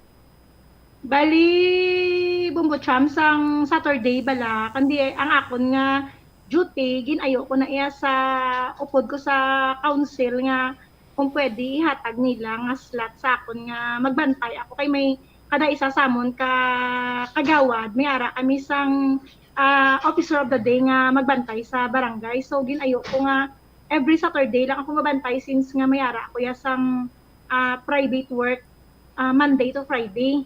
So sang Sabado sang gabantay ko ya sa barangay nagkadto ang isa ko ka upod nga kagawad. Nagikadto sa barangay hall while naga-duty ako, and then anya nga ang bukas ang pertahan, wala ka nagpanda aircon. Siko ay wala ko ka mulalo nga natakod nagiling aircon nga in purchase naton nga bag-o. So singko wala. Singko sirahin lang kay okay lang pandaron mong aircon. Singko ako no, okay man yan. Singko kung wala aircon, okay man sa akon. Pero singko okay lang sirahan mo kay para nga maka-istoryahan. Guys, well, nag-istoryahan kami sa sulod. Galing kay after pila lang to ka minutes, edo manog 12 o'clock na gidman, may ginagbukas sa pertahan, and then may nakita siya nga duwa ka trabahante. Tapos kung ginhambalan niya nga mahulam ka mo sang electric fan. So natingala ako nga hindi ko kilala, nason gin-approach na sang upod nga kagawad. Iya in good faith malang to iya nga pahulam mo niya electric fan kay na initan. Pero hindi ko kilala, mangkot ko sa iting ko sino to kagawad. Niya ay ang trabahador na siya ng naga-obra na sa aton nga muni sa kanal na sino ano nga ginpaubra pa niya yan asa ka contractor tawo. Siling ko nga ahaw ano project ta nga ko to wala pa man ta siling ko wala man sing ko nakamuno kag wala pa man naton mamitingan.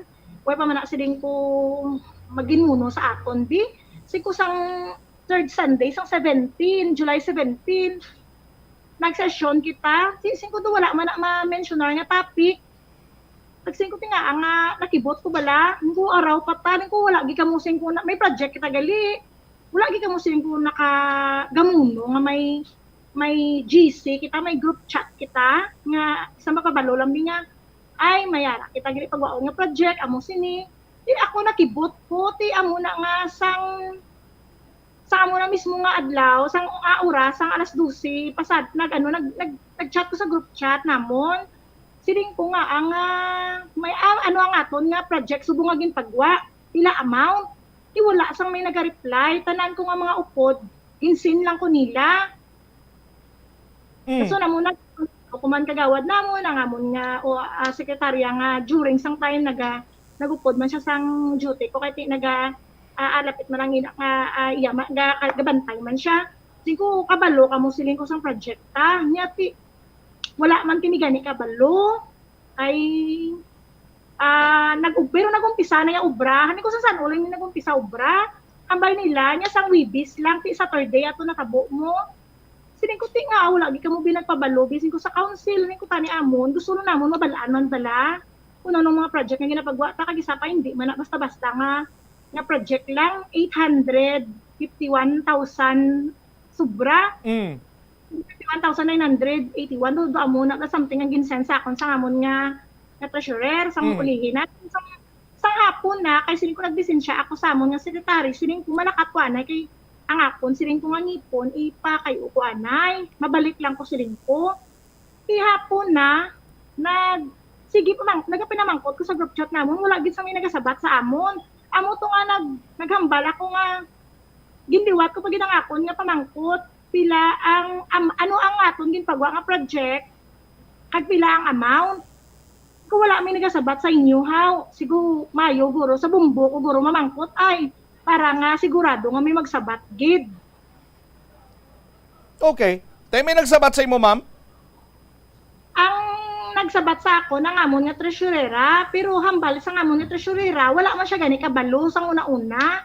Kay nakibot lang siya nga ang papeles gindulong na sa ila balay. Gindulong na sa iya kay siyempre sikap man na iya kag ang amon niya nga kagawad ang naga-process sina nga mga project. So, ang imo sini nga point is kagawad nga kung may mga proyekto gyud man kung tani sa barangay ti siyempre sesyonan ina kay amo inang proseso kag ipaalinton or ipabalo sa barangay council kiti amo na gani nga may gitawag nga barangay council kiti hindi lang na iya sang isa na katawo nagapadlagan kunti may mga barangay official. So why kaya mapahibalo formally sang iban sininimo nga mga kaupdanan partikularmente sa punong barangay? Wala gid na yan, sir, makabalo ang tanan. Ngagin pa ubra lang yan ni Kap. Kay sila mala na yan sa ngamon, upod ko man yan nga kagawad ang nagaprocess mo. Sila na kadwa, si Kap na yan kagamupod ko nga kagawad man, sila na yung nagaprocess kung may mga project. Sila lang na yung kadwa ang nagaprocess, mapirma na lang nakagipanhan na lang nila. Ang treasurera namon, wala man na ganit. Actually, yung pamangkot ko siya, ang balya sa akon, wala ko nakabalo nga may project kita gali nga amusina.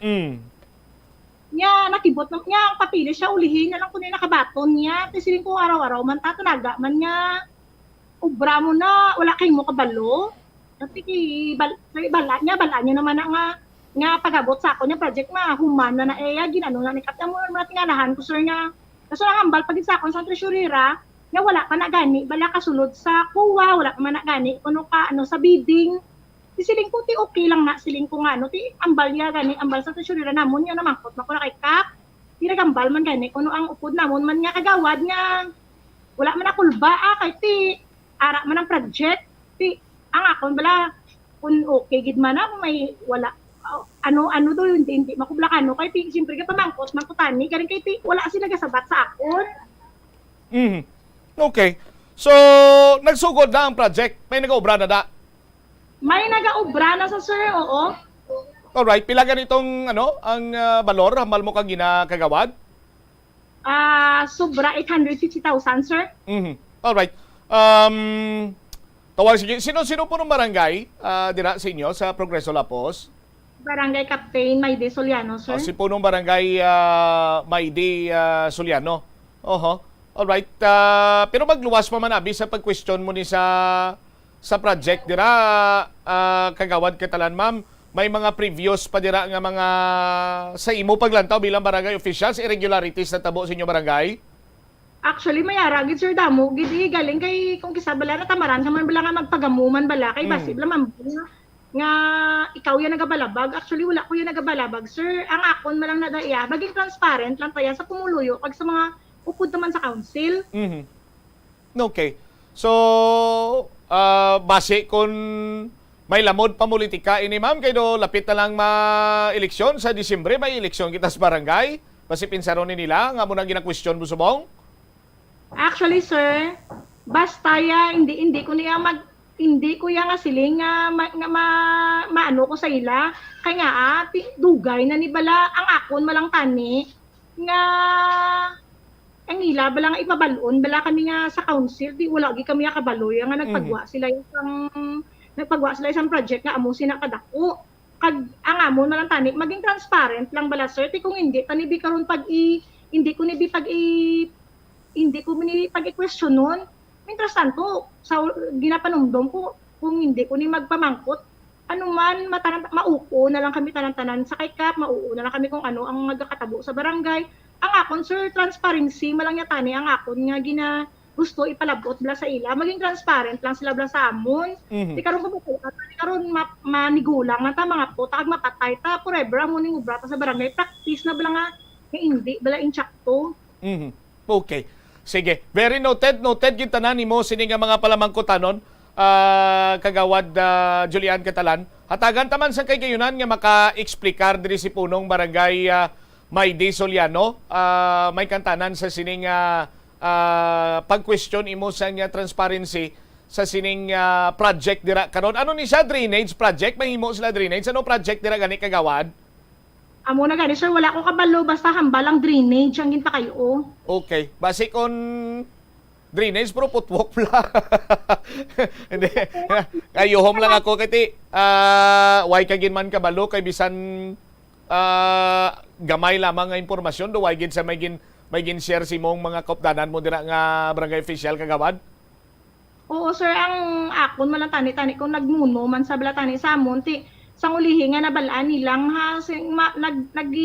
nag-post actually wala ko yung nga nagtago aging post ko mismo sa sa amon nga group chat nga siling ko, kung hindi ka mo kasabat sa akon, basi kung magsabat ka mo kung bumbo mamangkot sa inyo.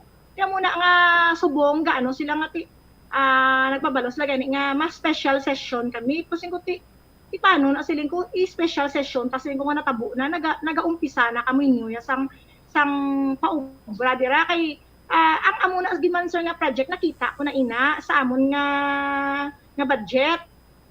Actually nakamuno na ako sina sa mga upod man nga mga kagawad nga siling ko ay kadako sing ko sa project 851,000.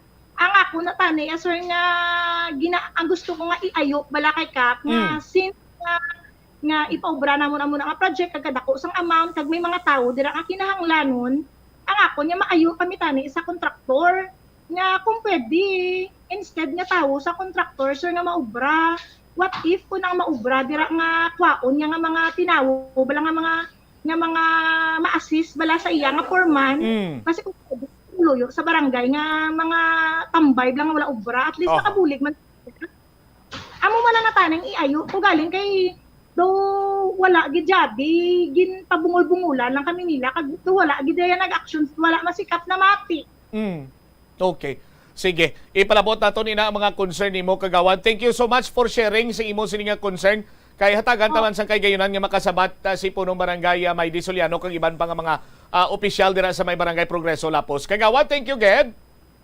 Sir kaglihog lang ko sir palabot check sa kuwa ako na kaagi gid man wala gini kagi ang papeles ano okay lang inaiya nga ang papeles magwa wala pa kalabot sa kuwa wala pa mapapirmahan na nagaobra na ya ang ginaobra na nila ang ulubrahon dito.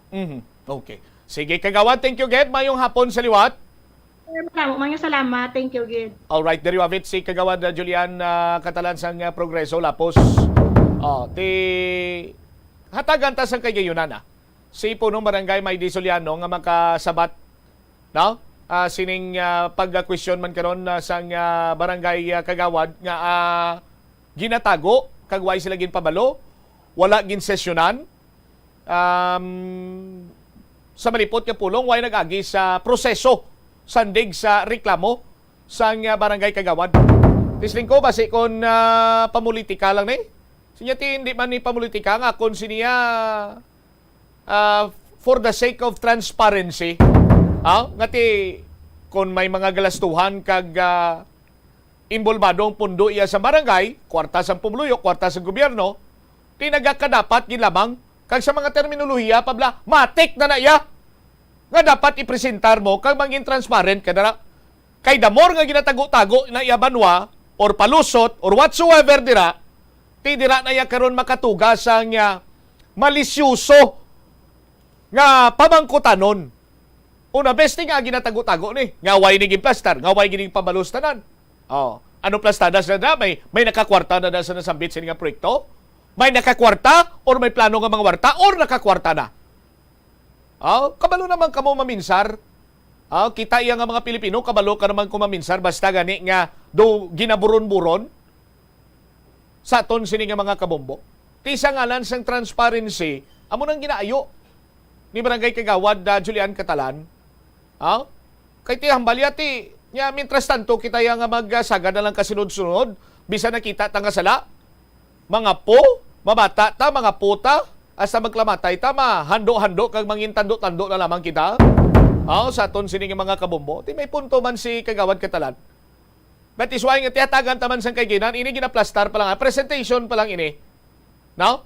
Sa aton sining mga kabombo, sang reklamo sa pag-question karon sang proyekto nga way nag-agi sa insakto sining nga proseso. Dira sa may barangay Progreso sa distrito iya sang Lapos. 42 minutos na kaligad sa takna sini nga las 12. Sa aton sini nga panumbalik ka banwa, i-check tang report ni Bombo Rex Teves.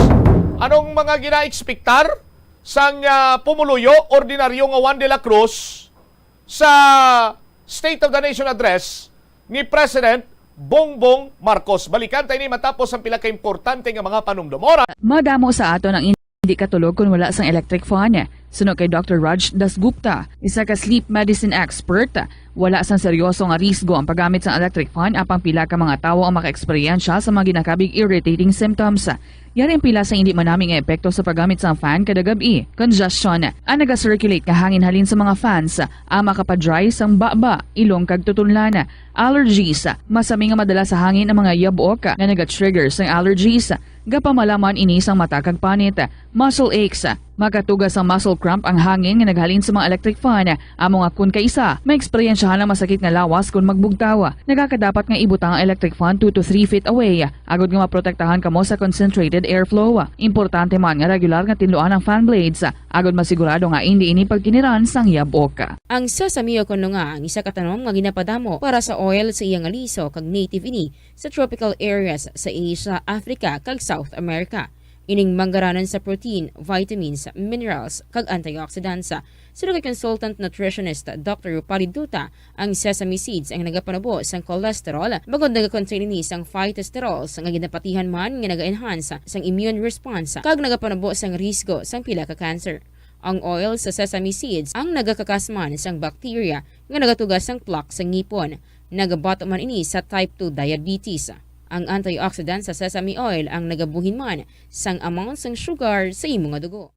Sa patatas, masami ginahaboy na lang nato ng panit. Apang hambal sa isa ka health expert, dali lang kay ang panit maayo man. Sunod kay Dr. Cynthia Sass, isa ka nutritionist, ang panit sang patatas na makabulig sa increased potassium intake. Ang potassium amo ang nagabulig para matigayon ang chemical reactions lakip na ang reactions nga ginagamit sa metabolism kag nagabulig sa cells nga mag-generate sang mga puslanon nga enerhiya gikan sa pagkaon nga imo ginakaon. Ang potato skins naga-provide man sang source sang iron nga isa ka essential mineral nga ang primary function nagalakip sang pagsuporta sang red blood cell function. Ini nga cells naga-contain sang dako nga amount sang hemoglobin, ang protein nga naga-bind sa oxygen halin sa ginahaklo ang hangin kag ginadala ang oxygen sa bilog nga lawas. Ang pagkaon sang potato skins naga-benefit man sa health paagi sa pag-provide sang source sang niacin ug ang vitamin B3 nga nagabulig sa cell communication kag new cell development agod nga ang cells maka-recover gikan sa physiological stress. Masami man bala nga nagasakit ang imo tiil matapos ang isa ka adlaw nga yara ka sa trabaho, matapos ang inoras nga pagsuksok sang sapatos ug sandala, hindi malikawan nga ginapangita gid sang isa ka tawo ang foot massage. Magluwas nga manami ini sa pamatyagan, mayara man ini sa maayo nga benepisyo sa lawas. Sunod kay Dr. Tyler Wheeler, primary care sports medicine physician. Sa takna sining alauna, balik diri sa pagpangalagad sang Bombo Hanay sa udto sa DYFM Bombo Radyo Iloilo. Standby sa kay Bombo Rex Teves, magabalik siya sa pagdala sining report. Ano bala ang payag diri sang ordinaryo nga Juan de la Cruz sa labing una sining State of the Nation address ni President BBM karon sa hapon alas 4 sa may Batasan Pambansa Complex sa Quezon City, na kung sa diin live igadulong sa inyo sa Bombo Radio Philippines. Rex, sa report, please come in. Yes, bumutsyam, base man sa aton paglibot-libot no, sa pag-usisa man para sa pagmamangkot kung nobel sentimento o komento sa mga bumuluyo diri sa syudad sa Iloilo, labi na gid bumutsyam sa mga vendor dara naton bahin sa Iloilo Central Market.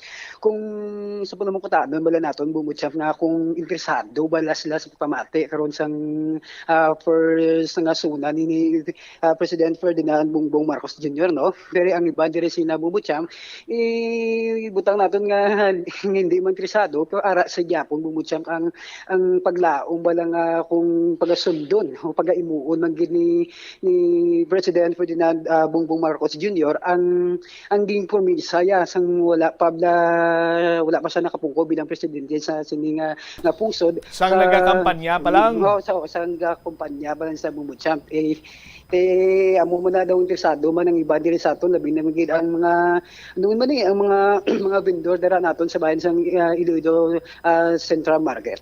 Sa siningang kagidan bumutsyam atong pamatayan bala si Mr. Rowen Hurtada. Adlaw na karon na sapon ko ro. Oo. Kunon tay mambal ya man ako na mga gusto niya nga makuan sa iya nga panggobyerno sa Pilipinas eh. Ano sir ang gusto mo nga tutukan ni Presidente Marcos Jr.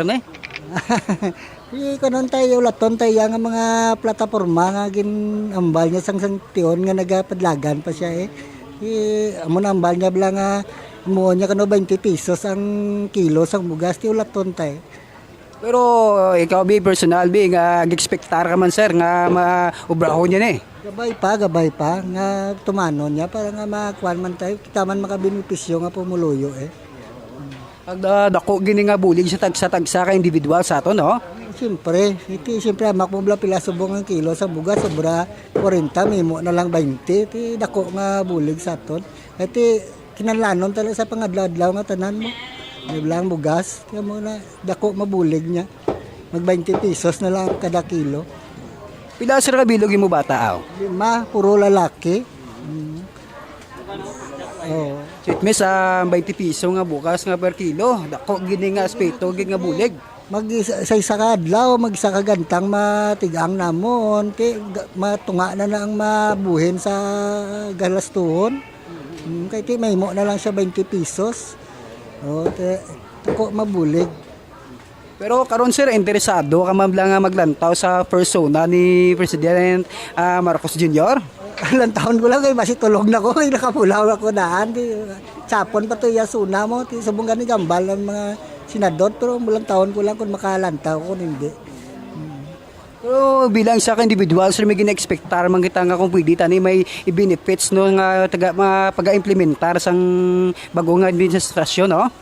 Siyempre, kanalan may ginsa para nga makakuan man sa iya nga pag-administrasyon may atag sa aton nga pumuluyo nga mayo nga mga implementasyon sa iya nga panggobyerno.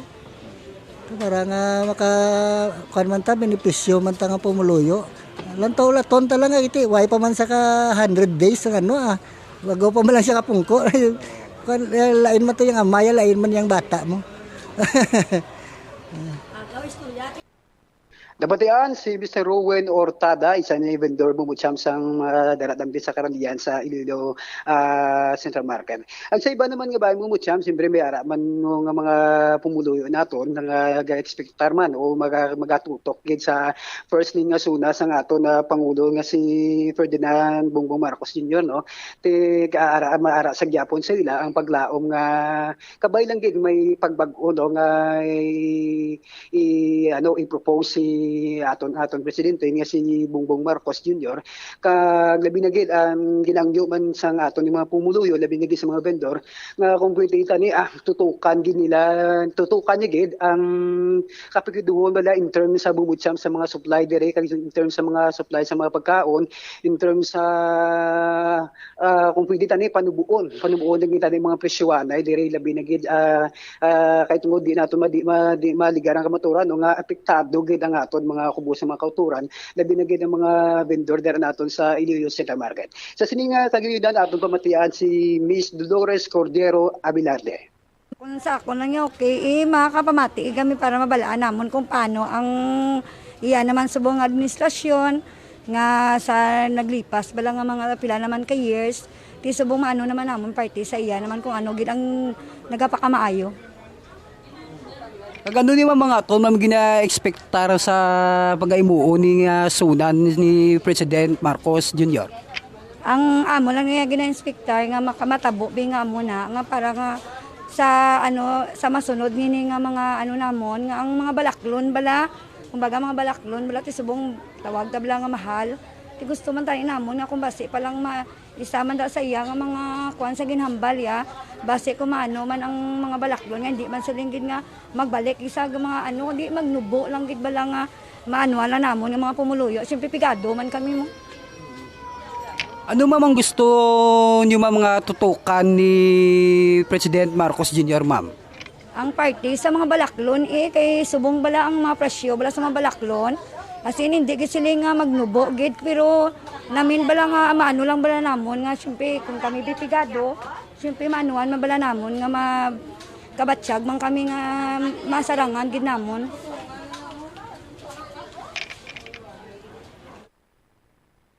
Rex? Yes. Nabatian si Miss Dolores Cordero Abilarde Bombucham. All right. Edi sa Bumbo Rex Teves para sa bansang radyo ng Pilipinas na consistent overall number 1 sa Iloilo. Basta Radyo, Bumbo!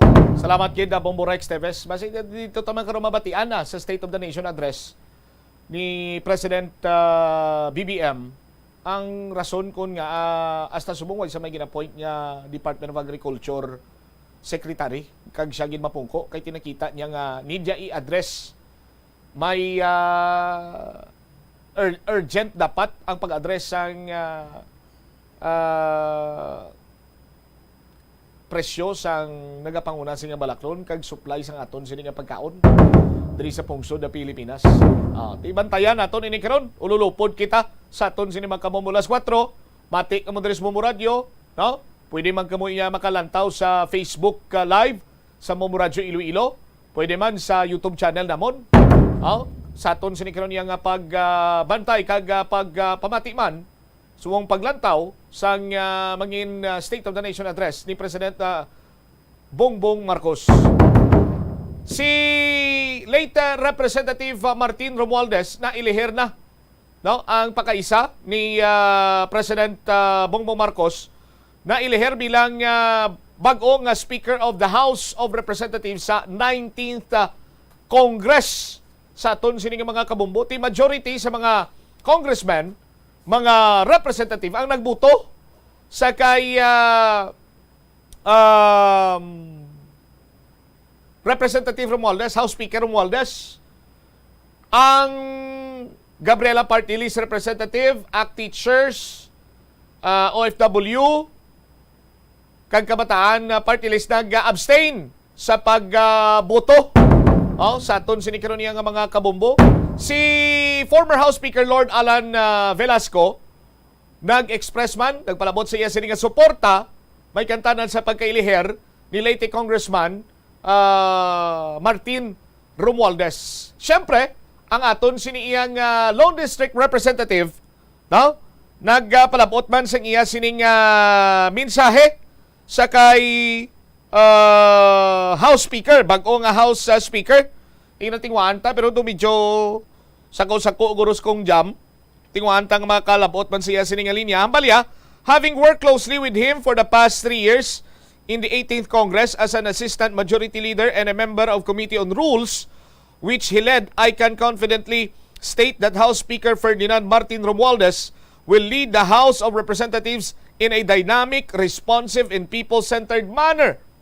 I can attest to how impassioned he was in ensuring that the pieces of legislation needed to cushion the impact of COVID-19 pandemic were passed with dispatch, and at the same time, he made sure that the bills of local and national significance, which were meant to give voice to the voiceless, hope to the hopeless, and help to the helpless, were given due importance. With his wealth of experience as a legislator, his knowledge as a lawyer of note, and sterling leadership as the former majority leader, Speaker Romualdez, who guided me as a neophyte legislator then, will no doubt lead the House of the Filipino people to nurture a vibrant collaboration with executive, with the welfare of the Filipino people at heart, and the economic rebirth of the nation in mind, while keeping its independence as a co-equal branch of government. Amuning statement man karon ni Lone District Congresswoman Julian Jamjam Baronda. Sa aton sini karon nga mga kabombo. So kompleto na ang magabaton sa kay President BBM later on sa Batasan Complex sa Quezon City. Si ang bag-o nga Senate President Senator Juan Miguel Zubiri sa bahin iya sang upper house, sa lower house naman ang mag-welcome sa iya Waisang Liwan, iya sini nga pakaisa, no? Si late Representative, 1st District Representative Martin Romualdez bilang bag-o sini nga House Speaker. Sa aton sini karon iya nga mga kabombo. So damo sang naga-expectar sang mas maayo nga pagpamalakad karon. Nagikan iya sa aton sini nga mga opisyales no, new set of officials nga magapadalagan sang aton siniya nga pungsod kag nagalaom kita nga ang promesa nila sadtong chimpos eleksyon hilabi na gid sang kampanya ang tanan matupa. No? Kung hindi man magtupa gilayon pero titingwa nila nga matuman ini. Kay amo ining mga plataporma ni gobyerno nga inyo sini nga diga sa pumuluyo sa mga botante nga ilaman sini nga ginlauman nga kun kamo ang ila sini nga pilion ila nga magpanerbisyo dira ara sa pwesto magapadlagan sa aton sini nga gobyerno magapanguna padulong iya sa kaaraydan kaayuhan sang pumuluyong Pilipinhon. No? Ti kabay pa tumanon nyo ini. Ti isa gani ka vendor to nagambasi niya ti bantayan ko gidya karon. No? Nga matuman tong tag 20 pesos na lang ang kilo sang bugase. Sa aton sini nga mga kabumbo. Kung si Mayor Jerry Treñas pati iya sini ginalauman nga matagan sang nagakigo sini nga priority ang pagpatukod sang Iloilo City Guimaras to Negros Occidental Bridge. Kag ang supply sang aton sini nga pagkaon. Sa aton sini karon iya nga mga kabumbo. Ang una nga suna ang pagplastar pa lang ni sa mga plano mo. No? Para iya sa pagpanugod sang administrasyon ni PBBM.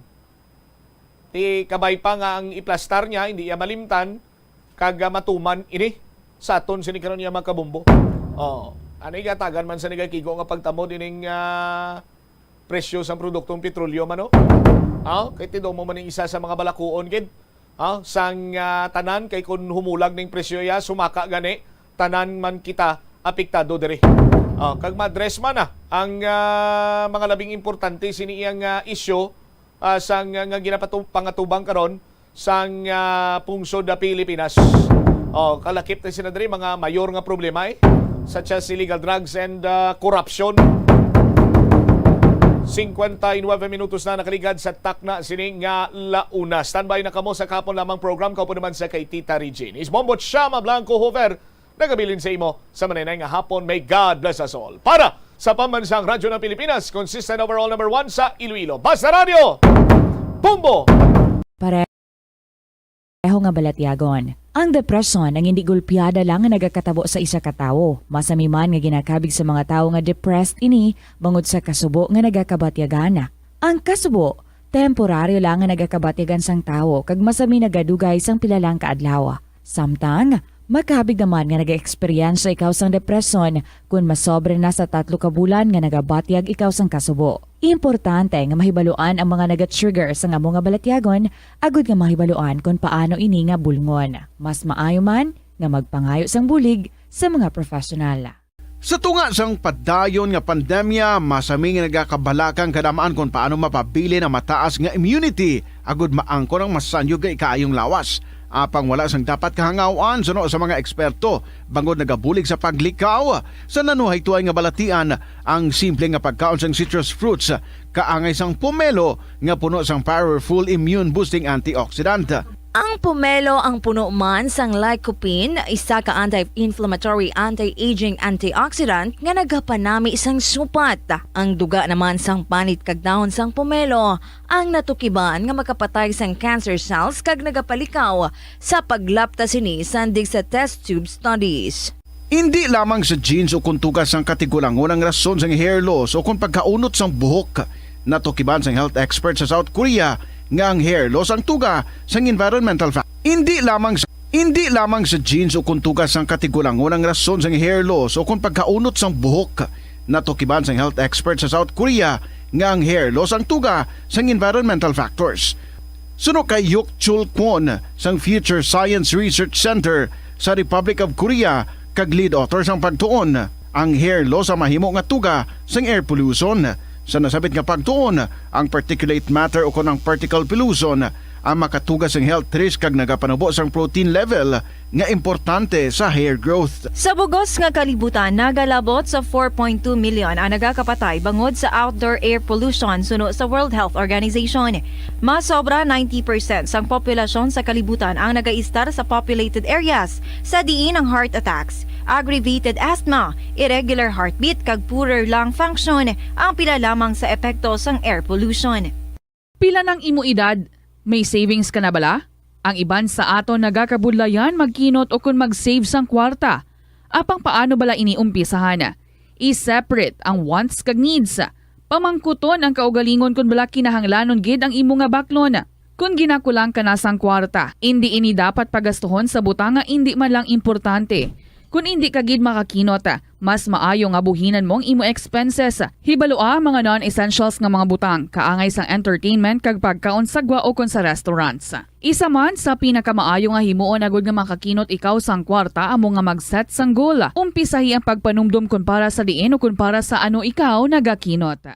Kadungan sang pagtigulang, nagataas man ang risgo sang vitamin deficiencies nga nagatugas sang physical kag emotional changes. Halimbawa diri amo ang pagbatsyag sang fatigue, pagpinuot sang paginhawa, pigado nga eyesight, malapsi nga panit, hinali nga pagbago sang modo, pagpalanakit sang lawas, kag iban pa nga balatian. Bangod sini, natukiban sa mga eksperto nga ang vitamin B deficiency mayara sa negatibo nga epekto sa ikaayong lawas. Santo sa isa ka scientific study, ang B vitamins ang importante agod nga mag-function ang body cells nga nagabulig sa metabolism, paghimo sang bago nga blood cells, kag nagabulig sa pag-maintain sang healthy skin cells, brain cells, kag body tissues. Ang vitamin B complex ang ginabugusan sang 8 ka types sang B vitamins nga ginalakipan sang thiamine, riboflavin, niacin, pantothenic acid, vitamin B6, biotin, folate kag vitamin B12. Kung manubo ang level sang B vitamins, makabatsyag sang numbness o kung tingling sensations, kag para sa iban nga senior citizens, nabudlayan sila nga mag-digest sang ila ginakaon. Magluwa sa supplements, lakip sa mga pagkaon nga bastante sa vitamins sa moang karne, whole grains, prutas, gatas, cheese kag mga ulutanon. Nagakaon ka man bala sang tofu, malasay ini pero matamis ang dala nga benepisyo sini sa lawas. Sino kay Kerry Torrens, isa ka qualified nutritionist, ang tofu ang makabato sa obesity kag makabulig sa weight loss. Ang tofu ang mayara sang tuman ka manubo nga level sang cholesterol kag fat, gani maayo ini para sa epektibo nga weight loss. Ang tofu ang nakabulig man ikaw sa hair loss. Ang human hair ang ginabugusan sang protein, gani ang ini nga nutrient ang required agod mag-maintain sang hair health, volume kag quality. Magtipid sa paggamit sang kuryente, pinaagi sa mga masunod. Maggamit sang mga energy-efficient nga bumbilya, kaangay sang compact fluorescent bulbs ukon LED lights, imbis nga incandescent bulbs. Patsyo ng mga suga nga wala ginagamit. Tingbon ang mga bayo sa pagpamlansya. Himuon ang pagpamlansya isa lamang kabes sa isa ka semana. Buksan ang inyo bintana, agud makasunod ang preska nga hangin kag silak sang adlaw sa sulod sang balay, agud malimitahan ang paggamit sang electric fan kag suga. Pilion nga maggamit sang electric fan sa baylo nga aircon. Dapat organisado ang sulod sang ref kag buksan lamang ini kung kinahanglan. Limpyuhan sang masami ang mga appliances, agud mapreserba ang kapasidad sini. Husloon sa saksakan ang mga appliances nga wala ginagamit, amuman ang mga gadgets pagkatapos nga mag-charge kag full battery na. Siling nila ang pagpanigarilyo nagapaitom sang bibig.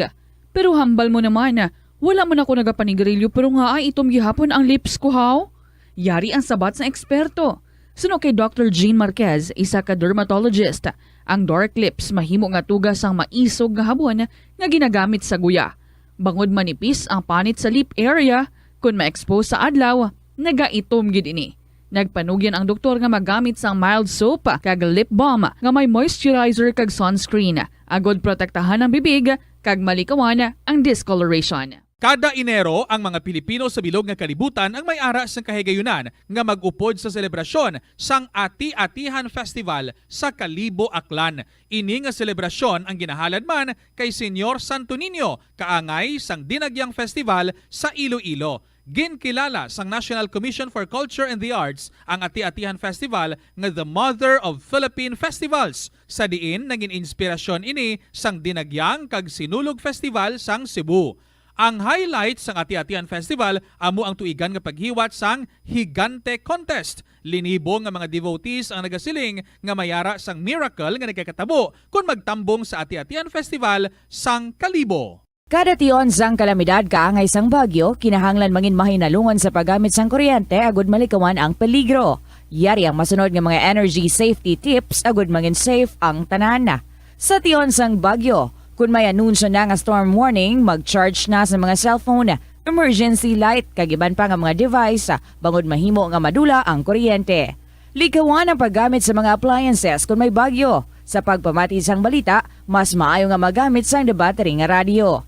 Kung ginalauman ang pagbaha sa inyong nga lugar, mas maayo nga i-off gilayon ang main switch kag circuit breaker, agud malikawan ang disgrasya kag pagkaguba sini.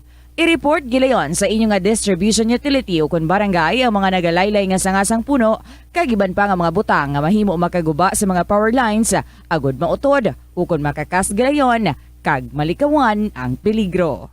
Ang Rojas City sa probinsya sang Capiz ang hindi lamang kilala bilang seafood capital of the Philippines, apang bawod man sa ilang nga pangalan. Ang syudad ang ginpangalan kay the late Manuel A. Rojas, ang unang nga Filipino president nga nabunag sa nasambit nga syudad. Bilang pagkilala sa iya, ang mga local sa Capiz nagapatigayon sang annual festival kada Abril 13 tubtob Abril 15, agud nga dumdumon ang anibersaryo sang kamatayon ni Anay Presidente Rojas. Ang festival ang ginatawag nga Capistahan. Ang Capistahan amo man ang founding anniversary sang civil government sang Capiz. Kada tuig, tanan nga 16 ka mga kabanuhanan sang probinsya ang nagabuligay agud nga makaorganisa sang nagkalain-lain nga events para sa mga pumuluyo. Conserve water. Ang tubig bugay sa aton sang Diyos, gani gamitan naton ini sang husto kag indi pag-usikan. Kung magpanglaba, maggamit sang palanggana kasubungan. Good afternoon, good sa inyo mga kabombo. Happy Monday. I hope you started your day right and going smooth up to this point. This is Tita Regine, welcoming you sa Sininga Palatuntunan kahapon lamang. It's already the 25th of July 2022. It's a very significant day para sa atong tanan ng mga Filipinos as at 4 o'clock this afternoon, syempre, ang una nga sona sang aton bago nga presidente, si Presidente Ferdinand Marcos Jr. And I'm sure ginabantayan gid sang tanan and so many are expecting things. Let's hope everything is going to turn out okay para sa aton tanan nga mga Filipinos. Sa aton naman nga mga kabombo dira nga nagatutok diri sa aton, madamo gid nga salamat. Kumusta ka mo? Kumusta ang mga istorya ninyo? Thank you gid. Just today, kadamo sa mga letters nga akon nga na-receive. So salamat, wala ko pa siya nabuksan.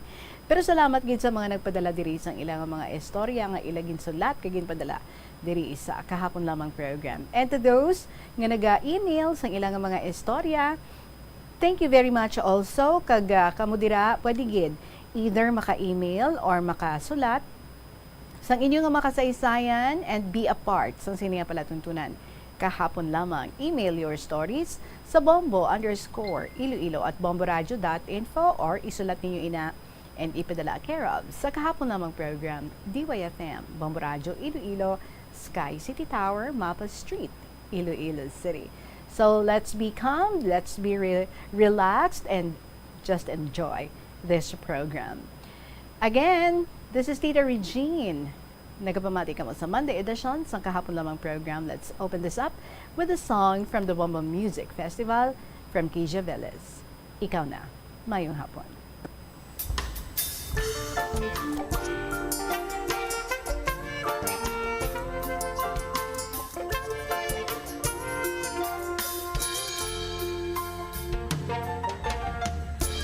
Ka na naman muling kumaputok sa aking puso. Pag-ibig na kay kulito, puso tila di ka nagbago. Di sa pinagkakait, maligayang minimithi. Ayoko lang masaktan ka muli at bumalik sa pagkakasawi. Eto'y abay alam mo, esperar este mi corazón, es tuya va el amor que dale ya, inspirasyon na vida. Kung cuidado era ko, mi corazón contigo ta ama. Oh, era at tuya. Huwag sanang magmadali sa papitig at bagong puso. Pagbubuksan kita muli, sana'y bumalik ng iyong ngiti. Tuya ba el amor que te espera? Este mi corazón. Tuya ba el amor que hay dalea? Inspirasyon na vida. Con cuidado era con este mi corazón contigo ta ama. Oh, era tuya. Kung tayo na nga ba ang nakatadhana na magkasama habang buhay, walang bibitiw kahit ano pa ang hamon sa mga nagmamahalang tunay.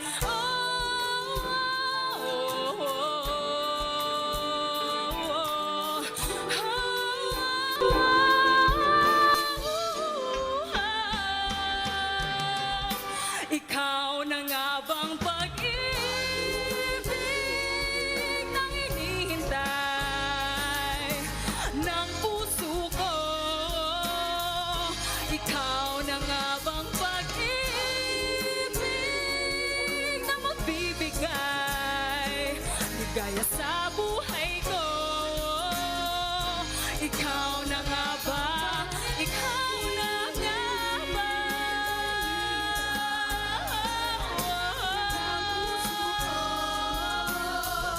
Ikaw na nga ba? Ikaw na nga ba?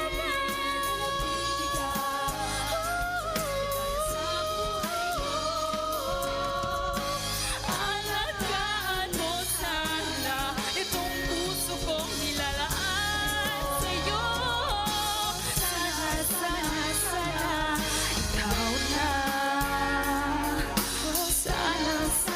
Sana, ikaw na.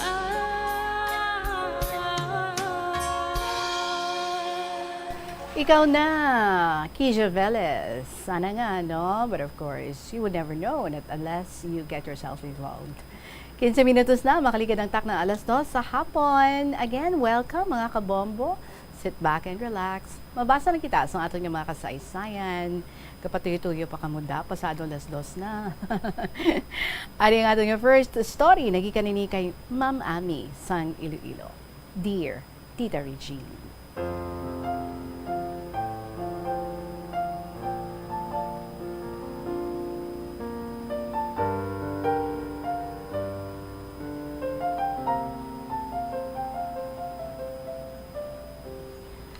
Mayong hapon sa imo, kag sa madamo katama nga followers ng ibubantog nga programa ang kahapon lamang.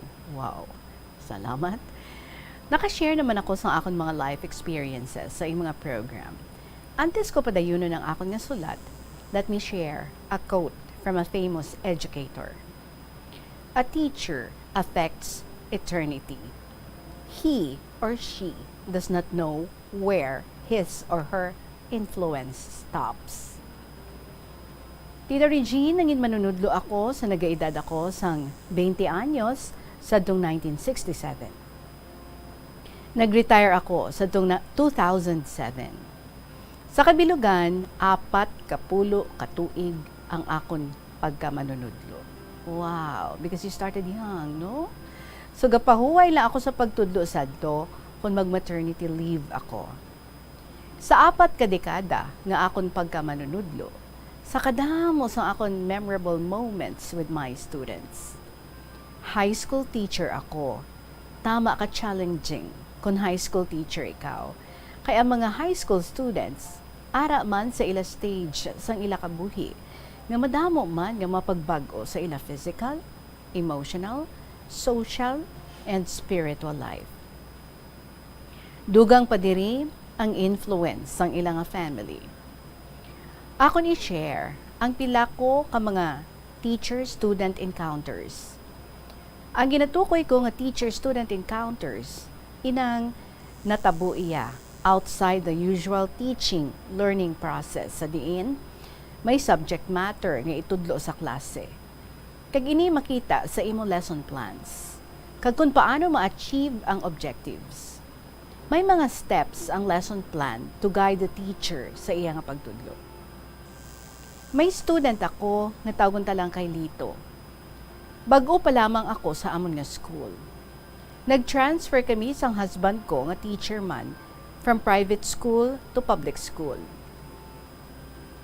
Samtang nga nagatindog ako sa door sang akon nga room to welcome my students to attend the subject nga tudloan ko.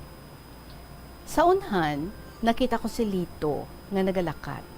Nagastruggle siya kung maglakat. Kay daw ginaguyod niya lang ang isa niya katiil. Kung kisa naguntat lakat, kag manukod sang iya kamot sa iya tuhod, nga swollen.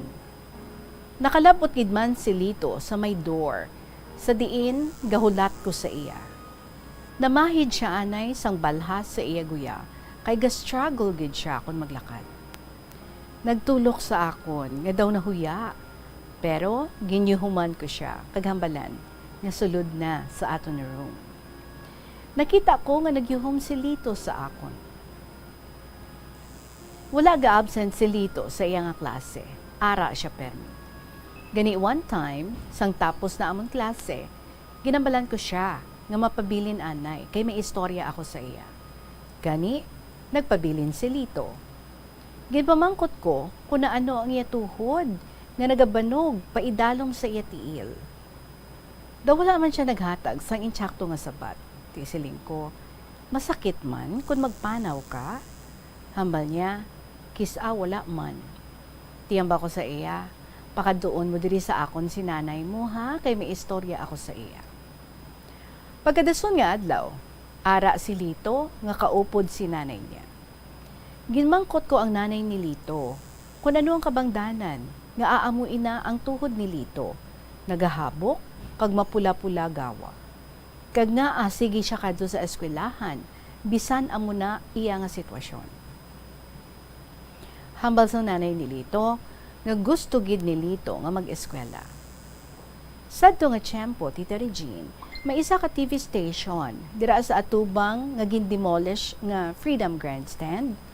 May program ining TV station nga ang host nagabulig sa makatulad ni Lito nga nagasuffer sang balatian. Tihamba ko sa nanay ni Lito nga kung gusto niya, buligan ko patigayon nga madala si Lito sa host sa among TV station. Nalipay ang nanay ni Lito, kag mismo si Lito man. Gani, gipahibalo ko ang principal sa among school parte sa plano ko. Nadalon si Lito kag nanay niya sa TV station. Nagsugot man ang amon niya principal. In-announce pa gani sang amon principal after sang flag ceremony ang parte sa kaso ni Lito. Tungod pigado ang ginikanan ni Lito, nag-fundraising sa school mismo tapos flag ceremony para sa pamasahe kagiban pa nga kinahanglan ni Lito. Nagkadtogin man kami sa TV station o galing natabuan nga ang TV host wala sadto nga tion. Didto sa Manila. Mabalik lang kami kung ara na ang TV host. Bangod sa sitwasyon ni Lito, nga bisan magsaka sa jeep budlayan siya, wala na sila ni nanay niya nagbalik sa TV station. Sa gihapon, naga-eskwela si Lito, tubtub na talupangdan ko, nagaamat-amat na siya palta sa pag-eskwela. Tubtub, nga naguntat na gid siya. Matugay na ito nga natabo, mga 1980s pa. Sa akon pagpaninda diri sa amon banwa, kisa may matawag sa akon nga, "Ma'am, di mabalikid ako kung sino ang nagatawag sa akon. Mayuhom ako sa iya kag mangkuton. Sino ka gani?" Masabat na siya sa akon nga, "Ma'am, ako ang nanay ni Lito." Ay, hambal ko. "Kumusta na si Lito?" Siling niya, ato siya sa balay, gaigod-igod na lang. Permi niya ikaw ginamuno kung kumusta na si ma'am. Ahay tita, mayuhom lang ako sina, kag may kalipay nga mabatsyagan ako. kalipay nga indi mabakal sang pilak. Ining nanay ni Lito, basta makita niya ako sa tinda o kung diri sa amon banwa, kag indi ko dayon kamurot sa iya, tana gayapa-yapa kadto sa akon, kag mangumusta. Ti, mayuhuman ako sina, kag mangkuton, kung kumusta na si Lito. May isa man ako ka-student, nga tama kapikon, palaaway. Gusto niya magpungko nga malayo sa iya classmate. Gamay-gamay lang nga bagay, mangaway dayon. Kung teacher ka, hindi man dapat itolerate ang amuna nga attitude inside the classroom. Ti akon ginasawa yun, nga gina-observe ko gid ang psychology, how to deal with problem students. Gani, isa ka bes. Tapos amon klase, ginambalan ko ining student ko, nga tawag ka lang kay Pedro. Nga siling ko, magpabilin anay siya, kay may istorya ako sa iya. Gani nagpabilin si Pedro. Siling ko, nga permi kami kontra, way kaimo sang amigo. Motherly approach ang gingamit ko kay Pedro. Wala siya nagasabat, nagaduko lang. Sa ulihi, nagsabat siya sa akon, siling niya, sabad mga classmates ko niya. Tihambal ko, isugid mo sa akon kung sino gasabad sa imo, kay ako ang bahala sa iya. Hindi lang sila pagsapaka. Sugod sadto, kung manglimpyo gani kami sa amon nga flower garden, si Pedro, kita ko gid nga nagpisan siya. Tama kalimpyo ang iya assigned part. Ti ako na i-praise si Pedro. Kita ko nga nagayuhom na si Pedro, nga sang primero pa lang sang klase, ang iya face, serious, wala gayuhom, mabugat. Na-notice ko man nga kung vacant ko, nga ako lang sa room ko, kag may mga paperworks ako nga ginahikot. Kita ko na si Pedro nga nagalabay-labay sa room ko.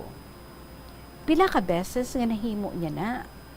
Gani one time nga naglabay naman siya sa room ko. Sa paglabay-labay niya, gintawag ko siya kag ginambalan nga magsulod sa room. Nagsulod si Pedro. Gipapungko ko sa tubang ka teacher's table ko. Ginstop ko ang akon nga obra, kag tulukon si Pedro, kag ginyuhuman. Ginabalan ko siya, nga kung nagtuon lang siya, kag hindi magsinabad, mataas nga grades ang iya makuha. Kay siling ko, kaya mo nga makakuha sang high grades.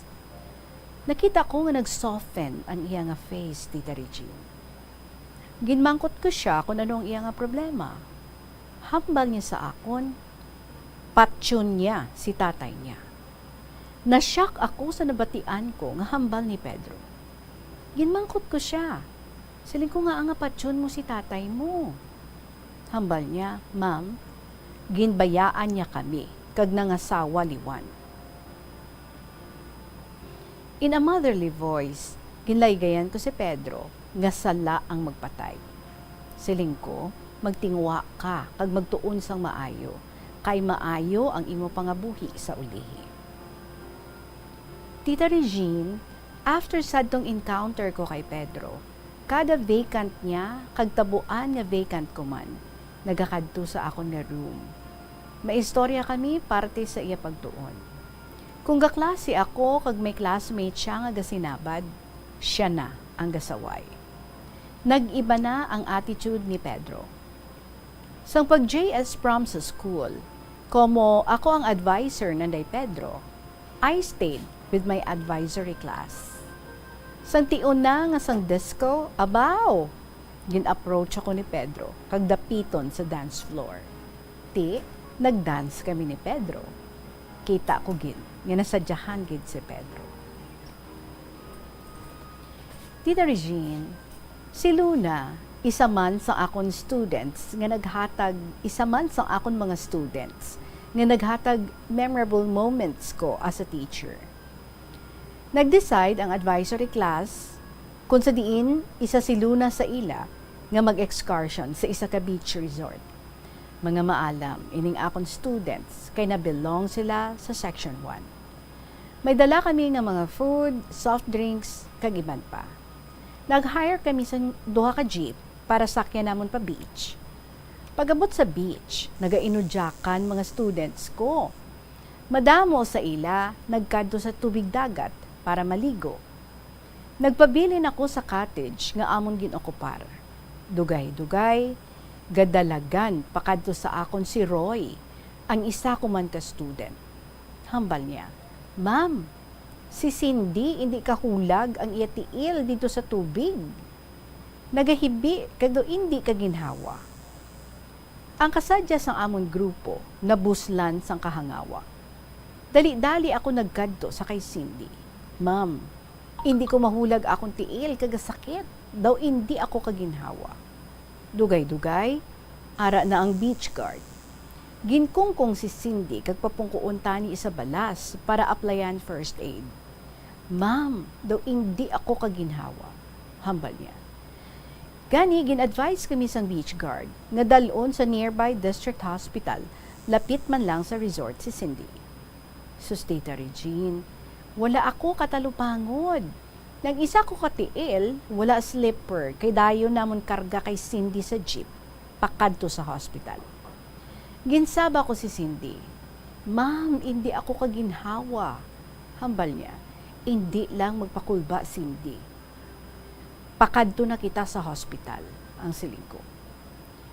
Pagabot namon sa hospital, gindiretso si Cindy sa emergency room. Hambal ni Cindy, "Ma'am, hindi ako pagbayai diri." "Oo, Cindy, hindi ta ikaw pagbayaan." Hambal ko. Ginpaulon ko siya sa akon nga butkon. Dugay-dugay, nagabot ang doktor. May mga ginpamangkot sa akon, kag kay Cindy. Ginhikap ang tiyan ni Cindy. Dugay-dugay, nagwa ang nurse, kag pila pa kation, nagbalik nga may dala nga gamay nga botelya. Hambal niya sa akon, nga i-urinalysis si Cindy. Gani kinahanglan, nga saludo niya iaihi sa botelya. Tisiling ko, tinga nga ipa-urinalysis si Cindy. Mangkot ko sa doktor, "Ma'am, gasuspect ako nga basi pregnant ang student mo." Baw, naghibi si Cindy. Hambal ko sa doktor, maayo ni nga bata si Cindy. Mga parents niya, teachers, very respectful ining akon nga student. Hambal sa doktor, nga may mas sila nga nahikapan. Tihambal niya sa akon, nga kung mag-uli na kami, kadtuan ko gid ang parents ni Cindy, kag pahibaloon ang iya suspicion nga may mas sa tiyan ni Cindy. Hambal ni Cindy nga, "Ma'am, wala ko yasang boyfriend, hindi ako pregnant." Bangod sad tong natabo kay Cindy, nagpauli na lang ang amon nga grupo. Wala gid sila ka-enjoy. Pagabot namon sa amon banwa, ginupdan ko si Cindy pauli sa ilabalay, kag istoryahan ang parents niya parte sa natabo sa beach. Ang pagdala kay Cindy sa hospital, kag ang advice ng doktor. Ginpa-doktor gid man si Cindy sang iya parents. Ang findings, may cyst ang isa ka ovary ni Cindy. Ginoperahan gid si Cindy. Ginkuha ang isa niya ka ovary. Sa ulihi, ang isa naman niya ka ovary ang ginkuha through operation kay may nagtubo man nga cyst. Ginkuha gid ato. Tita Regine, madam, pa ako tani i-share. Sa daso naman ang iban, kay daw malawig na akong sulat. Teaching is the most noble of all professions, and the greatest teacher is Jesus Himself. Hindi lang ang pagtudlo ang iya ginhimo, kundi sobra pa dira.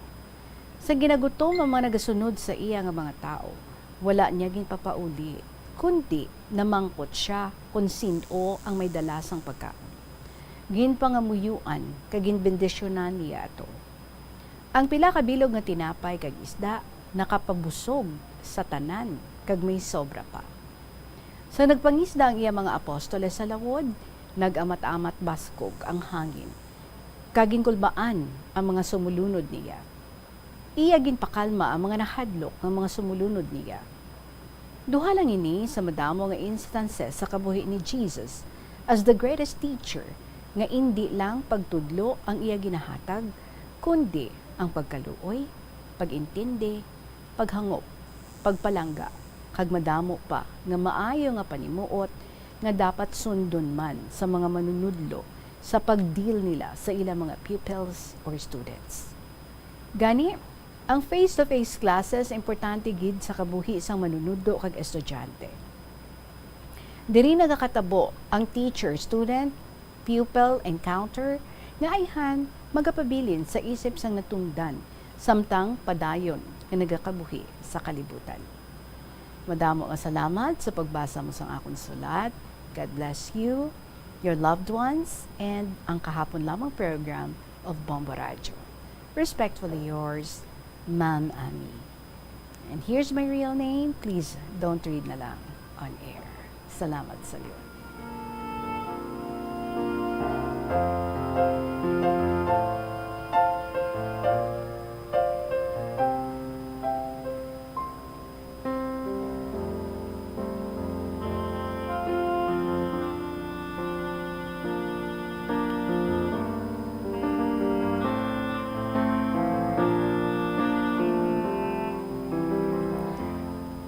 Ma'am Ami, this is such a very nice story nga imo gin-share diri sa aton. I super agree with you. Ang teacher, no, hindi lang dapat skin deep or nabaw lang ang relationship sa mga estudyante. You have to know one by one each one of your students, and at the same time, hindi pwede, no, nga from a distance, at a distance, ang imo nga pag-involved sa imo nga kaugalingon sa ila. You really have to dip your fingers and know, in as much as possible, no, what's going around them sa imo nga effort to know them better, especially ang mga estudyante nga sa pamatsyag mo, daw inabala ang madalong, ang daw kabudlay nga tong karon, ang inang not the ordinary, no?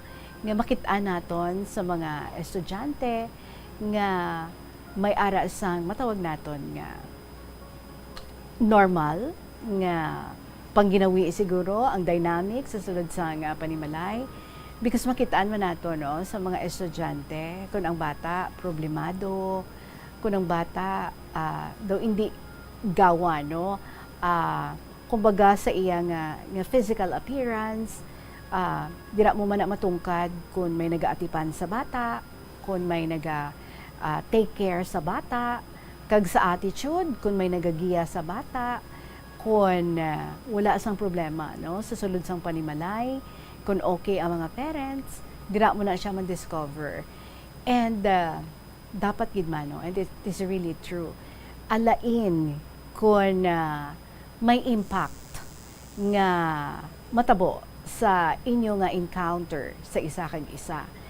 Hindi pwede lang, no, nga nabaw lang ang imo nga pag-deal sa ila. Kinahanglan kumbaga daw sudlan mo gid, no, ang ila nga personalidad so that mas maka-help out ikaw sa bata, mas maintindihan mo nga amo sina ang behavior sa isa ka bata sa sulod sang klase. And you would never know the little things that you do, your kind words, your motivation sa ila, your kindness, ang mga little help nga ihatag mo sa ila, your good advices, amo gid dinhi, no, nagahatag impact kag nagahatag inspirasyon sa ila. Little something that we might consider, pero para sa ila, that's already something so great. Na bisan graduate na sila, bisan nakahali na sila sa imong advisory or nakahali na sila sa imong section, but yet ang tanan nga mga kaayo nga ato nga imo ginpakita, your good actions, your kind words, ang imo nga pag-reach out would forever, no, remain in their hearts. And even many years after, like say ang inyong encounter had been that close, kag mahambal kita naka-impact gid, no, may impact gid nga gin-bring sa isa kag isa, di ba? You will never forget each other, and you are both, no, excited to know years later, ay kumusta na estudyante ko nga amo sini, and sumayon sang estudyante, ay kumusta na ihan si ma'am ko nga amo sini, kaway kakabalo, dako-dako gali ang influence nga imo ginhatag sa sina nga bata, nga nangin bit niya, nangin armas niya man, no? As he or she progresses sa iyang pagtuon from high school, and then nagkadto sa college, hasta nga nakagraduate, and hasta na nga nakakita sa trabaho, or maybe bisan diin man siya, no, gindala sang iyang kapalaran. But atong mga encounters nga ato nga nakabilin sang deep meaning para sa ila will never be forgotten. Apisar, no, nga malawig pa nga mga tinuig ang magkalatabo. Ang ganina, no, good teacher teaches, but a great teacher kuno inspires.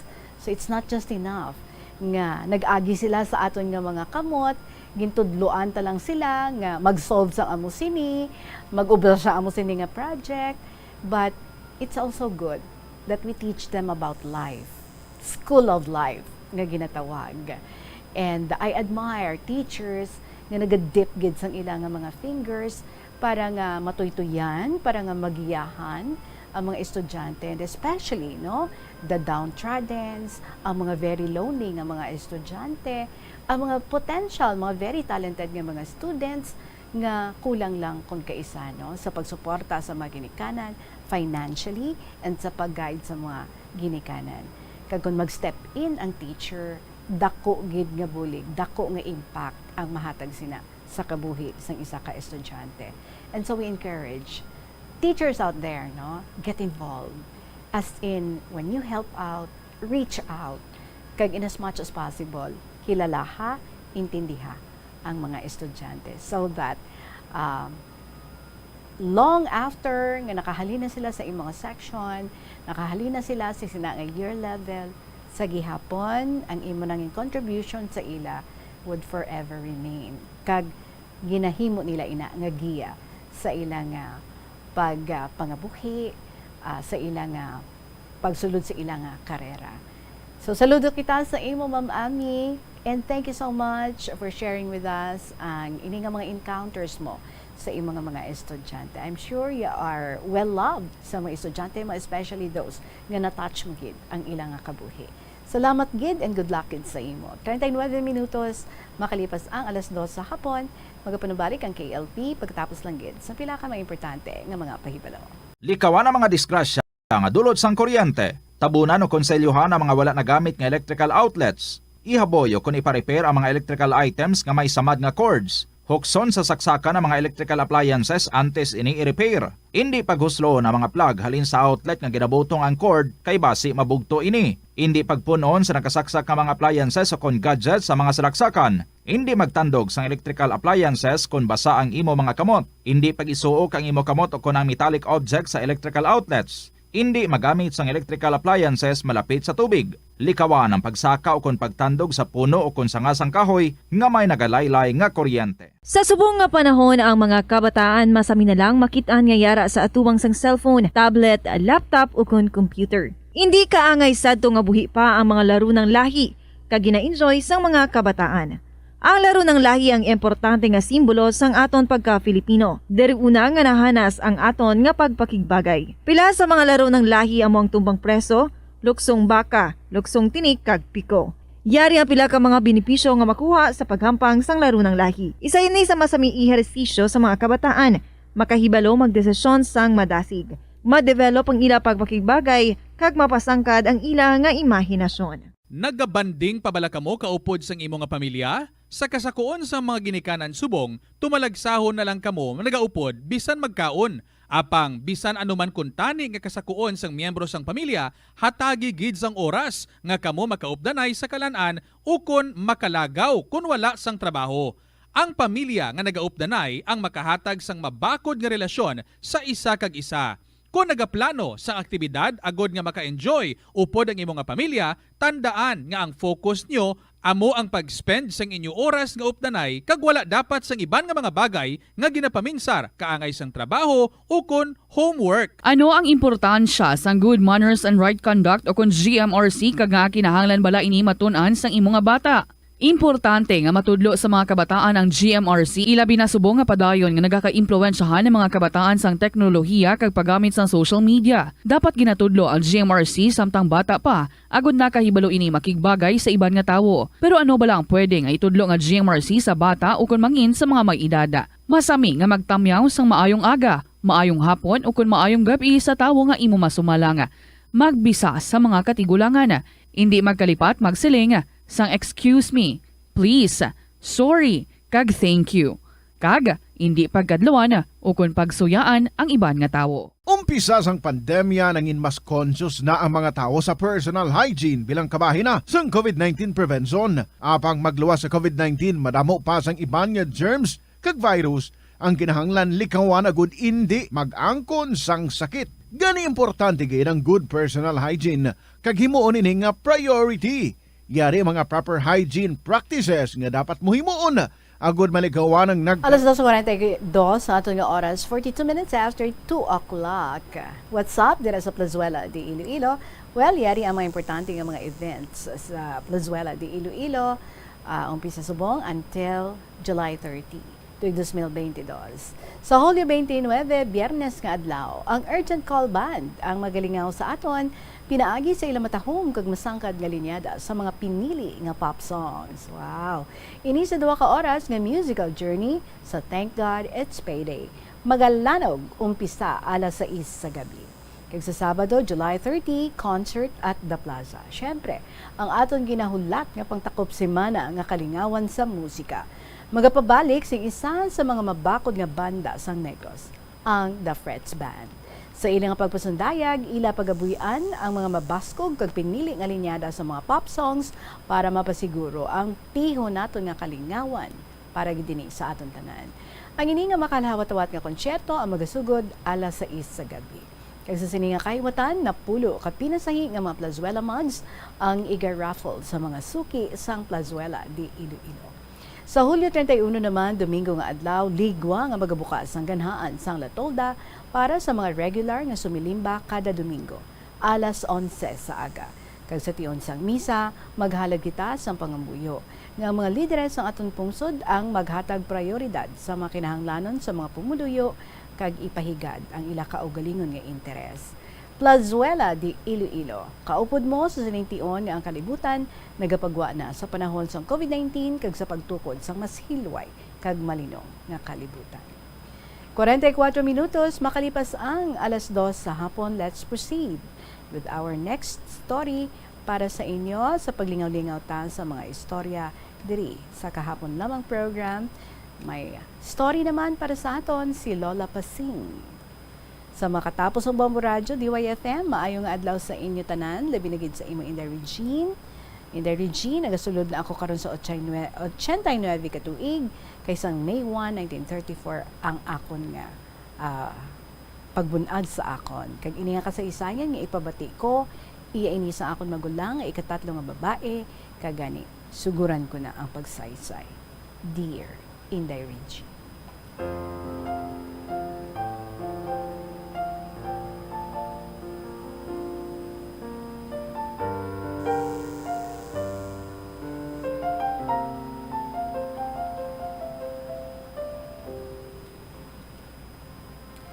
May isa ka pamilya na patay na ini sila tanan. Isa sina kaadlaw. Ang bana, si Salustiano ang ngalan. Ang asawa, si Corning. Ang bata nga magulang, si Aning. Kagang manghod, ang musiliding. Isa sina kaadlaw. Ang bana nga si Salustiano, naghambal kay Corning. Maayo pa, malakat kami sang 2 ka bata sa Sitio Dagami, Banwa sang Maasin.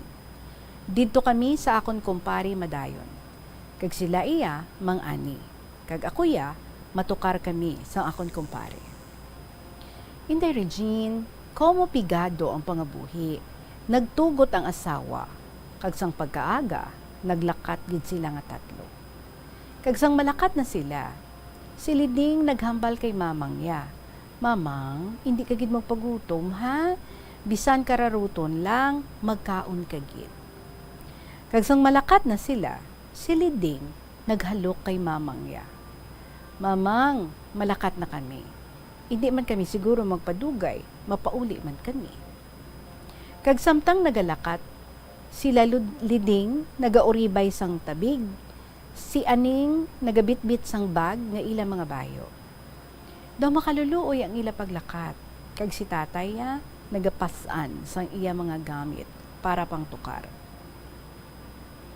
Sa daw mga 4 na kaadlaw, sa laktod nga istorya, si Liding naghambal kay manang bugasontang aton parte, kag magpauli kita una. Kag maghambal sila sa kay papa niya, Papang, mapauli kami anay ni manang una. Hambal ni papa nila, oo, mauna lang kamo. Hambal niya, kay may tukar pa kami sang kumpari ko sa kasal.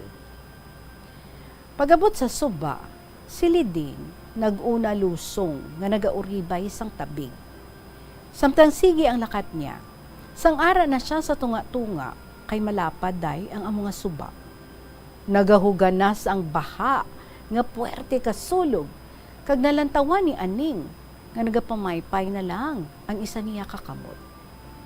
Inday Regine, ang iya tabig nga may unod 1.5 gantas nga bugas, amo ato ang nagpalugdang sa iya. Inday, si aning nagadalagan nga nagahibi pangita kay papa niya, kag didto niya pa nakita sa kasal. Maayo lang kay malapit lang. Nagadalagan siya nga nagasinggit, Papang, dala sa mga lalaki, masalom, siliding na lumos. Kumo Inday Regine, kay madalom na ang mga suba, na ayawan sila kasalom. Wala gid nila makita si Liding. Inday Regine, pasensya ka lang sa akon sulat, kay nagauntat-untat ako, nagapamahid pa sa akon mata, kay nagaluha. Labot pa ang akon antipara, nagalubog ang kristal. Inday, nagpauli na lang si papang niya, kag si aning, kag pag-abot, daw hindi mahusayan, nagatumba-tumba ang iloy, sang pangalisod, kag nagasiling. Paglakat na niya, naghalok gid, kag magsiling nga hindi gid ako magpagutom. Day, nagsiling ako sa ila, tama na, ang maayo na lang magpangamuyo kita sa Ginoo, nga bisan paano ang iya sitwasyon, makita ta pa siya. Sa malipot nga istorya, Inday Regine, may nagpanawag, chay pasing, ay, wala ka mo makabati, nagpanawagan sa DYFM sa Bombo Radio. Kung sino sa inyo nadulaan sang isa sa inyo panimalay, kadtuan lang ninyo sa munisipyo sang Cabanatuan. Kay ari diri ginsagop ni Mayor. Inday Regine, daw maano ako sa kalipay. Nagsulod gid ako sa kwarto ko kag magpasalamat kay Lord. Inday, nagasulat lang ako pero nagatululo lang ang sipon ko. Inday, naglakat kami nga 5, pero wala ako kadumdum kung sino ang mga upod ko. Basta, ara lang ako. Inday Reg, hamak mo, na daw halukan ko ang bangkay, kay siliding gid. Hala lang ko sang hibi, pero ay ako gatanaw sang hitsura, kay puro lang pilas ang guyan niya. Inday Regine, diri ko isaysay sang pagkakita sang duha ka bata. Inday, samtang kuno nga nagapatubog sila sang karabaw, may nalantawan sila nga nagaputi sa pihak nga pangpang. Naghambalanay sila nga duha. Dali abi kadtuan ta, kag sang malapit na sila sa bangkay. Ang isa ng siling, dali, manugid dato kay mayor sa munisipyo nga may patay sa pangpang. Nagakayaon kuno siya day, ngang iya nahigdaan nga mga kahoy-kahoy, daw gintupad-tupad gid nga maghapin gid, kag didto siya nagtungtong. Pagkabati ni mayor, nagtawag siya dayon sang iya mga tinawo sa munisipyo, kag ipakuha ang bangkay. Pag-abot, nagpasugo naman siya tawo sa paglakat sa Bombo Radio DYFM nga ipapanawagan. Sa malipot nga istorya, gindala namon pauli si Liding, kag sa wala madugay, ginpalubong. Inday Reg, amugid inaday, kung wala ka sang bulubinhod sa kalibutan, kag maayo ka lang sa pareho mo, sabton gid ni Lord ang imong nga pangamuyo. Diri na lang kutob ni Regine. Pasensya lang sang agi ko kay medyo pigado na ang mata ko. Ang tagpadala, Lola Pasing sang Gimaras. Kag may ambahanan ako ilihog sa imo. Ang Diyos gatoy-toy sa aton. Sa malinong kag bugana ang halalbon, ang Diyos gatoy-toy sa aton. Sa diin ang tubig matinaw gailig, ang Diyos gatoy-toy sa aton. Tubig kag baha sa kasubo, apang maagi tanan sa dugo. Siya nagatoy-toy sa kasakitan, bisan tanan mag-ambahan. Madamo iday nga salamat, tawag na ako sa kay Lola Pasing sang Gimaras.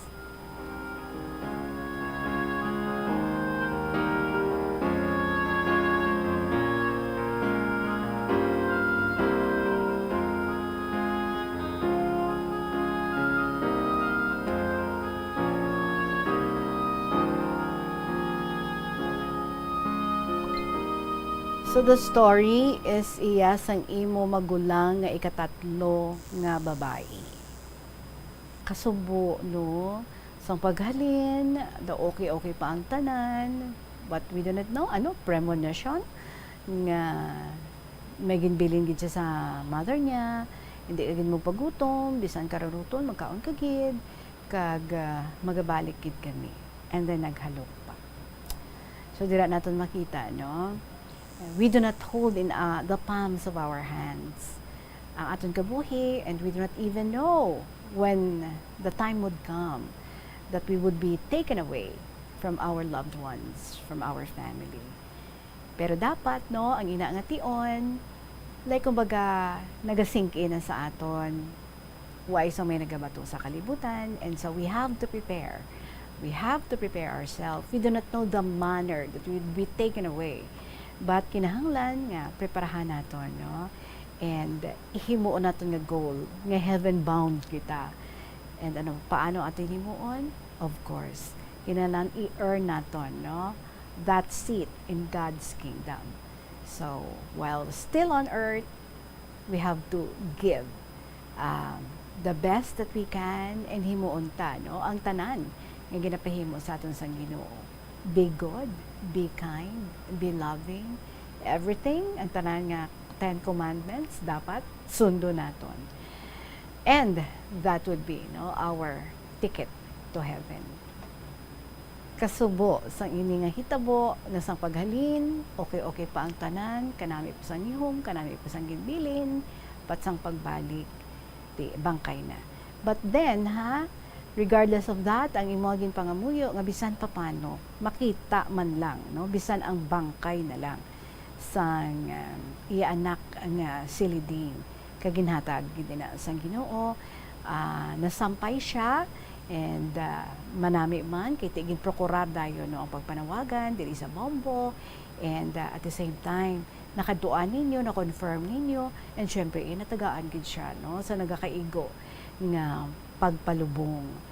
Kay kasubogid man, no, nga tiya mo lang na, hindi mo na yung makitaan, bisan ang lawas. So, like, kumbaga, nagapangabuhi ka lang, pero hindi ka sure, napatagid man to siya, or basi kung buhi pa siya. But, your prayers were heard, nga ipakita lang, no, bisan ang bangkay na lang. So, God is indeed good. Thank you so much, kids, sa imo Lola Pasing for another story. And yes, ang bilin niya every week. May letter siya para sa aton. Weekly stories. Salamat, Gid. Magpapanumbalik ang KLP pagkatapos ng Gid sa pila kami importante ng mga pahibalo.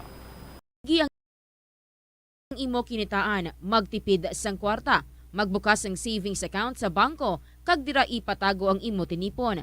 Hindi magastos ang sobra sa imo ginakita. Unahon nga baklon ang imo mga kinahanglan, kag hindi ang gusto mo lamang nga baklon. Hindi magsulod sang madamo nga kwarta sa imo wallet agod hindi ka matentar nga maggasto. Maghimo sang weekly budget plan para sa pagkaon. Likawan ang masami nga pagkaon sa gwa o kon sa mga fast food chains kag restaurants. Maghinay-hinay sa paggamit sang credit card. Hindi magpinangutang kon hindi man lang kinahanglan. Magpangita sa iban pa nga source of income. Tipigi ang imo ikaayong lawas agod makalikaw sa balatian kag sa dako nga kagastuhanan sa ospital. Ang Dinagyang Festival ang isa sa mga dalagko kag world-class festivals sa Pilipinas. Ang nasambit nga festival ang ginahalad kay Senyor Santo Niño. Iniman ang nagakomemorar sang pag-abot sang Malay settlers kag ang legendary barter sang Panay Island gikan sa mga natives nga mga ginatawag ati. Ang dinagyang season sa Iloilo City ang ginasaulog kada Enero kag ang highlight sini amo ang Ati Tribe Competition kada ika-4 nga Domingo sang Enero. Tag sa katribo ang nagapasundayag sang ila pinasahi nga choreography nga may madinoagon nga tribal costumes kag props sa diin ila ginapakita ang pangabuhi sa Panay antes ang Spanish colonization kag advent sang Catholicism sa pungsod. Mga kabombo nga motorista, yari ang mga pamaagi agud makatipid ka sa gatong. Ipasiguro nga yara permi sa maayong nga kondisyon ang imo salakyan. Check yara ang imo nga goma kag siguraduha nga yara sa husto nga tire pressure. Likawan nga naka-idle ang makina sang imo salakyan bangod nagakonsumo ini sang gatong. Buksi ang bintana sang imo salakyan kag magamit lamang sang aircon kung kinahanglan. Hindi pagkargahan sa mabugat nga mga bagay ang imo salakyan kung hindi mo man ini kinahanglanon. Likawan ang maghimo sang short trips kag pagkamaayuhan nga mag-commute na lang o kung maglakat-lakat kung malapit man lang ang imo kadtuan. Likawan ang aggressive driving kag padalaga na ang imo salakyan sa husto lamang nga katasigon. Ang pagpain o kung pagsegregate sang basura umpisa sa panimalay nagahimo sa imo nga isa ka responsable nga pumuluyo sa imo komunidad. Kung ikaw nagapain na sang basura Sosyong apektado sa pagtaas ng kasos ng COVID-19, ang Plazuela de Iloilo nagatanyag sa inyo sang The Green Tents. May siyam ka tents nga may kasangkaron nga 3x3 meters sampat gid sa inyong negosyo. Ini nga mga green tents ang nahamtang malapit sa Plaza Mayor sang Plazuela de Iloilo. Ini nga mga green tents ang perfect place gid sa imong negosyo bangod sa open air setting sini. Agod nga malikawan ang paglapta sang COVID-19. For inquiries, palig mag-contact sa kay Feby o kay Michelle sa telephone numbers 0906 106 5060. Pwede man sa 0936-489-2172. Plazuela de Iloilo, together with you as the world exits the COVID-19 era and in building a better and a peaceful world. Toto Subang sang Iloilo, I will be contacting you. Good, because my contact number man ikaw ang ginbilin diri. Ang schedule ta sa pag-interview sa imo would be this Saturday, and that would be July 30. For the meantime, kamo dira mga kabombo, feel free. Magsulat man in your free time. I'm sure you have lots of free time nowadays. Kaya damo pa, no? Nga nag-stay at home lang, nagasaka ang kaso sang dengue, then mapatian naman natin mga cases sang COVID, ara-ara naman. So let us all be careful. So in your free time, write your stories. I-email na sa bombo_iloilo@bomboradio.info or pwede man sulataan, no? Take your time sa pagsulat sina. Pwede man mauntat-untatan. Hindi ka nang lano, nga i-pressure nyo kita inyong kaugalingon. Kung pugok naman ang inyong dughan, untatian ay, relax. And then, continue naman. Kung tapos yun na ina, pwede nga lakipan sa mga pictures ng inyong mga stories, i-email nyo man, or isulod nyo man sa sobre, and ipadala ninyo, care of, sa kahapon lamang program, DYFM, Bomboradio, Iloilo, Sky City Tower, Mapa Street, Iloilo City. Madamong salamat for your time. I will be waiting for your stories. See you next time. Sa gihapon, ininyo alagad si Tita Regine para sa kahapon lamang program. Good afternoon and God bless.